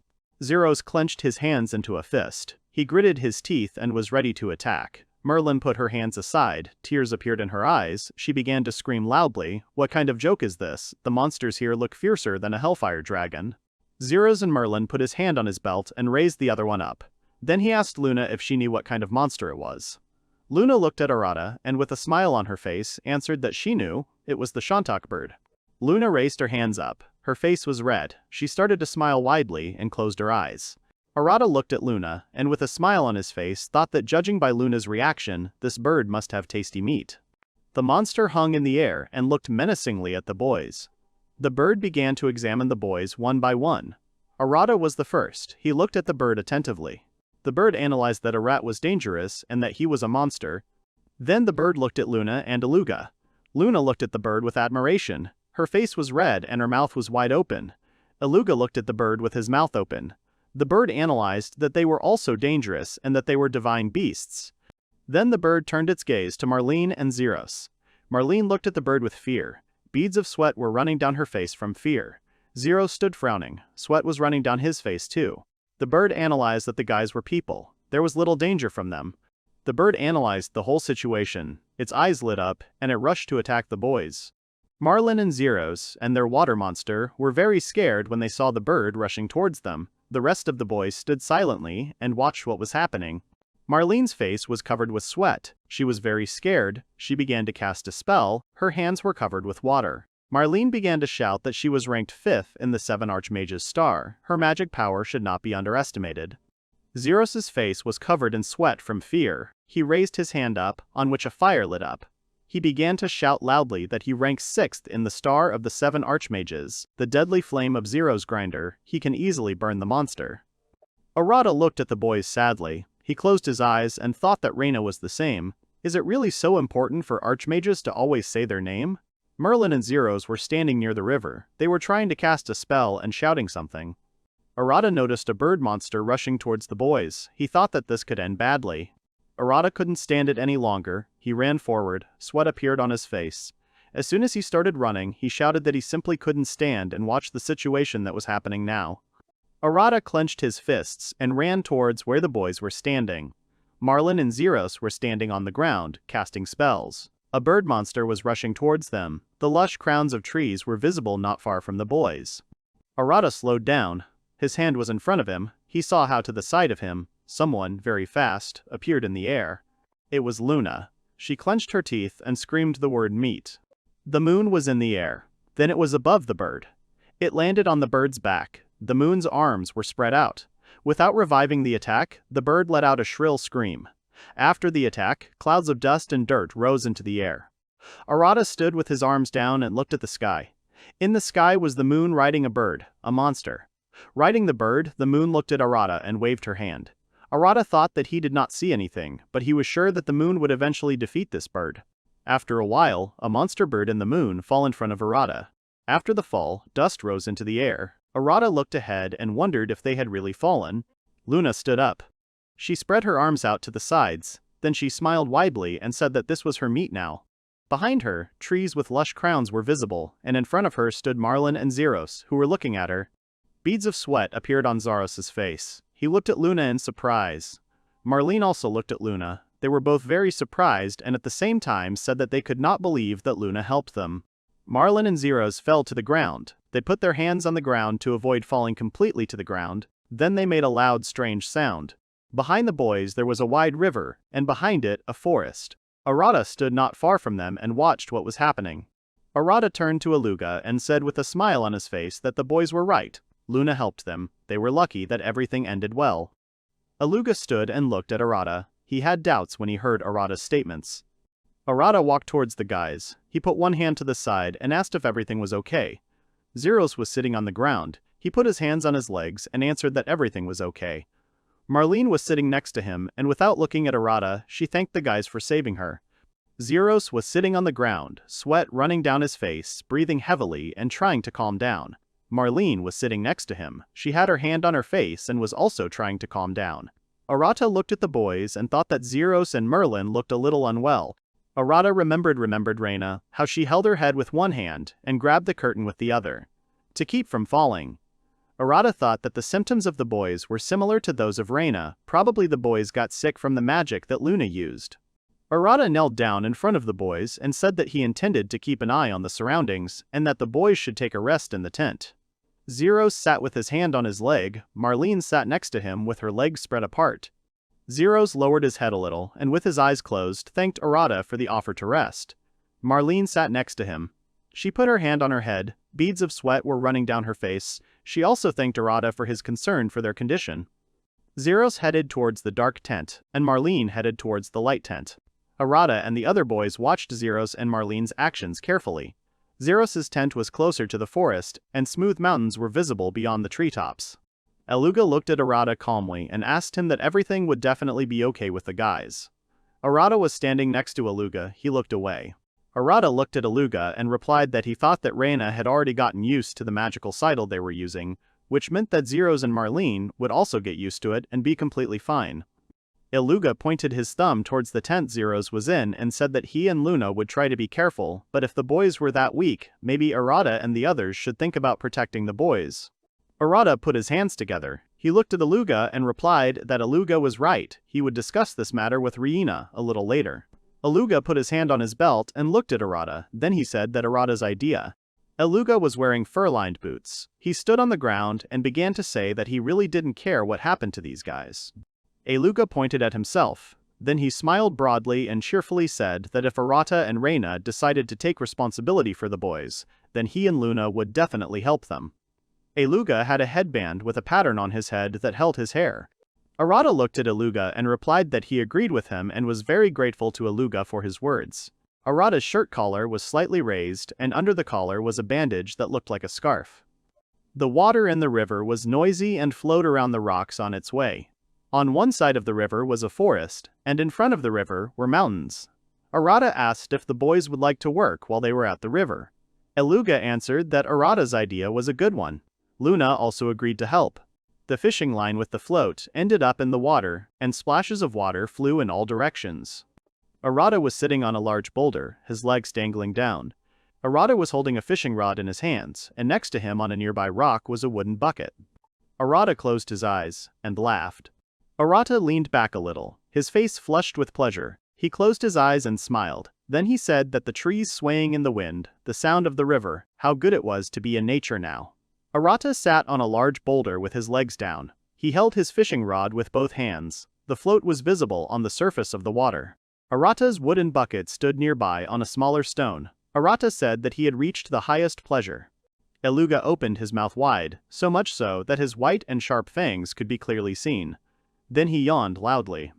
Not far from Arata sat Eluga, his hands lay on his legs, and the fishing rod was next to him. It stood between the stones. Next to Eluga sat Luna, she held the fishing rod with both hands. The boys were sadly reasoning that they could not catch any fish. Hearing the boys' conversation, Arata lowered his head and closed his eyes. Then he thought sadly about something. Arata held his fishing rod with both hands. Arata thought for a bit, turned to the guys, then he smiled and said that the point of fishing is not only to catch fish, you just need to relax and enjoy yourself. Eluga and Luna, having listened to Arata, sighed heavily. Luna hugged her legs, then she started wagging her tail. Luna closed her eyes and said discontentedly that she thought this game was too boring. After listening to Luna, Arata lowered his head and sighed heavily. Arata put the fishing rod aside. He began to get up on his feet. Arata was still on the big rock. Then Arata said that it seemed that nothing could really be done. Behind Arata was a forest with thick tree trunks and lush crowns. Arata closed his eyes and sank into the water. He thought he needed to sharpen his senses. Air bubbles appeared in front of Arata. Then he saw the bottom of the river with schools of fish swimming unpredictably in the water and various underwater plants. Then after a while, Arata noticed some large fish swimming near a large rock and various seaweeds. He thought that he had finally found them. Arata stood on a large rock. He put one hand on his belt and with the other began to point at something in front of him. Then Arata said that a fish was swimming in the place where he was pointing. Luna stood next to Arata and looked away with interest. Arata closed his eyes and started waving his hand, then he wished the boys good luck. Luna said with a smile on her face that she would catch that fish now. Eluga also said with a smile on his face that he also intended to go to that place to catch the fish. Arata sat down on the rock again, his legs down. Arata held his fishing rod with both hands and said that he intended to stay here and just wait while the boys fished. The float floated motionless on the surface of the water. After some time, unexpectedly for Arata, the float completely disappeared into the water. This greatly surprised Arata. Arata stood up abruptly. He started shouting that he had a fish bite. Arata held his fishing rod with both hands and raised it up to pull out the fish that had bitten the bait. Behind Arata, the lush crowns of the trees spread out. Above was the sky. Arata held his fishing rod tightly with both hands. Excitement gripped him. Arata began to smile widely and said that it seemed like a big fish was biting. After thinking for a bit, Arata made a decision and grabbed the fishing rod even tighter with both hands.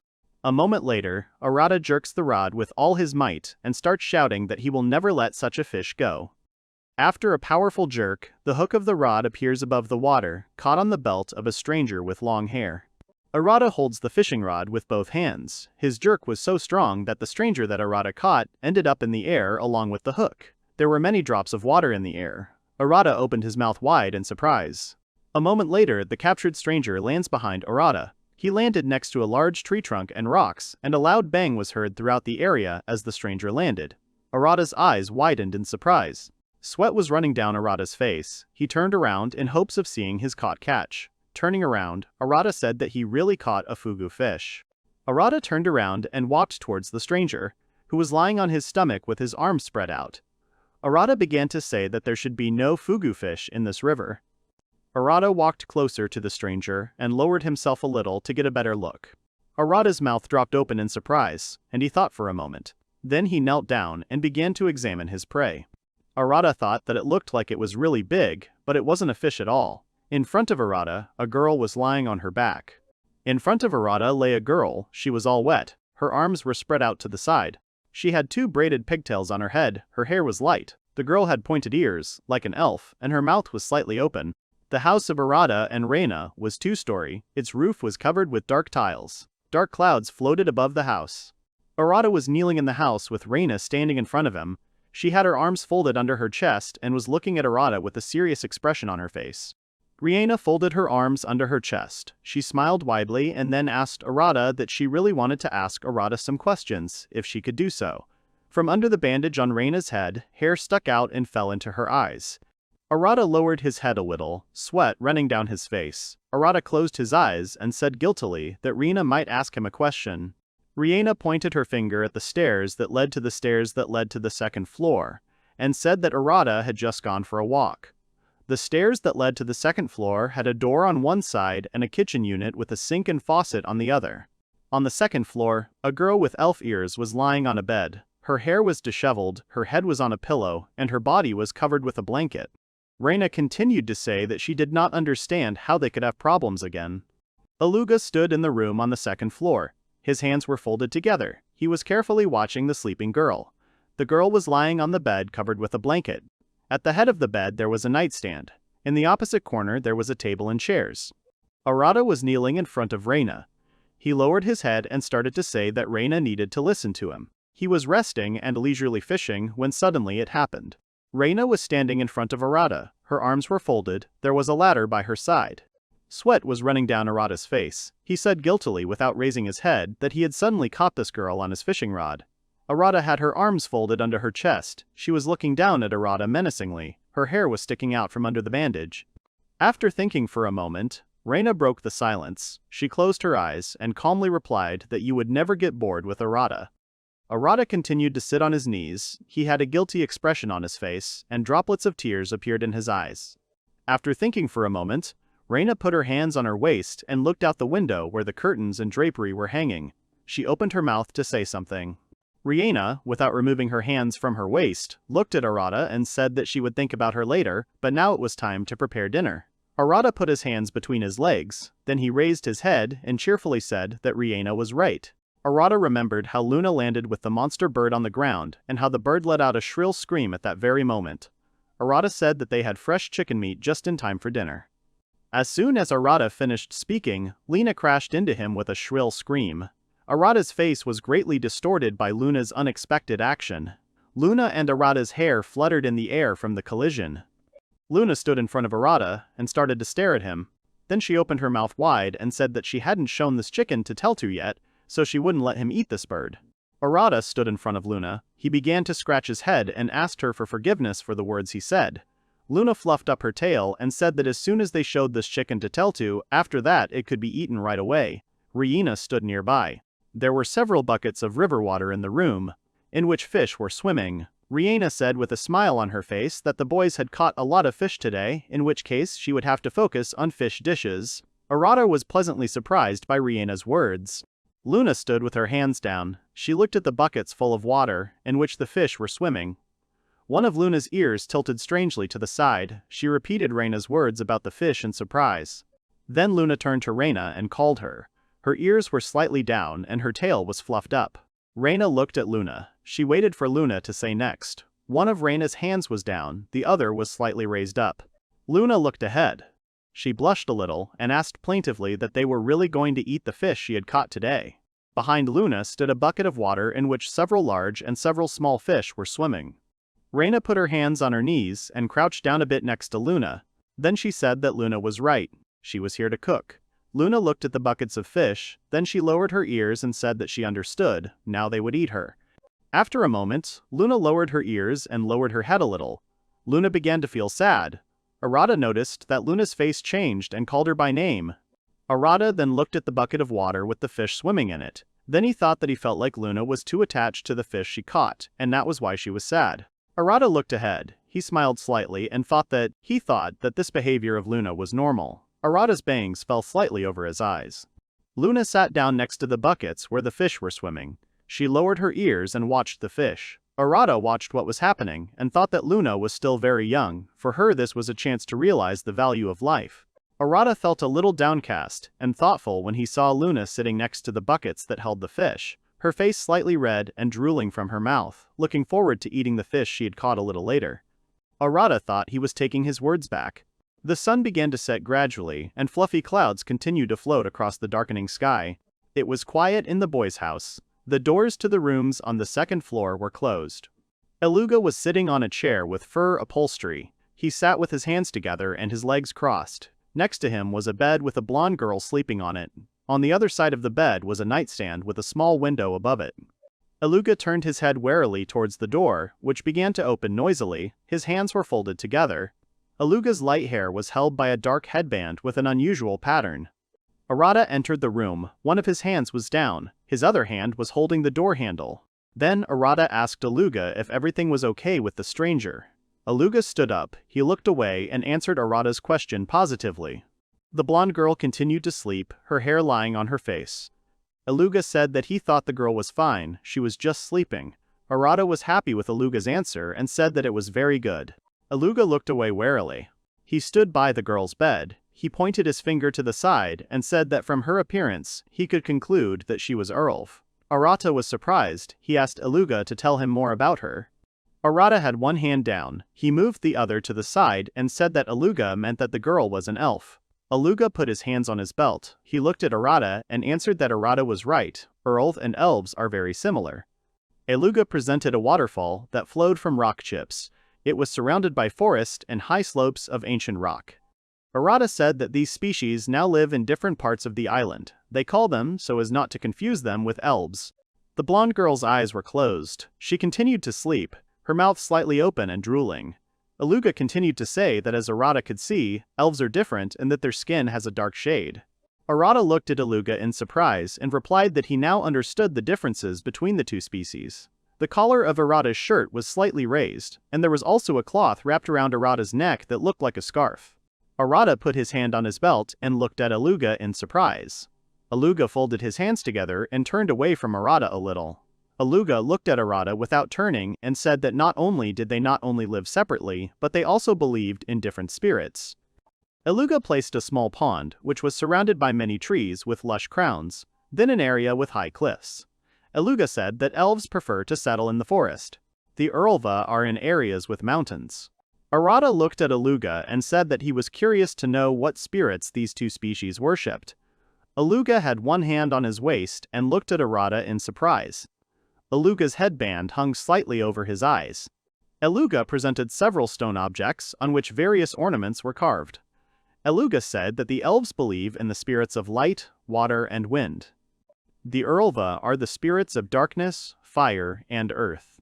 Eluga raised his hand and began to scratch the back of his head. He closed his eyes and said that it was not that the spirits did not get along with each other, and not that they were on bad terms, but there was one nuance. Arata lowered his hands down. He looked at Eluga and waited for the continuation of the story about the two races.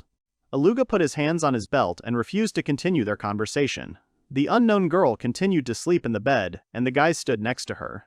Eluga looked away and began to say that he was from a tribe of divine beasts that interacted well with elves, but did not get along well with earls. Eluga had a headband on his head and the collar of his jacket was turned up. Arata looked at Eluga and did not believe what he said. Eluga stood in front of Arata. He closed his eyes and replied that everything he said was true. Eluga remembered a large monster that looked like a bird engulfed in flames. Its nails had large and sharp claws, and the bird was also hovering in the air. Eluga continued to say that Arata remembered the elder, the phoenix. Eluga then imagined the phoenix fighting another monster that was larger than itself. Eluga went on to say that the Erlvas believed in a great spirit that dined on a similar power, and there had been a dispute about this long ago. Eluga stood in front of Arata. His hands were folded together, he closed his eyes, and continued to say that since the conflict broke out, the two races were at odds with each other. Arata folded his hands together and replied that now everything became clear to him. Then Eluga covered one finger and raised his hand.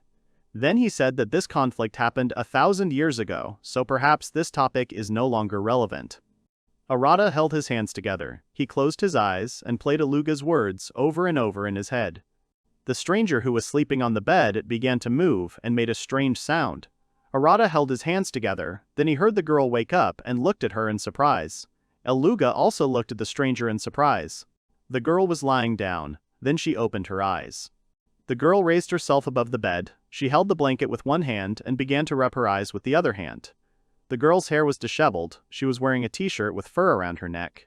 The girl was sitting on the bed, she was covered with a blanket. After thinking for a bit, she looked at the guys. The guys were standing by the bed where the girl was lying and were watching carefully what she would do next. The girl was sitting on the bed, covered with a blanket, her hair was disheveled. The girl looked ahead and said that she did not understand where she was now.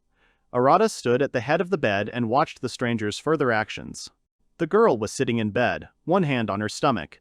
Arata was standing at the head of the bed. He raised his hand and with a smile on his face said that the girl was at their home. On the other side of the bed there was a large window, from which the sky was visible. The girl sat and held her stomach with one hand. She looked ahead and said plaintively that something else was important now. She is very hungry. At the head of the bed there was a bedside table, which was made of wood. After some time, the stranger opened her mouth wide and began to bite into the food. The girl held skewers with fried fish in both hands. There were plates on the table. Luna sat next to her and watched with tears in her eyes as the stranger ate her fish. Then the moon took a skewer with fried fish in each hand and raised them up. She calmed down and said that so be it. Luna opened her mouth wide and greedily began to eat the fish. She shouted loudly that in that case she accepted the stranger's challenge.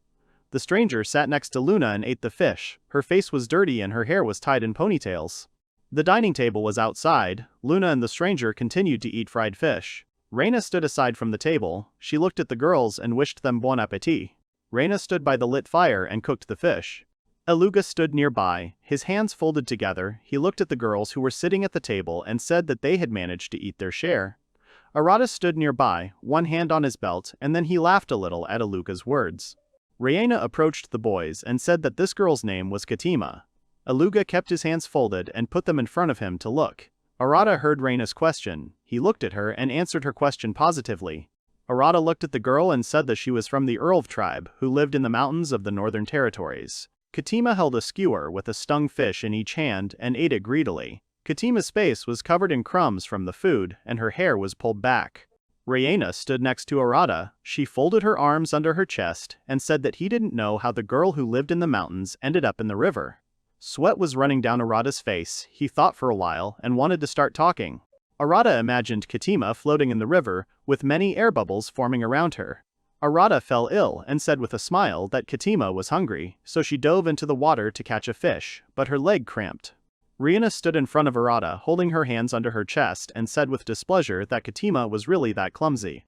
Arata nervously replied that that was why you always had to warm up a little before you started swimming. Katima finished eating. There were many crumbs from the food on her face. After thinking for a bit, she sighed heavily from the saturation of the food.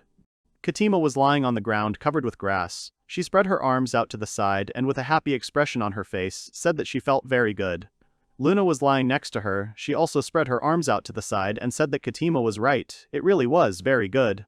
Sometime later, Reina approached the girls. She put her hands on her waist and said menacingly that girls should not lie around after eating, as it was considered bad manners. The girls rose from the ground. They lowered their heads and moaned sadly. Katima leaned her hands on the ground. She sat with her eyes closed. Then she sadly said that she had eaten her fill and now she wanted to sleep. Luna sat next to her. She lowered her head and ears down and sadly agreed with Katima's words.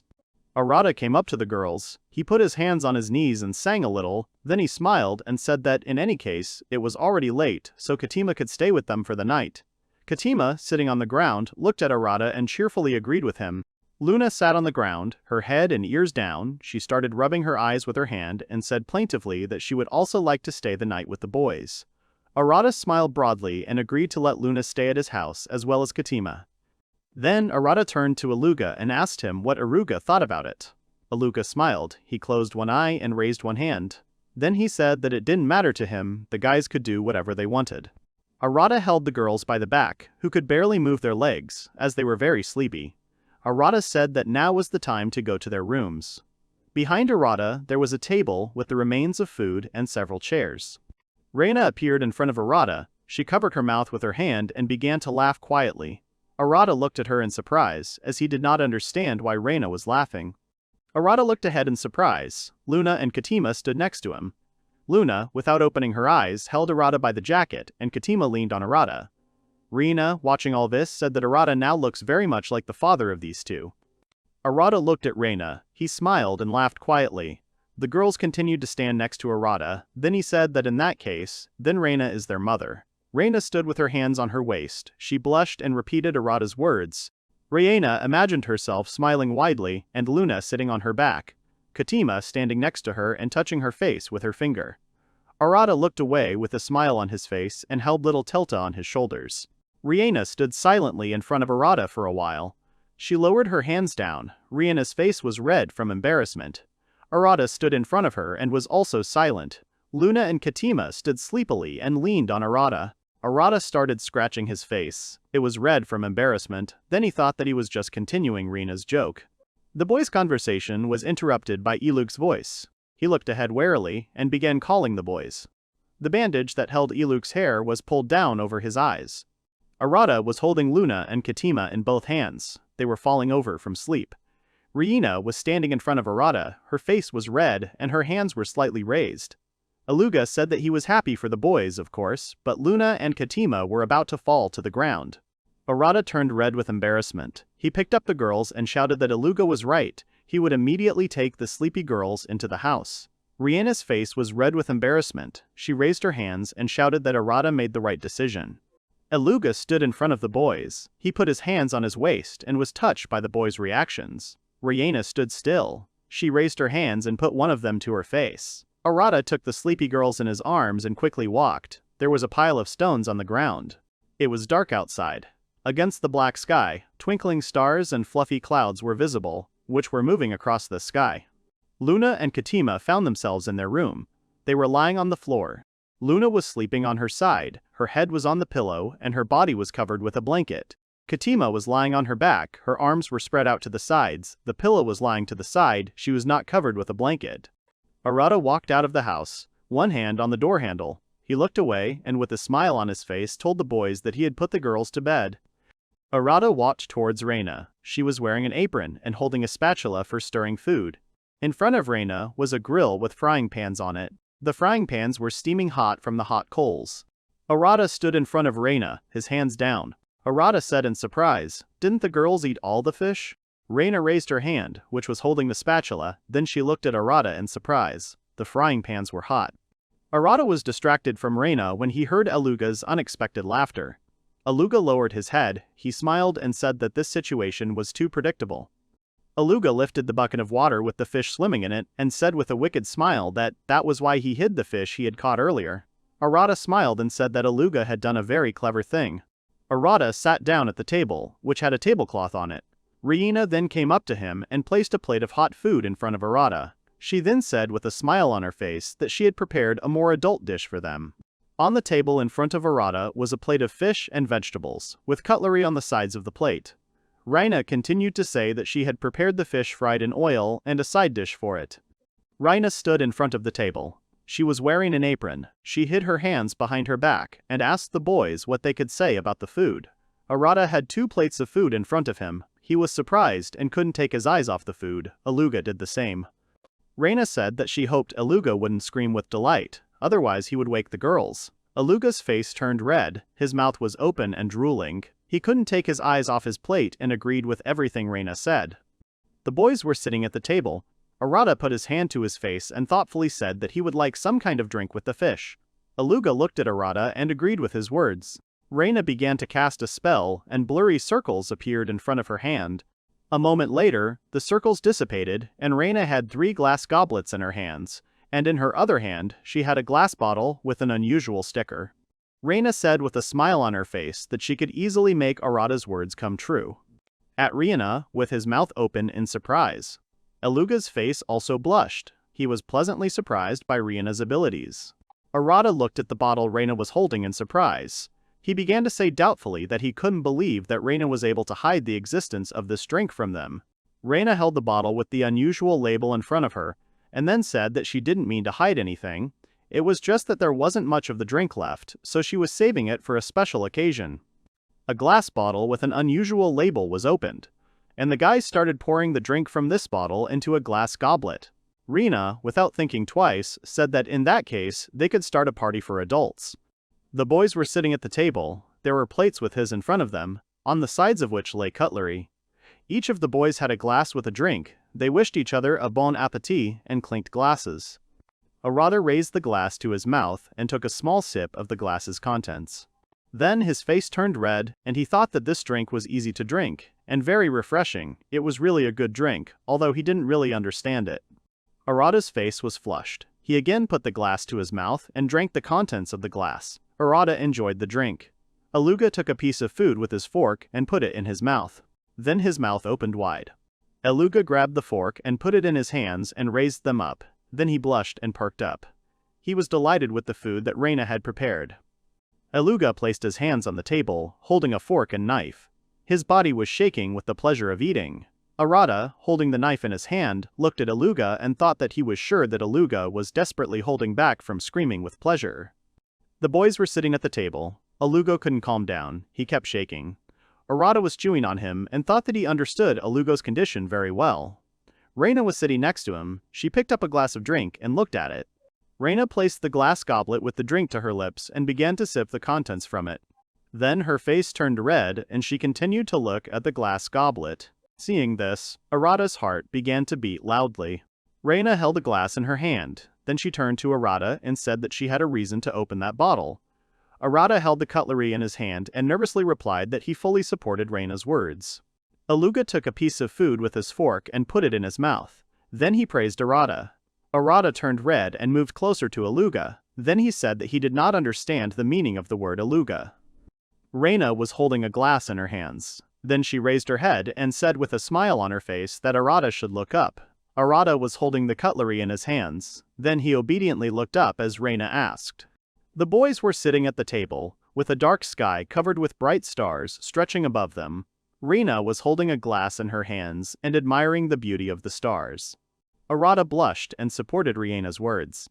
Aluga held a glass in his hands and looked up. Arata's face was slightly flushed. But imagining the girls lying in their beds and already asleep for a long time, Arata said that he liked noisy feasts. The boys sat at the table and looked at the sky above them, which was strewn with bright stars.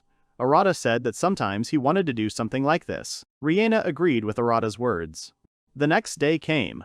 Clouds floated over the forest and mountains. Arata went outside. He raised his arms up to stretch his muscles after the night. He stretched and said that he liked the morning air. It was very nice. Arata lowered his hands down. Then he looked to the side and was surprised by what he saw. Katima was standing in front of him. She was standing with her hands down and without moving, looking at something in the thicket of the dense forest. Arata noticed Katima and called out to her. Katima turned to face Arata. Her long blonde hair was tied into two high ponytails. She was wearing a top with fur at the neck and had an unusual bandage on one arm that ended just above her elbow. Katima turned to the call and said Arata's name.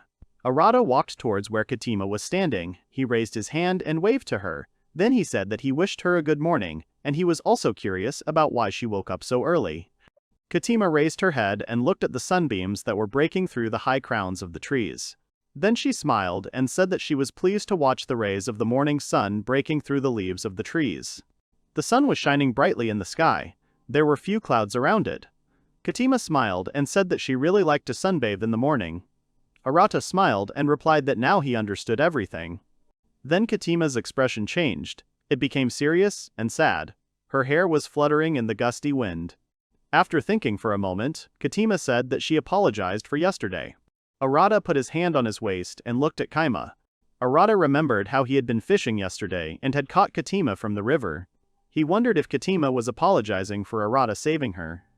Arata stood in front of Katima. He put one hand on his waist, the other one moved to the side and said that she had nothing to worry about. Katima stood between the trees and answered Arata negatively. Behind Arata, his house was visible, which was surrounded by a fence. Katima looked at Arata, then she smiled slightly and said that the Elves do not forget such things. Katima's bangs covered her eyes a little. Then Katima lowered her hands and sank forward. She closed her eyes and said tiredly that she had eaten so much yesterday, although it was the guy's fish. Sweat appeared on Arata's face. Then he smiled silently and continued to look at Katima. Arata put one hand on his belt, the other one moved to the side, then he smiled and said that in that case, Katima should bring something to Luna next time, because it was she who caught most of these fish. Then Katima raised her hands with enthusiasm, clenched into fists, and said that Arata was right. She would definitely repay the guys in kind. Katima had a glove on her hand. Arata listened to Katima's inspired speech and smiled. Katima, without dropping her hands, approached Arata and calmly said that Arata had saved her from the water. Arata was very surprised by Katima's words. He raised his hand in surprise and pointed at himself. Katima continued to say with displeasure that there was anything she could do to help Arata as a thank you. Arata folded his arms together on his chest. He closed his eyes and thoughtfully said that he would need time to think about her offer. Then Arata realized. Arata's face had an unusual expression. His mouth opened slightly. Arata hit his fist on his hand. Arata raised his finger and said enthusiastically that Katima needed to listen to him. Was it true that the Elves lived in the mountains? Katima held her hands up in the air, clenched into fists, and answered Arata's question affirmatively. Katima imagined the mountainous area where she lives, and continued to say that many spirits of fire, earth, and darkness live in the mountains. Katima put her hands on her waist, and with a smile on her face, began to say that this is why she and the other Elves live so comfortably in the mountains. Katima's lush and light hair stuck out in all directions. Arata put his hand on his waist and the other one he moved to the side. Then Arata said that he thought there was a lot of delicious food to be found in the mountains. Katima stood in front of Arata. She kept her hands on her waist and listened to Arata silently. Behind her was a thicket of forest. Katima listened to Arata. She kept her hands on her waist. Katima closed her eyes, then she smiled and said that Arata was right. There was a lot of food in the mountains, and in general the mountains were the source of life. Arata stood with his hands down and with a smile on his face, listening to Katima's story. Then Arata raised his index finger up and with a smile on his face said that in that case, when they decide to go to the mountains, Katima and her people will not mind if they take some food from there. Katima started to smile widely. As soon as Arata finished speaking, she replied that she didn't mind and she would warn about taking the guys, the elders. Katima's hair was sticking out in all directions and her bangs slightly covered her eyes. Above the rocks, forest, and mountains, a blue sky stretched out, with fluffy clouds floating across it. Katima continued to say that Arata had saved her, and for that the Elves were indebted to him. Katima spread her arms out to the sides and said with a smile on her face that she was sure that the Great Spirit would definitely accept Arata. Arata began to smile, then he put his hand aside and said that in that case, they intended to visit the Elves. Arata raised his hand and told Katima something. She listened to him attentively. Behind Arata, the gate was open, from which one could see the entrance to the house well. Riena began to come out of the house, and she exclaimed in surprise. Riena was standing on the porch of the house. She started waving her hand and with a smile on her face, said that she wishes good morning to the guys. Behind Riena stood Luna. She smiled widely and started saying that she was interested in what the guys were talking about early in the morning. Riena and Luna approached Arata. Arata put his hand on his belt, raised his other hand in the air, and with a smile on his face, said that he wished good morning to the girls and now he would tell them everything. Behind Arata grew wide tree trunks. Sometime later, Arata looked at the girls and finished talking about the topic of conversation with Katima. Riena kept one hand on her stomach, the other she put on her face and said, now she understood everything. Riena began to move her legs. Riena started to smile and continued to say that she still had a little bit of ingredients left, but she was already thinking that the boys could use some more vegetables. The stripes from Riena's headband stuck up. Katima put her hands on her waist. Then she began to smile broadly and said that in the mountains where the Elves live, there are many gifts of nature. Some plants she and her people grow themselves. Riena listened to Katima's story with admiration. Riena stood next to Katima. Then she raised her finger and said that it meant Katima and her people had something like that. Katima kept her hands on her hips and said that if Riena had any questions, she could ask them. Arata and Luna stood next to her. Arata thought that the girls' conversation might drag on. Then he raised his hand and pointed to the side. Arata began to say that he would go to the river to wash himself, and if Luna wanted to join him. Luna put her finger to her face, and together with Arata, they watched as Riena and Katima communicated.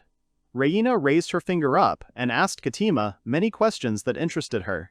Katima stood there confused and did not understand how to answer her.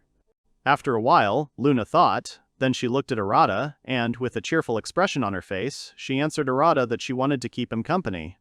The crooked trunks of the trees with lush crowns grew close to each other, and at the roots of the trees lay many large stones. Arata and Luna were walking through this forest. Luna was waving her hands and asking what they would have for breakfast. Arata then turns sharply towards the direction from which the loud noise came. Arata stood and watched as Zeros practiced with the fire sword.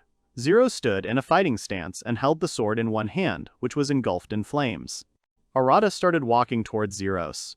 He raised his hand and started waving it, then he said that he wished good morning to Zeros. Zeros stopped with his sword outstretched in his hands and looked towards Arata. Zeros's face and body were all covered in beads of sweat. He looked at Arata. Behind him was a forest bull. The sword in Zeros's hands continued to burn. A moment later, Zeros's face changed. He frowned and was indignant about something. Zeros was sweating, holding a sword in his hands that was blazing with fire. Luna was standing in front of him, waving her hand and wishing him a good hooray. Sweat was pouring down Zeros's face. He frowned and looked at Luna with a serious expression. Luna in turn looked at Zeros in surprise. She did not understand why he had such an expression on his face. One of her departures from surprise sank down.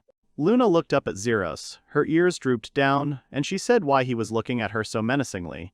Zeros's body was dripping with sweat. He replied that he was looking at her normally. Zero began to scratch his head. He stood silently in front of Luna.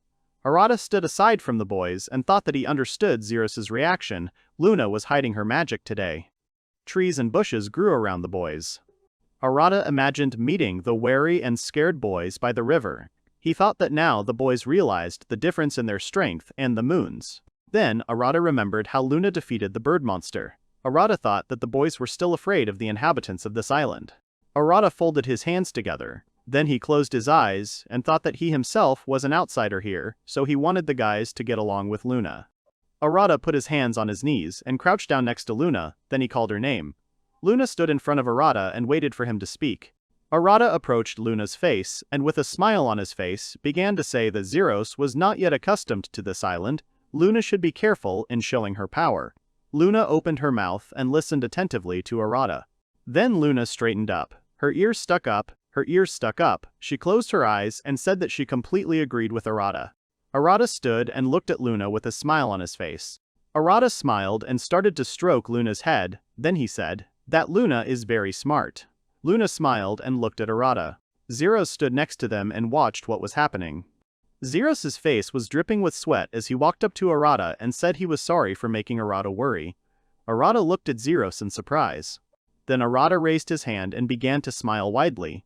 Arata said that Zeros had nothing to worry about. This island is not something you can get used to right away. Fluffy clouds floated across the sky. Arata stroked Luna's head and said with a smile that he wanted the boys to see Luna as more than just a possessor of great strength. Luna closed her eyes and smiled shyly. Zeros looked at Arata and said that he understood everything. Arata folded his arms under his chest and thought that it seemed to him that Zeros and Merlin now looked even more cautious than before. Luna looked at the thoughtful Arata in surprise. Arata remembered the faces of Luna and Aluga. They were smiling. Arata thought that he wanted the boys to stop being afraid of Luna and Aluga. Arata stood in front of Zeros, who placed his hands on his waist. Arata thought that if a situation like yesterday were to happen again and again, Zeros and Merlin might get a mental breakdown. Arata made a serious expression and thought that even though he and the guys had just met recently, he didn't want things to end this way. Arata looked at Zeros. Then he raised his hand and said that he and Merlin were not very busy today. Zeros had beads of sweat running down his face. He was very surprised by Arata's question. Zeros folded his hands together, then replied that he and Merlin were not busy today. Arata put his hand on his waist and wanted to say something. Arata kept one hand on his waist, the other one he raised, and with a smile on his face, said that in that case, why don't the guys join him and the others for breakfast? Luna stood next to him and looked at Arata with her mouth open. It was quiet around the house of Arata and the others. The house was surrounded by a high fence. After some time, Arata came into the house and, with a smile on his face, told Reina that he was home. Luna was with him and she, with a smile on her face, said that they had returned from a walk. Reina was sitting on the sofa. She had glasses on her face, and in her hands she was holding a book with an unusual carved cover. There was a table and chairs in the room. Katima was sitting on a chair. Her head was lying on the table. Arata asked in surprise that Reina and Katima had managed to discuss all the issues. Reina answered Arata's question positively. Katima put her hands and head on the table, tired. Reina was holding a book in her hands, and there was a cup on the table in front of her. Arata turned to the boys and said that Katima and her people had many different vegetables, and she couldn't wait to go to the mountains. Zeros entered the house with the boys. Rihanna was wearing glasses and was very surprised when she saw Zeros and Merlin enter the house with the boys. The boys were careful and cautious. Reina looked at the boys without looking away. She slammed the book shut and asked why those guys were in the house. Arata walked up to Rain with an indignant expression on his face, and she lowered her head.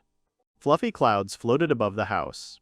At this time, Arata told Reina about inviting the boys to breakfast. Reina was sitting on the couch with her arms folded, Luna was standing behind Devin and leaning on him. Arata moved his arm to the side and said that that's why he thought it would be nice for everyone to have breakfast together. Zeros and Merlin were standing by the door. Rowena lowered her head and closed her eyes. Then she said that she now understood everything. Zeros' face was furrowed, and Merlin stood next to him, her hair covering her face. Arata stood silently and thought sadly that Rihanna had said earlier that she had a bad relationship with the other alchemists. Arata stood behind the sofa and thought that Rihanna didn't say that they were enemies before, so Arata thought that everything could be settled. The guys were standing next to him. Arata lowered his head, his face became even sadder, and he thought that most likely his decision was too naive. Rihanna noticed Arata standing next to her, and he looked very sad. Reina looked ahead and sighed heavily. Rihanna, without turning to Arata, said that he shouldn't make that expression. Arata perked up, as he didn't quite understand what Rihanna was talking about. Rihanna took the glasses in her hands, and with a smile on her face said that if Arata wanted it, then she wouldn't object either. Arata smiled widely and said Reina's name. Rihanna sat on the sofa. She held her glasses in her hands, then she closed her eyes and said that it wouldn't mean that she forgot everything. Arata looked at her in surprise. There was cutlery hanging near the stove, and apples were lying in plates on the table. Arata started scratching his head and said that they were living on the same island, and there was no getting away from it, so he wanted the guys to get along with each other. After hearing these words, Reina was very surprised. Reina put her glasses on the book and said that Arata was right. They weren't in the kingdom now, or even on the continent. Reina stood up and walked towards the boys who were standing at the door. Reina extended her hand and said with a smile that this island sometimes felt like hell, but in reality, it was a good place to live. Zeros and Merlin stood nearby and listened attentively to Reina. She continued to say that she thought that the guys also had their own thoughts on this matter, but it was necessary to forget about the past and try to establish communication. Zeros had sweat running down his face, his brows were furrowed, and his eyes were closed. Zeros shouted that Reina was right and now he understood everything. Then he started walking forward. Zeros, looking flustered by his decision, shakes the stunned girl's hand. The boy apologizes to her for everything and asks her to start over with hope in his voice. Rihanna is a little surprised, but shakes the boy's hand back. Within a second, her expression becomes sweet and friendly, and she happily agrees with her new friend. Rena slightly closes her eyes and a joyful smile appears on her face, addressed to Zeros. Suddenly, his brows furrow and he turns to his friend standing behind him with an angry look and addresses her. Zeros expresses his wish that she would come to her senses too. Merlin, clearly displeased, says that he knows. The girl sighs heavily and closes her eyes with obvious displeasure and disappointment on her face. Merlin is surprised that something like this happened after she reached the level of the 7th Archmage. The girl extends her hand towards Reina and addresses her by name. The Archmage, with a smile on his face, thanks her once again for her support and, like her friend, also offers to start over. Reina shakes her hand and agrees with her. The protagonist approaches the boy and sincerely thanks him for coming.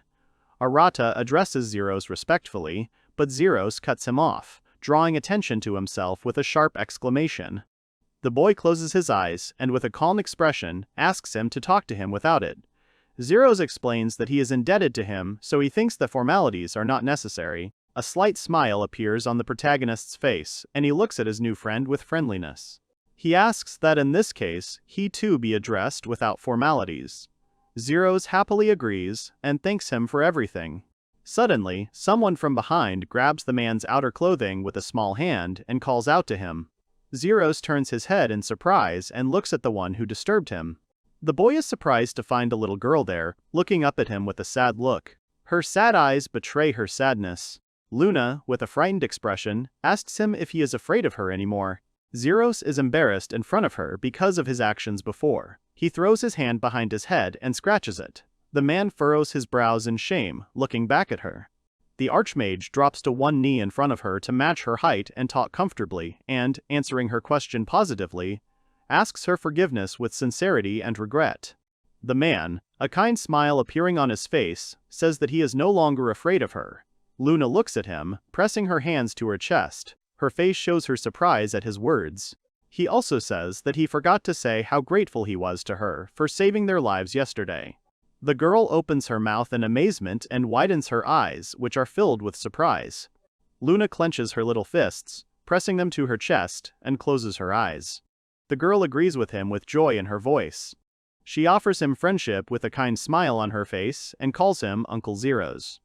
The man opens his mouth wide in surprise and repeats the little girl's words about him being an uncle, not wanting to believe her words about his adulthood. Zeros's whole body trembles from the negative emotions that overwhelm him. The man looks at the little girl standing in front of him in bewilderment and, frowning, wonders why she called him that. Luna puts her finger to her cheek and looks at him with a confused look, wondering about his reaction and his question.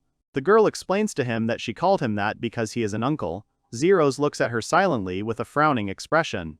The man considers his words and reluctantly agrees with them. He closes his eyes and folds his arms across his chest. Zeros says with bitterness in his voice that he is quite old. In fact, he is over 50 years old.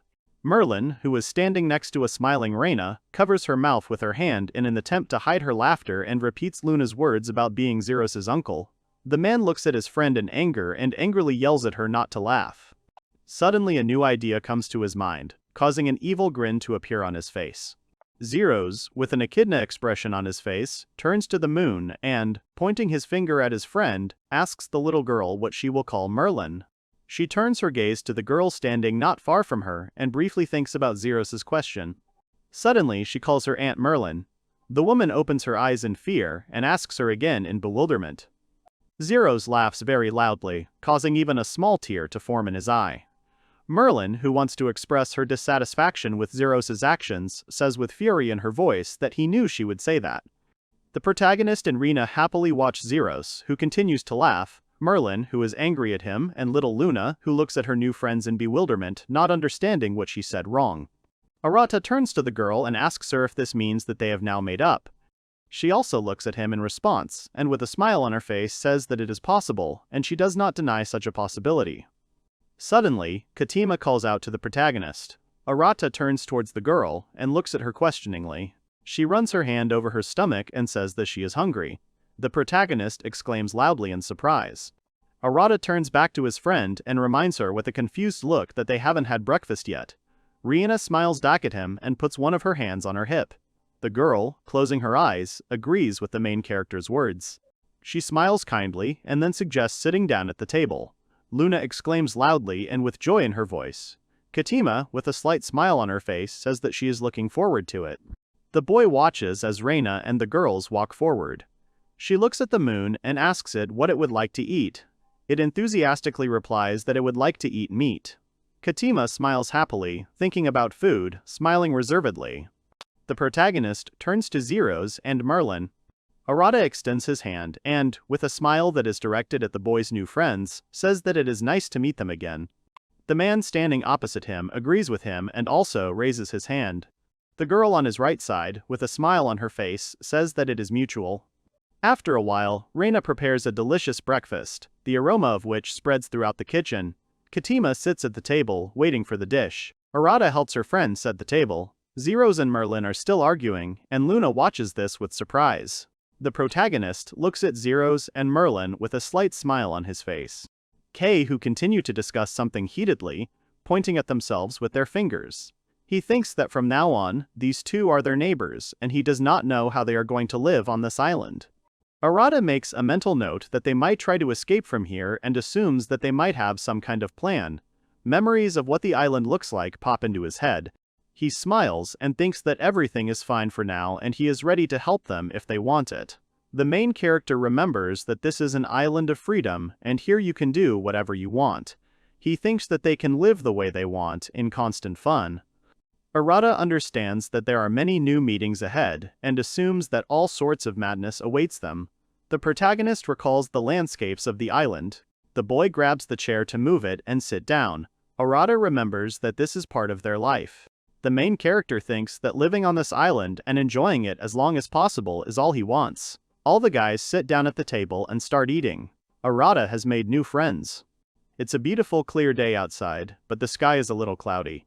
After breakfast with Zeros and the others, Rihanna cleans the kitchen, wanting to tidy up the cooking area. The guy says it was noisy, but it gets lonely when no one is around. She agrees with him. The girl turns to face him and looks at him. She holds a plate in her hands with a smile on her face, which she is going to wash, and says that if she always does this, she will quickly get tired. Arata smiles back at her and laughs a little, saying that it is true. The girl washes a plate under running water and says that you never know what to expect from life. A slight smile appears on her face and she says that she would never have thought that everything would turn out this way. The protagonist asks her in surprise if she is talking about Zeros and Merlin now.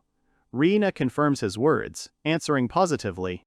She explains to him that they only saw each other at meetings and almost never talked. The protagonist exclaims, remembering the events of the past, and says that they decided to settle further away because of the pride of the archmages and because they did not get along with each other. He watches her wash the dishes. The guy suddenly contradicts himself and raises his finger up. He looks at her with joy in his eyes and asks the girl that now that they have forgotten their differences, would she mind if they lived nearby.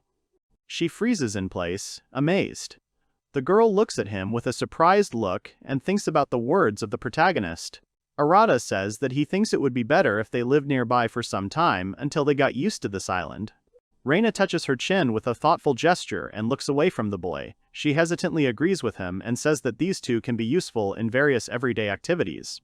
The protagonist leans against the pedestal that stands between Reina and him, surprised by her words. He thinks about her statement and asks her to give an example. The girl asks him if he has heard that Zeros has a nickname, Deadly Flame. Rain becomes serious in that second. The girl looks at him with determination in her eyes and folds her hands. She explains to the guy that his fire control is much better than hers. She thinks it will be very convenient for cooking meat. The main character is amazed by her words. The guy thinks to himself that this is not the most appropriate occupation for a person with such a nickname, but he resigns himself to it. Reina opposite him looks at the guy and raises her finger. The girl starts talking about Merlin. Reina explains to him that she is so good at water magic that she is called holy water. She believes that for cleaning, washing, and sewage, water is very useful in everyday life. The protagonist frowns a little with disappointment and thinks about her words. Memories of the strength of Merlin and Zeros flash through the boy's mind. The protagonist thinks that these two are clearly proud of their nicknames and asks himself a logical question. Is it right to ask them about something like that? However, after a second his gaze becomes more serious. He stops himself and his thoughts and thinks that on this island, the titles of archmages are worth nothing, and it is much more important to raise the standard of living. Rihanna thoughtfully says that they will still be there, and the girl asks why not ask them for help. Arata agrees with her. He says with a smile on his face that it is a good idea. The girl then offers to go and talk to them. After a while, the sun is already setting towards the horizon, creating a beautiful sunset. The protagonist stands with his hands on his hips near Reina, who has a smile on her face and is surprised that they have already arrived. Zeros waves his hand and confirms his words. The man has a serious expression on his face. He says he hopes for their support. The girl next to him smiles easily and thanks them in a joyful voice. Rihanna suggests that they first decide where they will pitch their tents. Merlin agrees with her. After a while, Zeros and Arata pitch the last of the two tents. It is already completely dark outside. After they finished setting up the Zeros tents, Merlin, Arata, and Reina are having lunch at the girl's house. The sky has already turned completely dark. Merlin looks forward with admiration in his eyes and a smile on his face. The girl sees a bathhouse in front of her and says that she never thought she would be able to take an open-air bath here. Rihanna turns to her and says that they built another bath, separate from the one they have at home.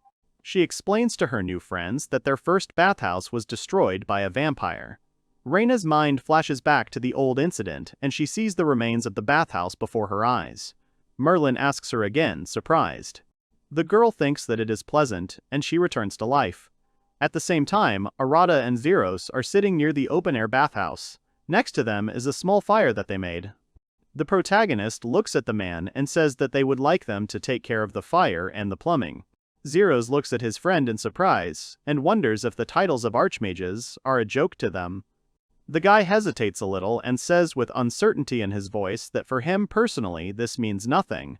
The man smiles at him and tells him that they are just trying to survive here now, so he would be happy with any role they offer. The protagonist looks at him thoughtfully and asks what they would have done if they hadn't invited them. Zeros thinks about the guy's words and looks down a little sadly.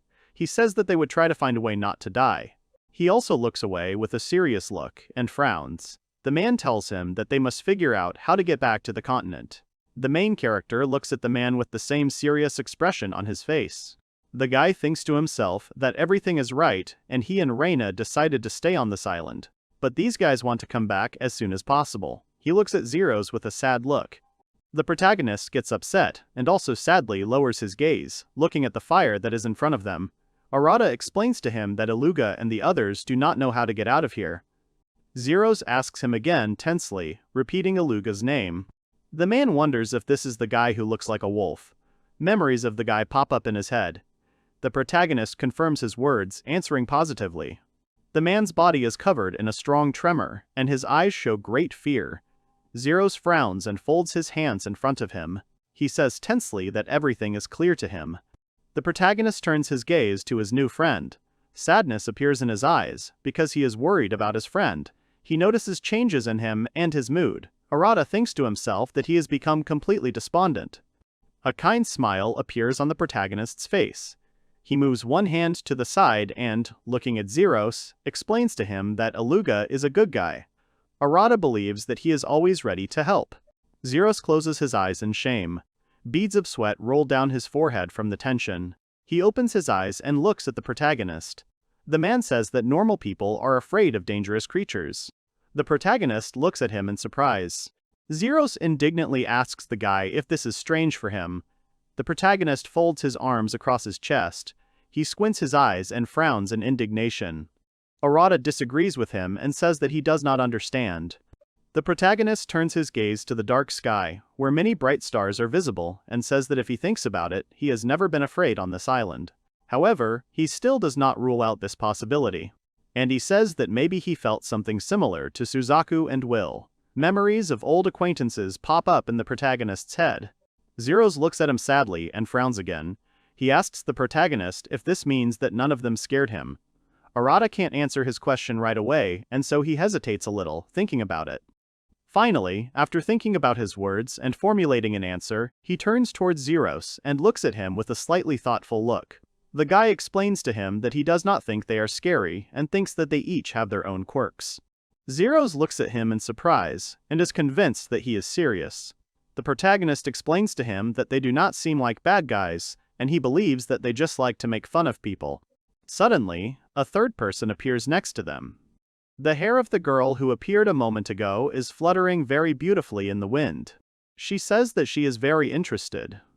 In front of Zeros and Arata appears a young and beautiful girl, Will. The girl is floating above the ground, holding her arms crossed over her chest. She is surprised that this is exactly what he thinks about her. A cruel smile appears on Will's beautiful face. The girl frowns and says that only someone beyond the monsters could say such a thing. She believes that she should not be underestimated. Zeros's face shows genuine horror. He opens his mouth in shock and exclaims in surprise, looking at the girl hovering in front of him. Arata, who is sitting next to him, closes his eyes in resignation and remembers that Zeros does not know who she is. The protagonist points his finger at Will and explains to Zeros that this is Miss Will. The man next to him exclaims again in great surprise and even falls backwards, unable to maintain his balance. The guy slowly approaches the bathhouse and blocks the girl's path, resolutely taking a pose. Zeros turns around at him in surprise and looks at this with surprise. Will looks at this with surprise and turns to the guy. The girl wonders why he stood between her and the bathhouse. The protagonist furrows his brows decisively and explains to her that he did this because she will destroy her again. The girl turns her head away from him with disdain and clicks her tongue in displeasure. The protagonist says in an angry tone that he already told her to stop attacking Reina when she washes. The girl looks at him with slight surprise and says that it is impossible. The main character is upset and remains silent in resignation. The girl stands on the ground and asks him if he would like to see Reina's embarrassed, bright red face. Will walks slowly towards him. The girl says that all that is required of him is a trifle. A predatory grin appears on her face and she demands that he simply get out of the way. Will, with a creepy smile on his face, tells him that then he can blame everything on her. She thinks that this is a very tempting offer. Arata angrily puts his hands on his hips and says he won't buy it. The girl turns away in displeasure and says he's a bore. Will doesn't lose his spirit and says that it's nothing to worry about. She turns to Zeros and says with a smile on her face that it looks like there are new characters here. Zeros looks at her in surprise, his eyes wide with fear. The girl looks at him with a smirk on her face and introduces herself as Wilhelmina Walmiran Walheim. Will tells him that she is a true vampire who rules the Dark Night. The man's face is filled with terror. Beads of sweat appear on his face from fear. At first he cannot say anything, but then, stuttering, he introduces himself as Zero's Grinder and says that he is the 6th of the 7 Archmages. A small smile appears on Will's face again, but her eyes are obscured by the hat on her head. The girl turns to Arata and, pointing her hand at the man, asks him to see how normal people treat her. Arata asks her what's wrong with that and explains to the girl that he's not afraid of her anyway. Besides, he says with a smile on his face that sometimes she is a little annoying, but he considers her a friend with whom he can talk.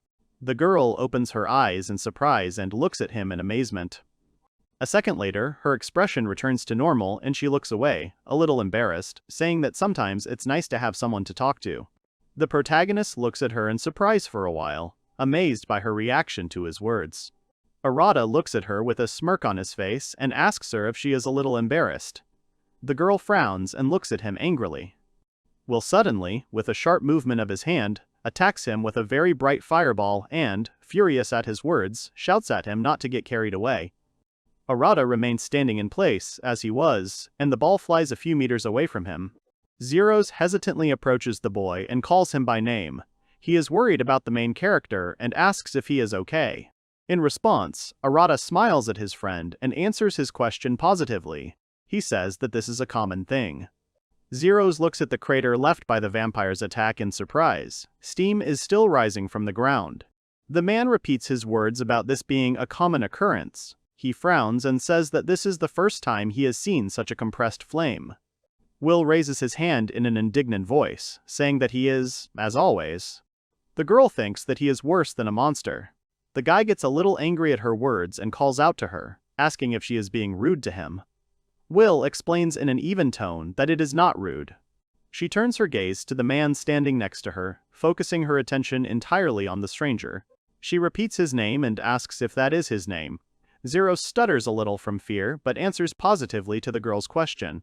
Will greets him with a creepy, ominous smile, calling him a stranger. The man, just in case, gets into a fighting stance and looks at her in surprise, amazed by her greeting. The girl explains to him that she came here just to kill time, so she didn't prepare a big gift. Suddenly, she moves her hand to the side and a mushroom appears in her palm out of nowhere, which at first hovers in the air. Will, with a predatory smile on her face, tells the boy that this is the most delicious mushroom on the island. The girl comes closer to him and says that she gives it to you as a proof of friendship. Zeros retreats from her in fear, taking a step back.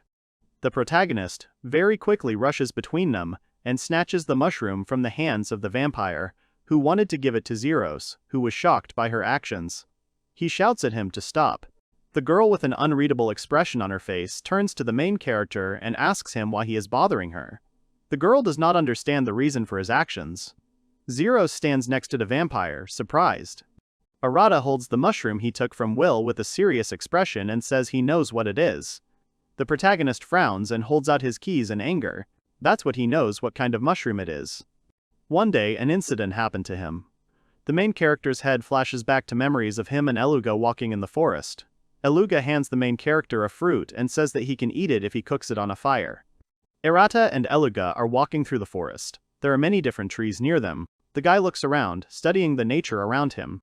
Arata asks if there are many edible plants in this forest. The guy says yes, but notes that you can't eat everything. Suddenly, the main character sees something in front of him and opens his eyes wide in surprise, exclaiming loudly. Arata turns his head to his friend and asks Eluga if the mushroom is edible. Eluga turns to look at him and looks at the mushroom. The guy points his finger at a small mushroom near the beginning of the tree trunk, so that Aluga understands what kind of mushroom he is talking about. Aluga is very surprised by the main character's find and opens her mouth in amazement. The boy covers his eyes in embarrassment and his face expresses his depressed state. Aluga folds her arms and says that this mushroom is edible, but the problem is different. The boy urges him to be careful and not to eat it without a special reason. The protagonist looks at his comrade in surprise, turning his head in his direction. He wonders if everything is so bad. Aluga thinks about his words for a while, and then says that the cone smokes heavily from its use. Arata exclaims in surprise. Aluga thinks about this for a moment and frowns with displeasure. The guy is silent at first, and then reminds the guy that he recently said that he met an old vampire woman.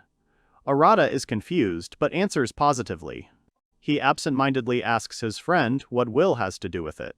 Aluga looks very gloomy, but says that he remembered her because she fed him those mushrooms. The guy says that after that he remembers only one moment. Aluga's mind flashes back to the memory of lying in bed with a beautiful girl, confused and afraid. The boy remembers how it will all end. The main character is perplexed and silent, looking at him in amazement. Aluga shouts in rage at the protagonist that this woman is ready to do anything for her fun. The guy opens his eyes wide and angrily tells him to be careful. Arata, remembering his friend's words, silently agrees with him and thinks that he will be careful. The boy angrily squeezes the mushroom in his hand, which he recently took from Will. The main character angrily extends his hand with the mushroom forward and shouts that it is a burning mushroom. Zeros frowns in confusion and looks at him in surprise, repeating his words about him burning. The girl standing next to him looks away. Will frowns in anger that the protagonist has thwarted her evil plan, and furiously asks him how he knew about it. Arata frowns at her and says that the Aluga warned him. He throws the mushroom aside. The girl angrily calls him ungrateful and asks him to whom he owes his happy life. The protagonist says that he is angry because she made him skip all the steps to happiness and turned him into an animal. Arata touches his chin with his fingers in a thoughtful gesture and thinks about it with a serious expression. He says that Aluga couldn't understand for a long time that Livia was in love with him, so he can't say that he didn't have problems. The vampire looks at him with a gloomy expression, expressing her dissatisfaction with his words and her gaze. The girl says that he shouldn't talk about it. The protagonist looks at her in bewilderment and asks what she's talking about. Will calmly explains to the protagonist that she means him and Reina. She doesn't even have time to finish the word when, with a sharp movement and one attack, her head is cut off. Surprise freezes on her face. Zeros exclaims in surprise, and looks at the girl in amazement, not believing his eyes. The protagonist frowns in bewilderment and closes his eyes, turning his head towards the new arrivals. He expresses his dissatisfaction with the situation. The girl who came a few moments ago screams loudly for her to stop. She is clearly displeased with the actions of the vampire, who has disturbed their peace again. This girl turns out to be very Reina. Her face is angry. She asks her in anger why she comes here at such a time and tries to say strange things. Behind her stands a frightened Merlin. She thinks that this is a new threat. The severed head of Will the Echidna smiles and looks with satisfaction at the girl who came out of the bathhouse. The vampire says that she does this because watching her embarrassed is the highest pleasure. Reina is very angry because of her words. The girl frowns and points her finger at her. She angrily shouts that she will cook her something really tasty, but in return they ask her to stop doing this already. Will says that her food certainly looks very appetizing, but the girl thinks that this looks much better. The vampire smiles evilly and says that she simply cannot stop. Reina looks at her with an evil look and exclaims.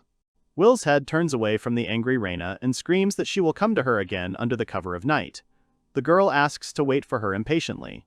Reina furiously puts her hands forward and with anger in her voice screams that somehow it will work out. After the unexpected guest leaves, there is silence between the friends. Arata sadly watches the girls go. Zeros, who is standing next to him, is perplexed. Reina is very angry and Merlin is trembling with fear behind them. Suddenly Zeros turns to Arata. He raises his finger up, pointing at the girl who left them, and they ask him if someone like her often appears on this island. The guy is depressed, but answers his question positively. The main character looks at him with a slightly sad look and says in a calm voice that Will seems to belong to a special category, although he doesn't know how many people like her are here. The Archmage frowns, and a sad expression appears on his face. He looks at the boy with a look of doom in his eyes. Arata is a little confused by his reaction. Zeros turns his gaze to the dark sky and says that everything is clear to him. The man, with a slight smile on his face, says that he is not sure that he will be able to survive if he leaves them. The main character looks ahead with the same smile. Arata is taken aback by his words and thinks to himself that this is not very pleasant to hear from a grown man. A very frightened Merlin kneels behind them. Rihanna is about to leave. A week has passed since Zeros and Merlin moved in to live nearby. Living in a tent was inconvenient, so Arata and his friends helped build them a house. The girls and boys look at the house that appeared nearby. Then they all celebrated the completion of the building. They had a great time that day. Eluga and Arata helped set the table for Rihanna. Luna was having fun with the boys. Merlin was scared of the dogs, and Zeros laughed at her. The sun has set, and it's a dark evening.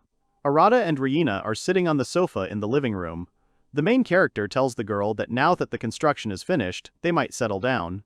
The guy remembers that thanks to their new comrades, their standard of living has increased significantly. He remembers how Zeros cook food with fire, and Merlin uses water magic. Rihanna only laughs at his words and agrees with him. Unexpectedly, the protagonist remembers that Zeros is called Deadly Flame and Merlin Holy Water. The guy turns to his friend and assumes that she also has her own nickname. Rihanna answers his question positively. The girl looks at him with a smile on her face and says that she was called the Many-Faced Demon. The protagonist opens his eyes in admiration and looks at the girl. He exclaims in amazement and says that it sounds cool. The girl doesn't think there's anything wrong with that. She closes her eyes in disappointment and says that she doesn't have any special talents like those two, and the skills she does have are useful only in everyday life. The protagonist, without a doubt, does not agree with her in words and says that it is not true. The girl looks at him in surprise and wonders why he thinks so. The guy raises his finger up and explains his point of view to her with a smile on his face, that on this island you can defeat the enemy not only by force, but magic, which enriches life, is more important. He says that Zeros told him that they can't use storage magic, and she has different types of magic, that's why she is called Many-Faced Demon. The guy's mind flashes back to the girl using magic. The protagonist looks at his girlfriend with admiration. A kind smile appears on his face and he says that she is amazing. Rihanna exclaims in surprise and looks at him in shock at his words, a slight blush playing on her face. Rihanna looks away in embarrassment and starts playing with her hair with her fingers. She thanks him with sincerity in her voice. The protagonist smiles at her reaction and chuckles a little to himself. Arata thinks that without her he wouldn't be living this life because thanks to Rihanna they have a good time. Memories of great times with their mutual friends come to mind. Suddenly the protagonist exclaims and remembers something important. He asks the girl how long it has been since she saw Teltu. Arata explains the motivation for his question and says that today she did not come again. The girl touches her chin with her index finger in a thoughtful gesture and ponders his words. She looks up and says that it is very strange. Suddenly she remembers that Wilhelmina also stopped flying to them every evening, and she has not seen her since that day. Memories of the vampire's last visit, when she cut off her head in anger, flash through her mind. The protagonist crosses his arms over his chest and thinks that these two used to come almost every day, but now they have stopped. He looks down thoughtfully and thinks that Teltu is probably okay. He closes his eyes, thinking about it. The protagonist thinks that Will's absence looks suspicious. The guy and the girl both arrive in a thoughtful state and try to figure out what the vampire has planned this time. Rihanna looks at the guy a little uncertainly and assumes that they are planning something strange together. The main character closes his eyes and seriously thinks about her words. Suddenly he lifts his head up and looks at the girl. The protagonist asks her in surprise if she thinks Teltu has teamed up with Will. He wonders if they know each other.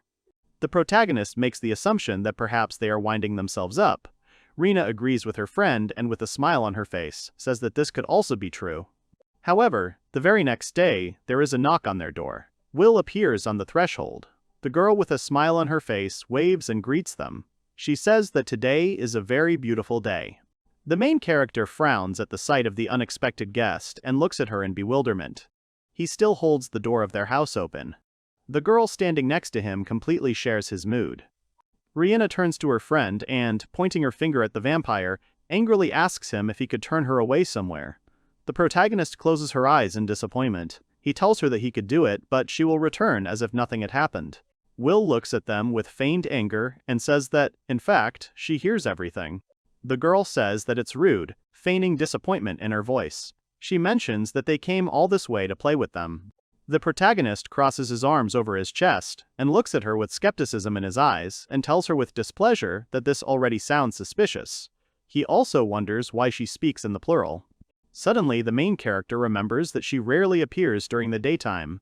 The girl turns her head slightly to the side and agrees with the guy. Suddenly, she asks the protagonist where Luna and the others are. Arata explains to her that they haven't arrived yet. A strange grin appears on her face, half of which is hidden behind her hat. The vampire says that it is even better this way.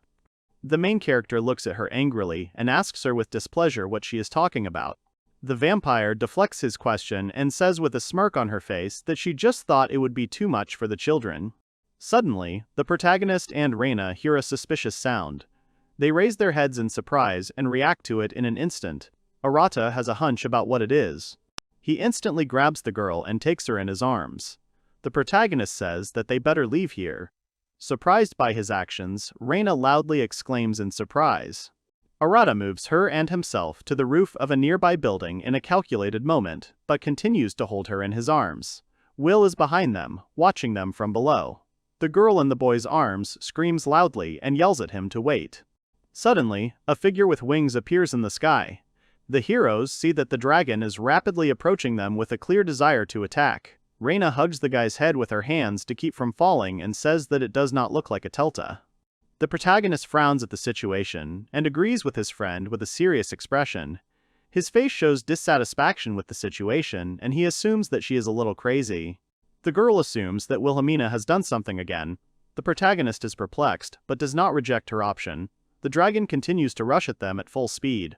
Arata uses his legs to lower himself to the ground and breaks. He holds Reina's hand and asks her to step aside for now so he can stop her. She agrees with him. The dragon is already very close and will soon catch up with them.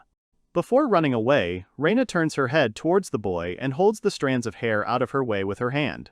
She says that she knows nothing will happen to him but still asks him to try to avoid getting hurt. The protagonist looks at her with confidence in his eyes. A slight smile plays on his face, and his eyebrows are slightly furrowed. Arata agrees with her, reassuring her. The girl runs deeper into the forest, and the main character looks at Telta. A large dragon is rushing towards the guy at full speed. It opens its mouth fiercely, clearly preparing to attack the main character. Arata frowned slightly, but with a determined expression on his face, he looked at the enemy without fear. Suddenly, his face breaks into a good-natured smile, and he spreads his arms out to the sides, opening himself up for a hug. The protagonist asks Telta to stop and say that he doesn't know what's going on, but he thinks she needs to calm down. The dragon continues to rush at him with the same fury. However, when there is less than a meter between the main character and the monster, the dragon turns into a little girl who lets out a joyful cry and jumps into Arata's arms. The boy looks at the girl with kindness in his eyes and gently strokes her head. Telta, in turn, continues to hug him around the body. A joyful smile plays on her face, and she makes a joyful cry. The boy agrees with her. He looks at how many trees that used to stand near the girl and the boy were destroyed. He thinks about how she didn't have any killing intent, and he knew she just wanted to play. He's glad they left the house. Telta continues to growl happily and rubs her head against the boy's stomach. Arata looks at the girl in bewilderment, his hand still on her head, and once again agrees with her. The main character scratches the girl's chin, which makes her close her eyes and smile in pleasure. The guy thinks that he doesn't know what's wrong with her, but in principle he thinks that she's behaving as usual.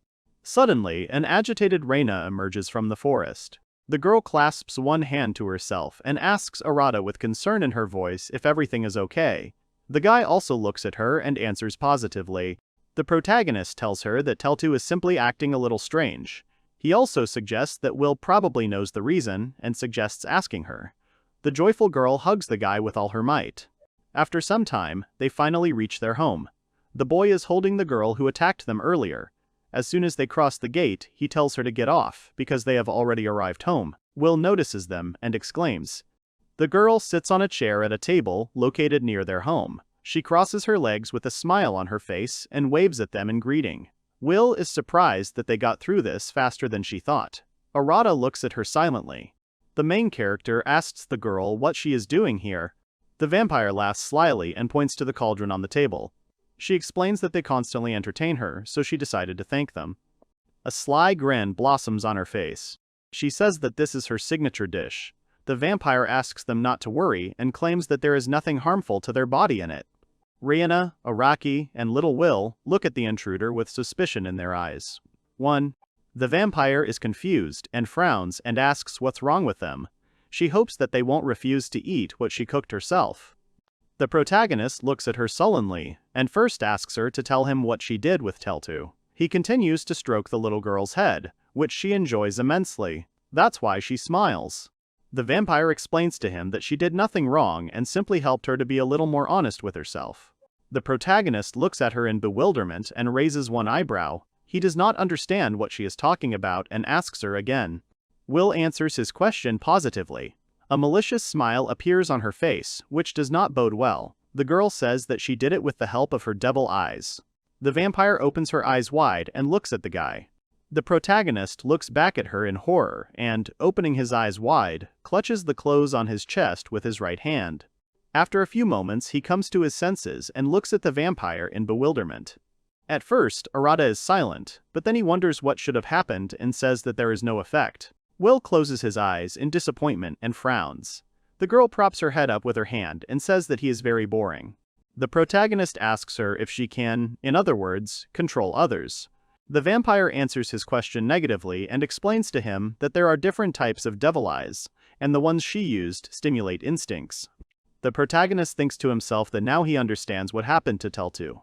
The girl continues with a joyful expression of interest in him. Reina turns to the vampire and asks her when the girl will come to her senses. Will, with a sly smile on his face, points to the pot with the unknown contents and says that maybe she will feel better while they try her dish. Reina and Arata look at her angrily and shout that it is a lie. The girl asks them not to be so paranoid and puts the contents of the pot on plates. The protagonist looks with skepticism at the plate with incomprehensible food that Will places in front of him. The protagonist frowns slightly and looks at the vampire with displeasure in his eyes.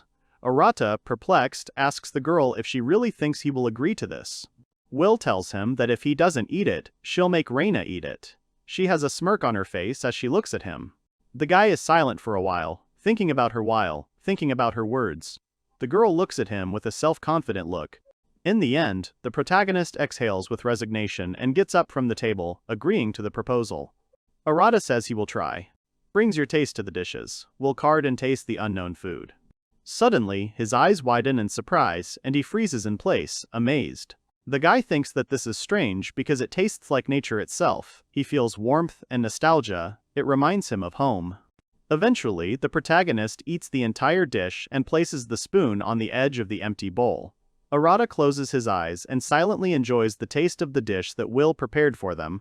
The girl looks at him sarcastically and says that, judging by his facial expression, he was pleased. The main character frowns a little and looks at his girlfriend with skepticism. You can see a sad expression on the guy's face. The protagonist admits defeat and says that it was very tasty. He also notes that this dish is not like anything else. Will says with joy in his voice that she said so. The boy turns to Rain and Telta, who is standing next to her, and asks about them. The girl looks at Will in amazement and wonders what she prepared for them. Reina softens a little and says that if Willamina says that she didn't add anything strange, then she will believe her this time. The cheerful Telta next to her also agrees with the girl and growls happily in her voice. The girl puts the spoon to her lips and tastes the dish prepared by the vampire. The girl follows her example and also puts the spoon in her mouth. Suddenly, Reina says that it is very tasty and looks at the spoon in amazement. Telta happily agrees with her. Will smiles and says that they finally understand that she didn't mean any harm. The girl looks at them with a smile on her face and says that they can eat as much as they want. When they finally sit down at the dinner table, the protagonist asks the girl if she will eat her own dish. Wilhelmina answers his question in the negative and explains that she is already full. She also says in a scary voice that she still has to leave room for dessert. An evil grin appears on the vampire's face and she laughs, frowning slightly. The guy asks her what she said, but she says she didn't say anything. In that case, he says he'll have more. Reina agrees and says she'll have more too. Telta happily agrees with them. After some time, the boys spend their leisure time separately. The main character lies relaxed on a chaise lounge near the house. Little Teltu sleeps next to him. Reina is in the house on the sofa reading a book. Wilhelmina frowns at the protagonist's inaction and looks at him with disapproval. The girl asks Arata if he is going to do something more interesting with Reina. He looks at her in surprise. The protagonist frowns after her words and, perplexed, answers negatively, saying that he doesn't think about it. The girl looks at him with displeasure and says that a young guy and girl live together. She says that there must be something more. A sly expression appears on her face and she covers her mouth with her hand, trying to make sure that only Arata hears her. The girl says that he needs to let off steam somehow and offers him adult games. He refuses. After his negative answer, the girl turns away from him with a disappointed look on her face. Willamina is clearly dissatisfied with his answer. The protagonist looks back at her with a gloomy expression on his face. Suddenly, the girl's face transforms. She says with a sly grin on her face that she will see what he will do next. Arata immediately jumps up from the lounge chair and opens his eyes wide, looking at her in surprise. The main character shouts with irritation and anger that he knew it. He looks at the girl with fury in his eyes. Suddenly, small arms wrap around his body, and he loudly exclaims in bewilderment because of the unexpectedness. The guy sees a little girl in front of him and is surprised that Teltu is in such a strange state. Her face is covered with a slight blush. The girl growls contentedly and presses her whole body against Arata. The protagonist looks at her in surprise and lifts her by the waist to get a better look at her face. Arata asks her in confusion what happened and notices that her voice has changed. The young man sees her flushed face before him. The girl's eyes look at him clouded. The main character frowns in confusion and realizes that she has only gotten worse. He immediately turns his head towards the vampire and asks her with an angry expression what she did. Willamina, who is standing next to them, smiles. The girl turns half-turned towards him and with feigned surprise asks him if he is talking about her dish. She pretends not to understand him. The protagonist looks at her angrily and frowns. He asks the girl what she put in them, but another girl interrupts him and he does not have time to finish the sentence. Suddenly, Reina presses her forms against him. The girl leans against him with a flushed face and throws her head on his shoulder. She looks at him with a misty gaze and laughs a little, calling him by name. Arata opens his eyes in surprise and blushes too. Her arms wrap around his body and she hugs him just like Teltu, but from behind. The protagonist finds himself trapped between a girl and a girl. He blushes in surprise and loudly exclaims her name. Reina doesn't pay any attention to his surprise and moves closer to his ear. The girl whispers his name into his ear syllable by syllable, which makes him blush very much. The girl laughs a little and the protagonist freezes in surprise. He exclaims loudly and looks at his girlfriends in bewilderment. The guy is in a panic and asks them to wait. Suddenly, his face becomes very angry. He frowns in anger, and with anger in his voice turns to Will. He asks the girl what she did. The vampire laughs very hard at this picture and even tears appear in her eyes. The girl says she just fed them. She already said there was nothing there. Suddenly, a bottle of alcohol appears in the air in front of her hand. She grabs it and shows it to the protagonist. He looks at it in surprise and realizes that it is wine. Will spreads his arms out to the sides, and with a sly smile on his face, explains to the main character that she simply added alcohol to it, which is usually used in cooking. She looks at the bottle of wine in her hand with bewilderment and the disappointment in her voice. She realizes that it doesn't work on him either. The protagonist looks at her angrily, expressing his indignation. Arata, surrounded by girls from all sides, asks her if she wants to say that it is an ordinary drink. Will answers his question positively and with a smile on his face says that it is blood wine infused with her magic. The protagonist points his finger at her with rage and asks her with anger in his voice if she thinks this is normal. The vampire pretends not to notice him and looks away. The main character's face is flushed. He is a little embarrassed and tensely asks her what will happen if she drinks it. The vampire smiles and explains to him that with a good dose, the mind drops to the level of ancestral instincts. However, she also mentions that if you use a small amount to cook, most people just get drunk and feel better. Arata glares at her. He is clearly not happy. The girl are still hugging him. Reina closes her eyes and says with pleasure that his body is very warm. The girl smiles and sincerely asks him to stroke her head. The protagonist looks at this in bewilderment. Little Teltu also looks at him with admiration and growls demandingly. Arata is surprised that she also asks for this. The protagonist blushes even more and gives in under the pressure of the girls. He touches Reina's head with his right hand, causing her to laugh with pleasure. And with his other hand he strokes the head of a little girl who smiles and growls with joy in her voice. Arata thinks to himself that they are cute and closes his eyes in pleasure. Then he looks at Teltu and remembers that she usually behaves in approximately the same way. However, he finds a difference between the normal Reina and this one.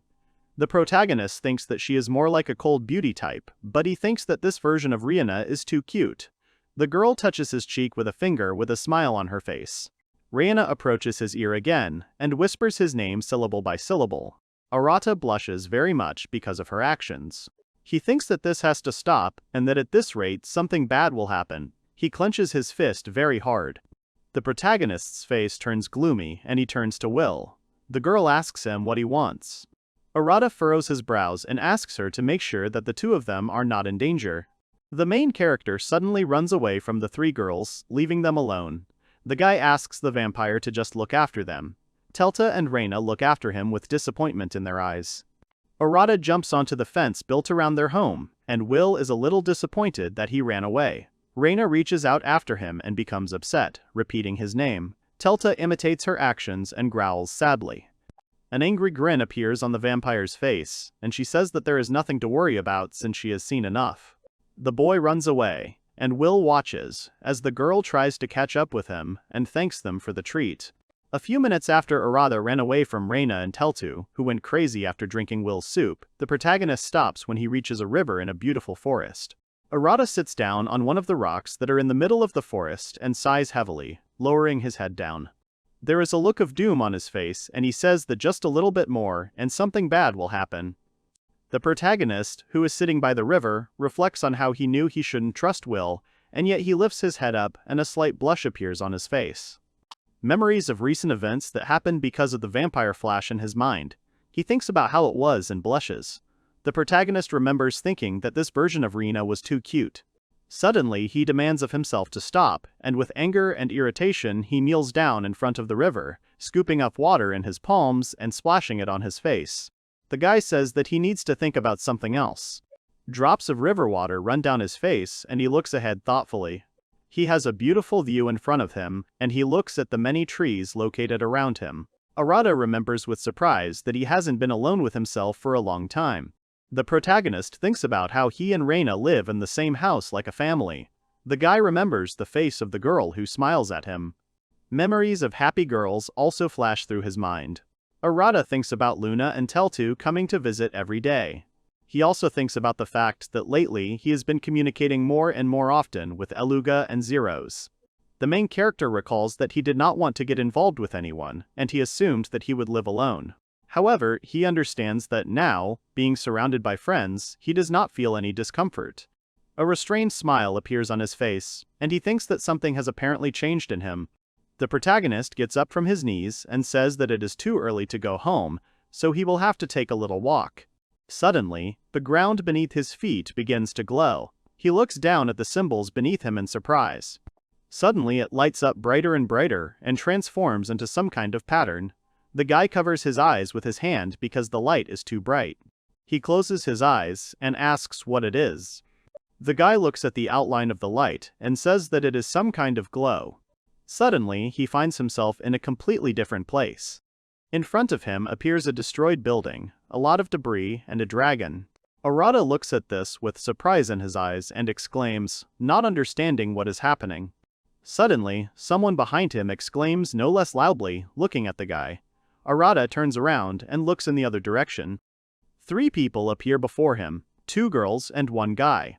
The latter wonders who this guy is and opens his eyes wide in surprise, looking at him, clearly amazed by his appearance. The girls next to him are no less surprised. The dragon behind the main character is getting closer and closer. The guy doesn't even look in its direction, but continues to watch the guy and the girls. He is perplexed, so he remains silent at first and then asks why this happened. Somewhere far away, Teltu and Reina are trying to climb the wall that the protagonist jumped on some time ago. The girl calls Arata by name and asks where he went. Will looks at them with a stern expression. At this time, a large dragon, which is behind the main character, roars very loudly, looking at him. Suddenly, an attack starts to form in his mouth. The stranger exclaims loudly as he watches this. The young man looks in horror at the dragon, who is preparing to attack, and urges the protagonist to run away quickly. He explains to Arata that the dragon is attacking. The main character looks at him in bewilderment. Arata turns his head towards the monster and exclaims with surprise in his voice. The dragon looks at his face and thinks that he is very strong. Arata thinks, with a concentrated face, that this is a red dragon and it looks quite strong. However, the protagonist realizes that he looks harmless compared to Suzaku or Will. Arata even suggests that he might even be a little weaker than the Emperor's boar. The dragon looks at him in bewilderment. Suddenly, one of the girls who was standing next to the guy falls to her knees in front of him and asks him for forgiveness with excitement in her voice. The main character looks at her in bewilderment. Celis lowered her head down and cried bitterly. She sincerely admits her guilt in the fact that it was because of her that the guy ended up in this situation. Celis, with tears in her eyes, regrets that the divine sacrament, the magic that opens the door to the other world and summons the most powerful divine beast, failed. Arc approaches and addresses Celis and asks if a saint can behave like that. Celis immediately realizes her mistake and asks for forgiveness. She clearly understands that this was the only way to defeat the Doomsday Dragon, who was waiting for the right moment and glaring at the heroes with an open mouth full of sharp teeth. Walpurga. Ellie ran to Arc and Celes with great concern. She reminded the boys that now was not the time for such conversations.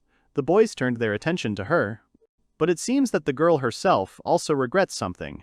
She folds her hands in front of her and, looking down, wishes that she had more power than she has.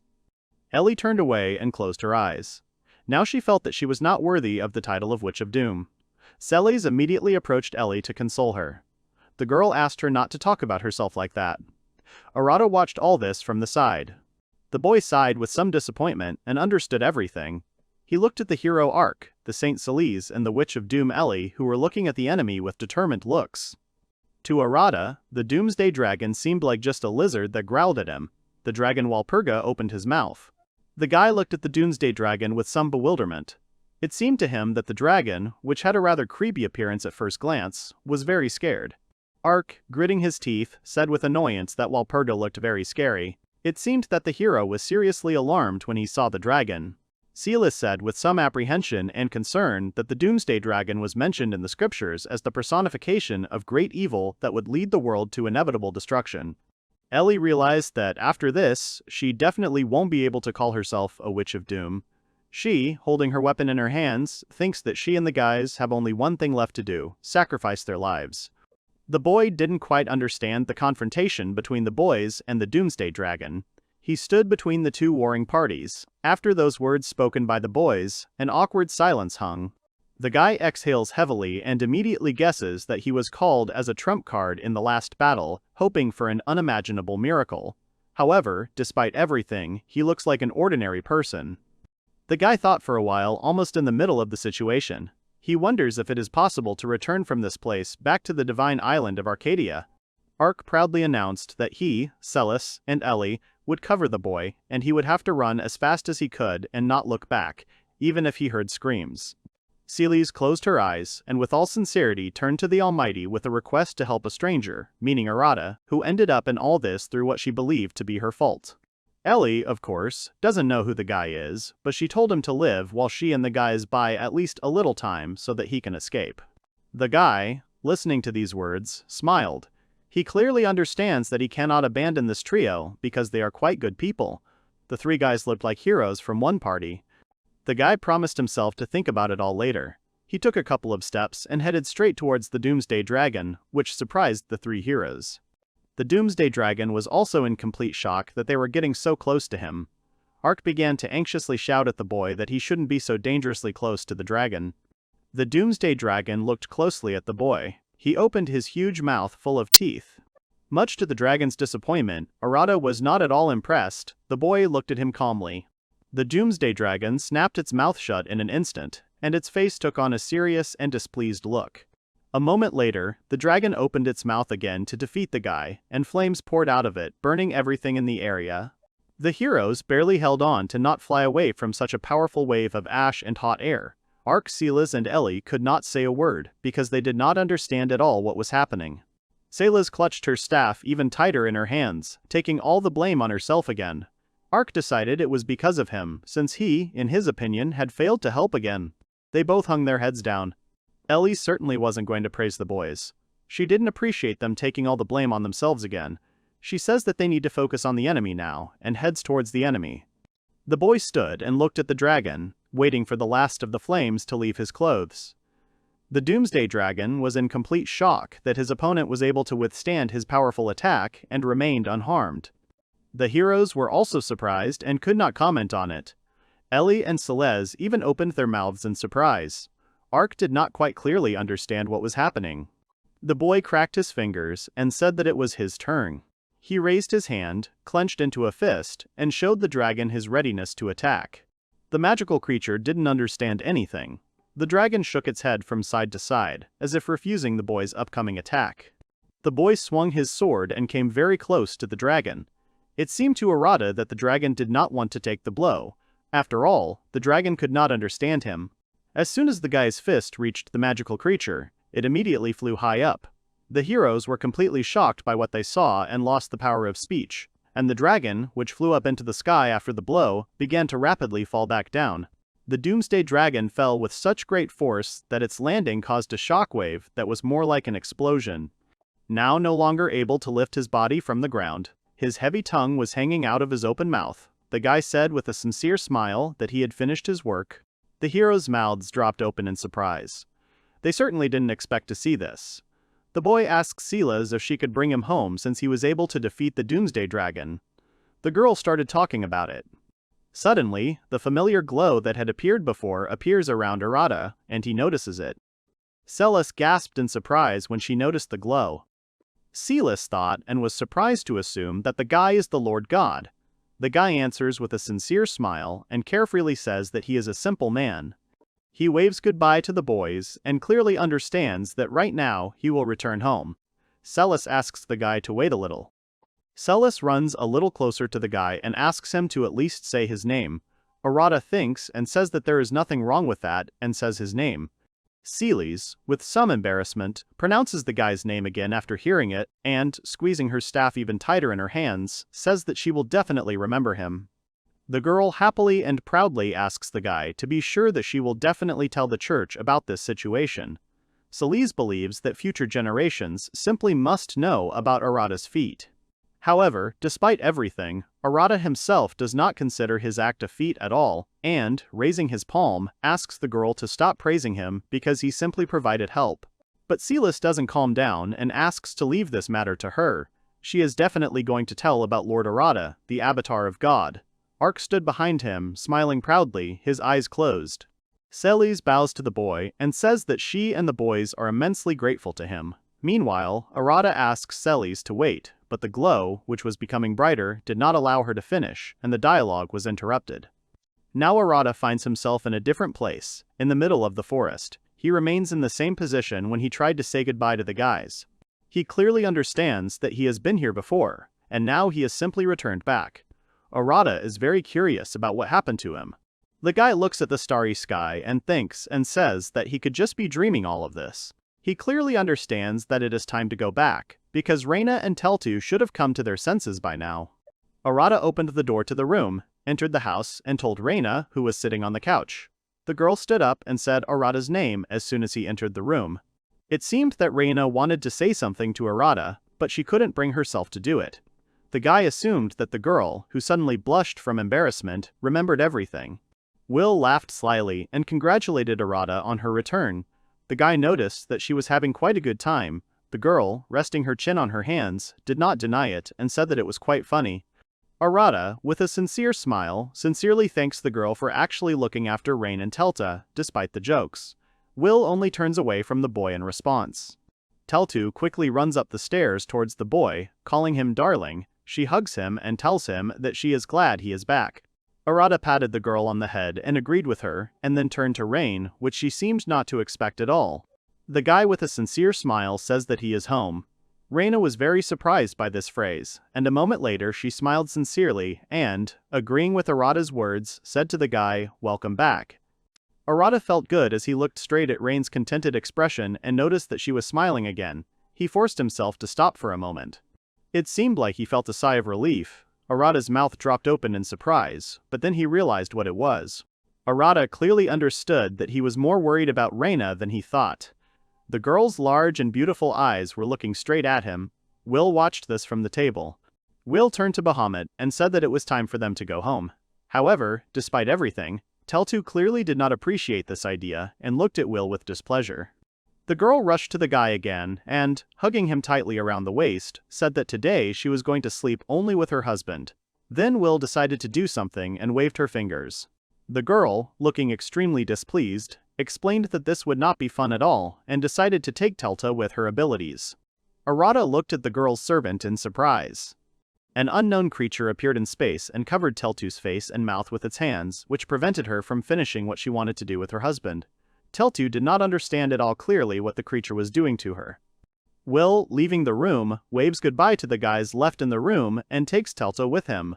The girl turns to face the guy and with a sly smile wishes him and Reina a fun night.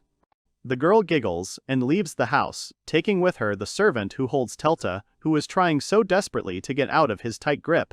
Reina and Arata watch them go, a little awkwardly. Arata notices that he and Rain haven't been alone together for a long time, and now they both feel a bit awkward. It seems that Reina wants to say something, and, a little embarrassed, she calls the guy by name. He immediately responds. Reina tucks a few of her hairs behind her ear and with a look full of tenderness, begins to talk about what happened during the day. Arata was a little surprised at first, looking straight at the girl, but then lowered his head with some sadness. The guy says that a lot has happened today and he would like to just relax, and offers to do the same to the girl. He mentally apologizes to Reina for these words. Arata tells Reina with a sincere smile that no one will probably remember this the next day. But in fact, he thinks and says that now is not the right time for any progress to be made. Reina looked at the boy sadly as he said these words. The girl finally agreed after a few seconds of silence. Arata looked at her with a sincere smile. However, despite everything, Reina, took a few steps towards Arata. The girl wonders if the guy will mind that on this day everything will be different from usual, because tomorrow has not come yet. Arata was surprised and asked the girl what she meant. Reina, with some sadness, approached the guy, pressed herself close to his body and hugged him. The girl explains that she behaves this way not only because of the drinks at lunch. Arata calls the girl by name with embarrassment. Reina puts her head on the boy's shoulder and asks him to spoil her for at least one evening. She promises to become a completely normal girl the next day. The guy was very surprised and embarrassed. Both of the guy's hands softly and tenderly touched the girl's waist, embracing her. Her quiet words were so unexpected that they destroyed all the guy's arguments. Arata leaned down a little and hugged the girl even tighter. He touched her as if she were a jewel.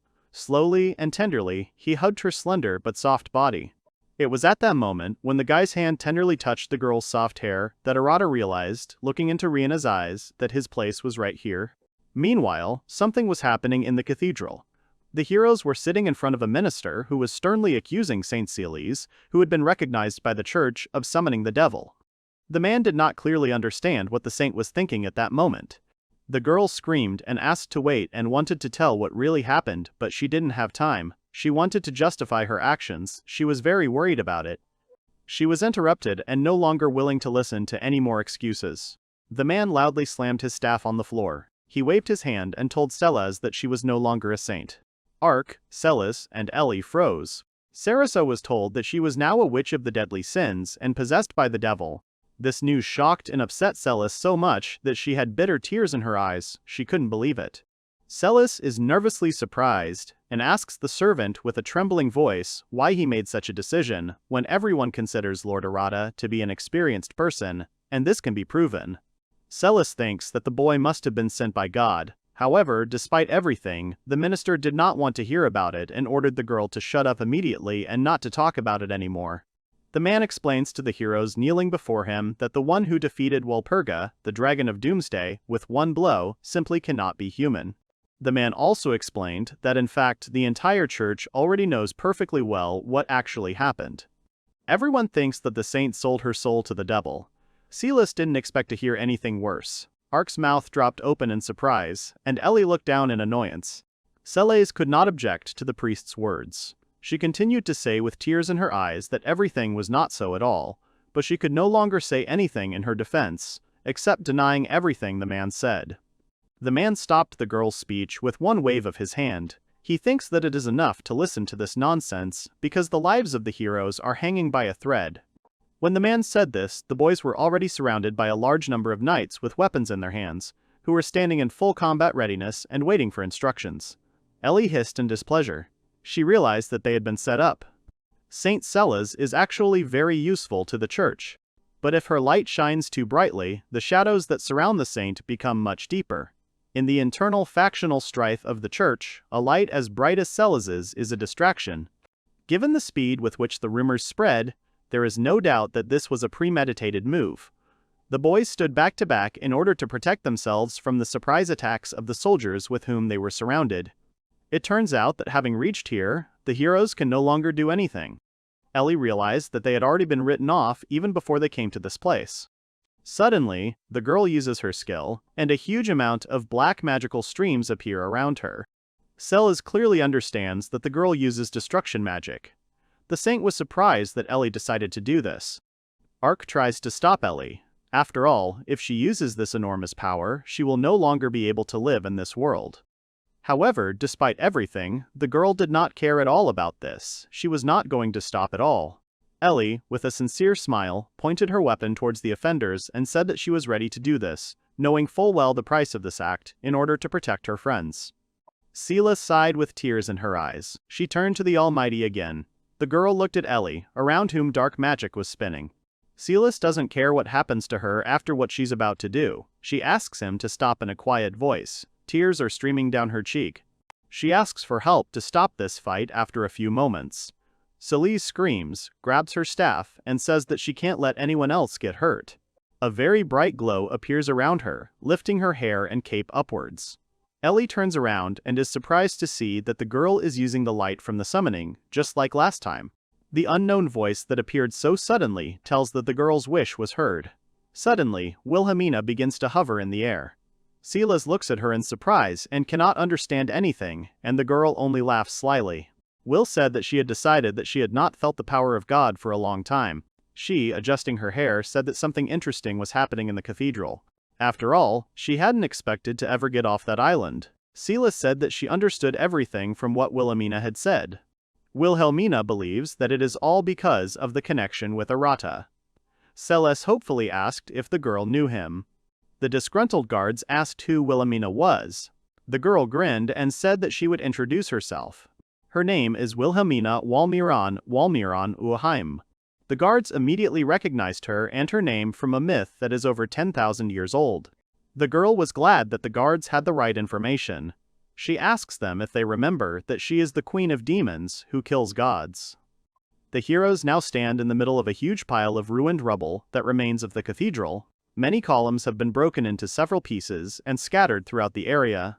Will waved her hand and said that she did everything as Celes asked, and none of her friends were hurt at all. Celes, who was standing next to Ellie and Arc, agreed with Will's words. Celes thanked the girl with genuine surprise, and she asked why Will did that.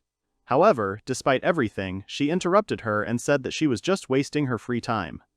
Celes recalled how Arata was sent back to his home with the help of a glow. The saint realized that they had some divine magic left, as well as some of the boys' insane strength. Celes guessed one thing and believed that Will had been sent to them by Lord Arata. The girl was glad of this assumption. Will looked at Celes, sitting on a high pile of stones.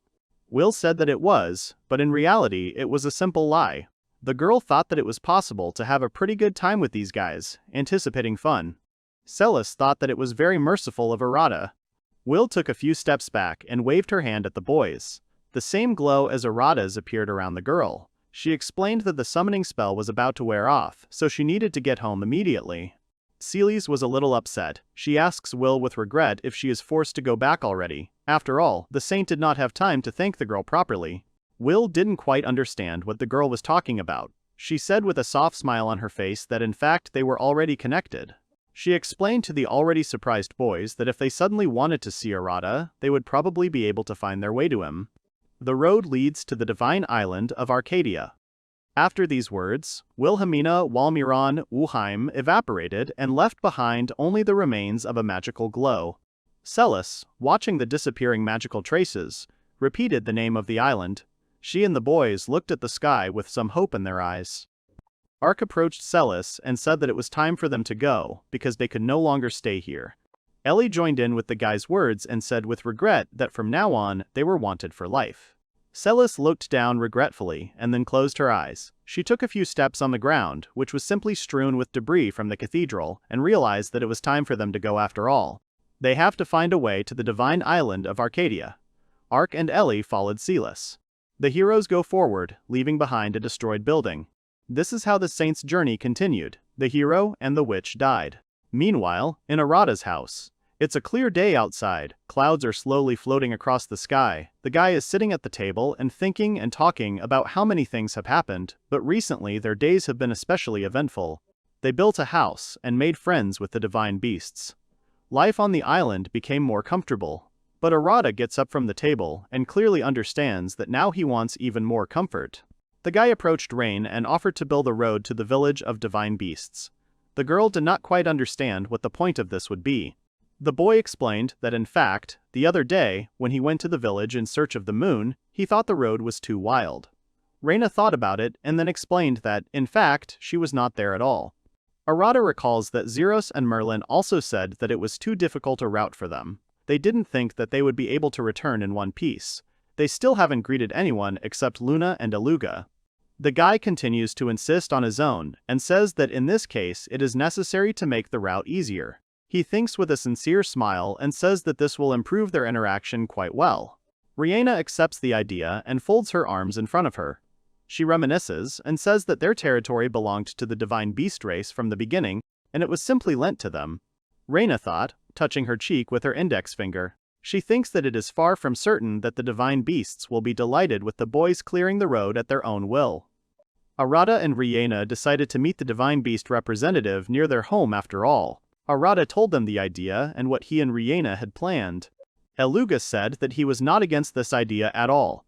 The guy was surprised by this answer and asked if he really did not object to the construction of the road, and in response he received consent. Eluga looked at Arata and Reinu explained to them that they, divine beasts, did not need such roads at all, but ordinary beastmen do not know at all when a monster may appear. Eluga is so pleased that he literally glows with joy. He says that monsters will not come near the road where the smell of Arata is hanging around, so this will add to their safety. Rina turned to Eluga and, putting her hand forward a little, said that it was still worth telling Suzaku about this, since she was their elder. Eluga thinks that Suzaku won't be against this idea at all. Besides, she wasn't and still isn't in the village. Arata was surprised and asked if it was true. It turned out that it was. As Eluga said, it turned out that Suzaku had gone to Willamina Wachim the previous day, when he was sitting in the room drinking a drink, and had still not returned. Eluga thought that Suzaku was very upset. He said with some concern that he had never seen her like this. Arata asks if Suzaku is really okay. He and Reina are both very concerned about the divine beast elder Suzaku's condition. Eluga believes that if the girl ultimately fails to cope with her affairs and leaves this world, she will still be resurrected again, so there is definitely no need to worry about it. Eluga reminds Arata and Rayana of what they said about building a road. The boy suddenly remembered and confirmed it. Eluga asks the boy if he needs help to build the road. He also says that in that case, he can bring the moon and other divine beasts to help. Arata thanks the man with a sincere smile. Rihanna asked Arata how he was going to make this road. Arata thought for a moment. As it turns out, the guy thinks that you first need to cut down all the trees with magic, and then level the surface with earth magic. Rihanna sighs tiredly and covers her eyes with her hand. She asks the boy to wait with his thoughts. The girl explains that Mana is not infinite and hopes that the boy understands this clearly. She points her index finger upwards and also reminds that the village of divine beasts is quite far away. The girl asked if Arata had ever run out of mana. The guy looked at the girl in surprise and listened to her attentively. Arata said that he did not remember such a thing at all. Rina was surprised because she did not expect such an answer. Reina said that in that case, he might not worry about magic, but they had another problem. The girl asked him not to make a face like he was suffering from something. Reina asks what Arata is going to do with the trees that will be cut down. At this point, the boy actually thought about it. After all, absolutely all the trees are in good condition, and it would be very bad to leave them here to rot. Then Aluga suggested taking these trees. The beastmen would definitely find a use for this wood. Arata thought it was a very good idea. Now that everyone had agreed, Arata suggested that they get to work. Reina, Arata, and Aluga happily raised their fists and agreed with the guy's words. With one wave of his hand, Arata used magic to cut down a large number of trees that occupied almost an entire clearing. Reina deftly used magic from both hands to strip the bark from the tree trunks, turning them into smooth logs. Aluga expertly carries log after log without a hint of fatigue. As they work, she and Arata exchange glances. 3 days passed. All the guys were exhausted and were resting on the stumps that remained on the ground after the trees were cut down. But they had only made about a tenth of the road they had planned. It was already quite long, the road stretching out in the middle of the mountains and the remaining trees. Reina wipes the sweat from her forehead with her hand and says that they still have quite a lot of work ahead of them. Arata remembers that before, he and Aluga spent half an hour running to get to the village of divine beasts. Arata casually asked where Zeros and Merlin had disappeared to. Reina, looking very tired, reported that they had collapsed to the ground due to lack of mana. Reina, as it turned out, was also at her limit. She leaned her hands on her knees to somehow maintain her balance. She had almost no mana left. The guy says that everything is clear to him. In that case, Arata suggested finishing the work for today. The girl agreed with relief. Reina looked herself over from head to toe and, shaking the dirt off her sleeves, noticed that she was now very dirty and would like to take a bath. Arata told the girl that he would prepare everything in that case, and Reina could go there as soon as she was ready. Reina smiled at Arata and thanked him. She said that she would definitely do so in that case. The guy smiled kindly at the girl. Arata looks at the sky and sees that the sun is still high, but he still enjoys spending days like this sometimes. In truth, the guy would have done all this in 1 day without any help. He clearly understands this, looking with a smile at the clear sky. But in the end, the guy didn't do it. After all, doing it alone wouldn't be interesting at all. Arata remembers how he worked with Reina and helped her when needed, and how he communicated with the islanders in a fun and carefree manner. The boy calmly closes his eyes and clearly understands that he just wants to enjoy everyday life. The guy clearly understands that he wants to wake up free every day, play whenever he wants, work whenever he wants, and sleep whenever he wants. In this world, you can behave like that. Arata smiles as he watches Reina walk away, stretching her back, and clearly understands that he chose this reincarnation after all. The guy thinks that being a little selfish is quite normal. He waves his hand at the girl. However, despite everything, Reina and the others are tired of this selfishness. Arata and Reina decided to build a road to the village of divine beasts. At this stage of the work, the road was already very wide and long, and went straight in the direction of the village. Thanks to the help of the islanders, the work is in full swing. Reina helped delegate tasks between the boys. Many beastmen came to help in removing the remaining logs. The guy is sitting on the riverbank, which was made entirely of rocks, and is fishing. He is thinking and talking about how, despite all this, they are not even halfway there. Arata smiles as he clearly understands that getting together with Reina and the others to build something is already quite fun. Arata closes his eyes and thinks that there is no need to rush now and he can relax a little. However, contrary to all his expectations, his attention is drawn to a log floating down the river. On the log was Katima, whom the boy recognized almost immediately. He was very scared for her. Arata pulled the girl and the log onto the shore. Katima sat on the shore, trying to cough and come to her senses. Katima then sincerely thanks the guy for his help. The guy smiles at her. After that, the guy wanted to ask why the girl was in the water again, but suddenly stopped.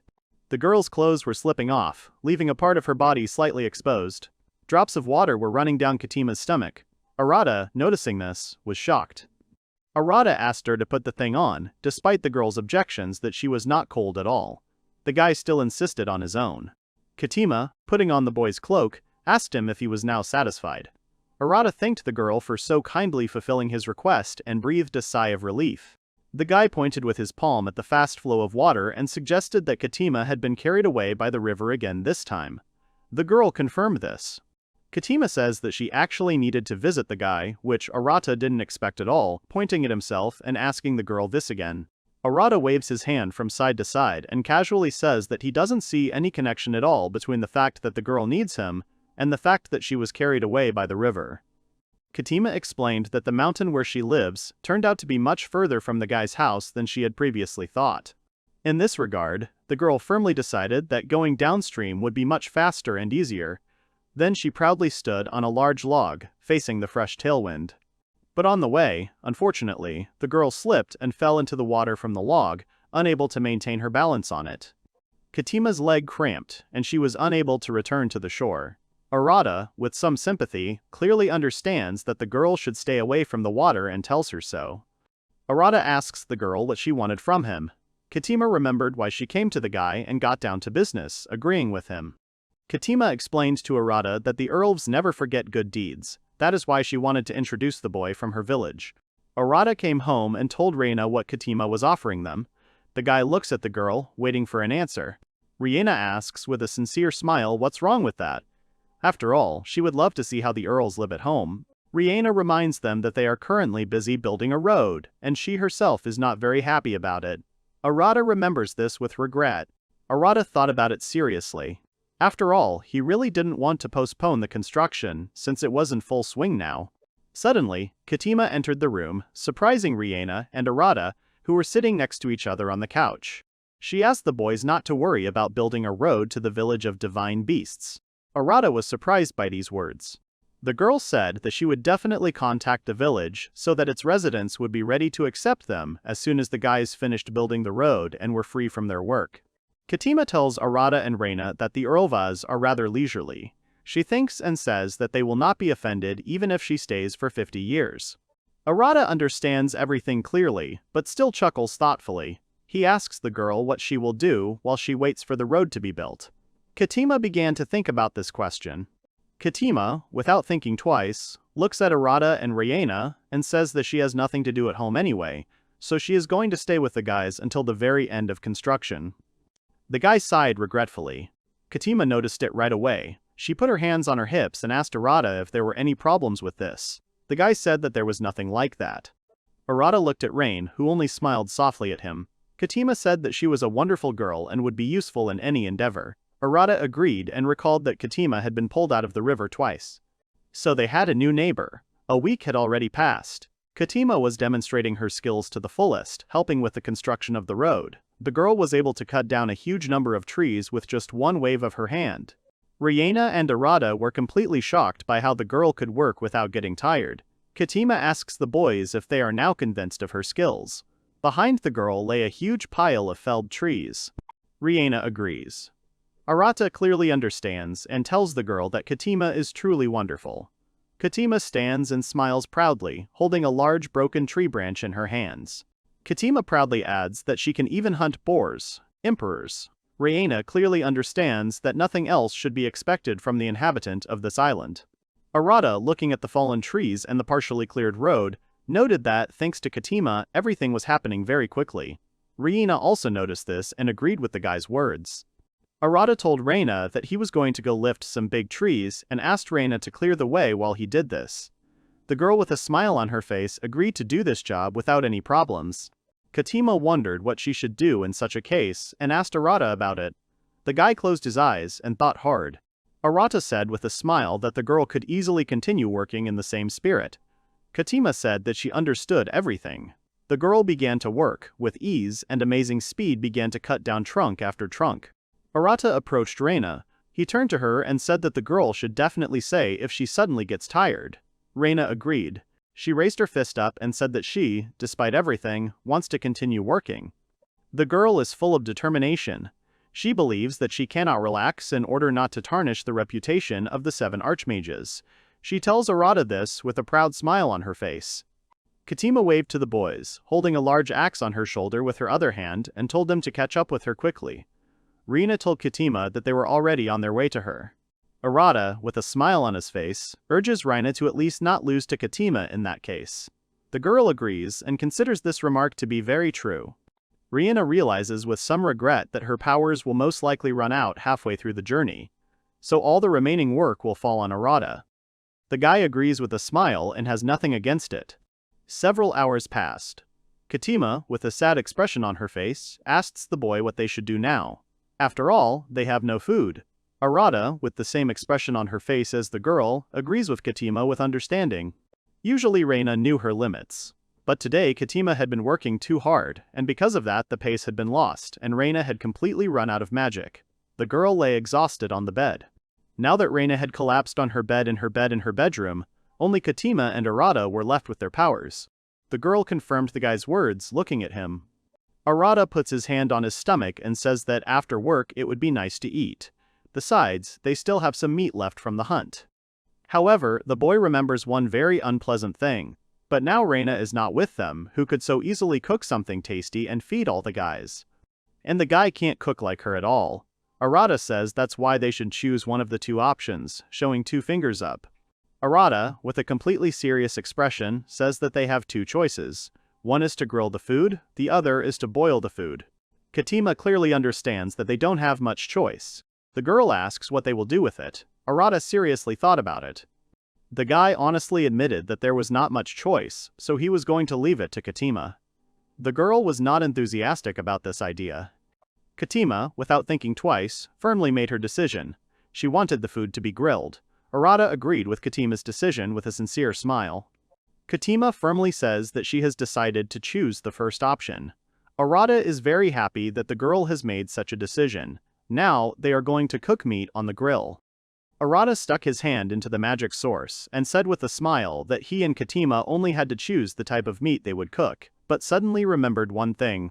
He turns to Katima and asks with interest what dragon meat tastes like and whether it is tasty. Katima agreed. She said with a smile that dragon meat is the best in taste and quality. Katima smiles and says that a steak from a strong dragon can satisfy not only Katima herself, but also all her friends and relatives. Arata says that everything is clear to him. Katima wondered why the guy suddenly started talking about dragon meat. Arata looked at the girl in surprise. A moment later, she was completely shocked and immediately approached the guy closely. She asked Arata if he really already had such a rare type of meat. The guy said with great bewilderment that he doesn't have it. Arata clearly understands that a lot has happened during this time. In fact, Arata just remembered that he had recently seen a dragon named Walpurgis. It had a belly that looked very appetizing. The dragon was so big that its belly was much larger than the guy himself. Now Arata, who had been dreaming of a hearty piece of dragon meat, felt very sorry because he couldn't take the dragon with him. He clearly understands that it would be quite wasteful. Katima told the boy that she understood everything. She points her finger to the side and says that the dragon that appeared has even more powerful power. She asks Arata if she is right in her judgments. Arata wondered. It turned out that Teltu was standing at the gate, ready to burst into tears. She clutched the iron bars of the fence with her little hands and looked at Katima and Arata with eyes full of tears. The girl was very upset that her husband was going to eat her like that. Arata said that this was not the case at all. Teltu asked if Arata had really been planning to do this from the very beginning of their acquaintance. The guy said with regret that this was not the case at all, but he did not have time to utter words of justification. Teltu took a few steps. She couldn't believe that her husband could do such a thing. Teltu started running. The girl called herself names, screaming at the top of her lungs. Arata tried to call the girl to explain everything, but he failed, and Teltu ran away from the house at high speed.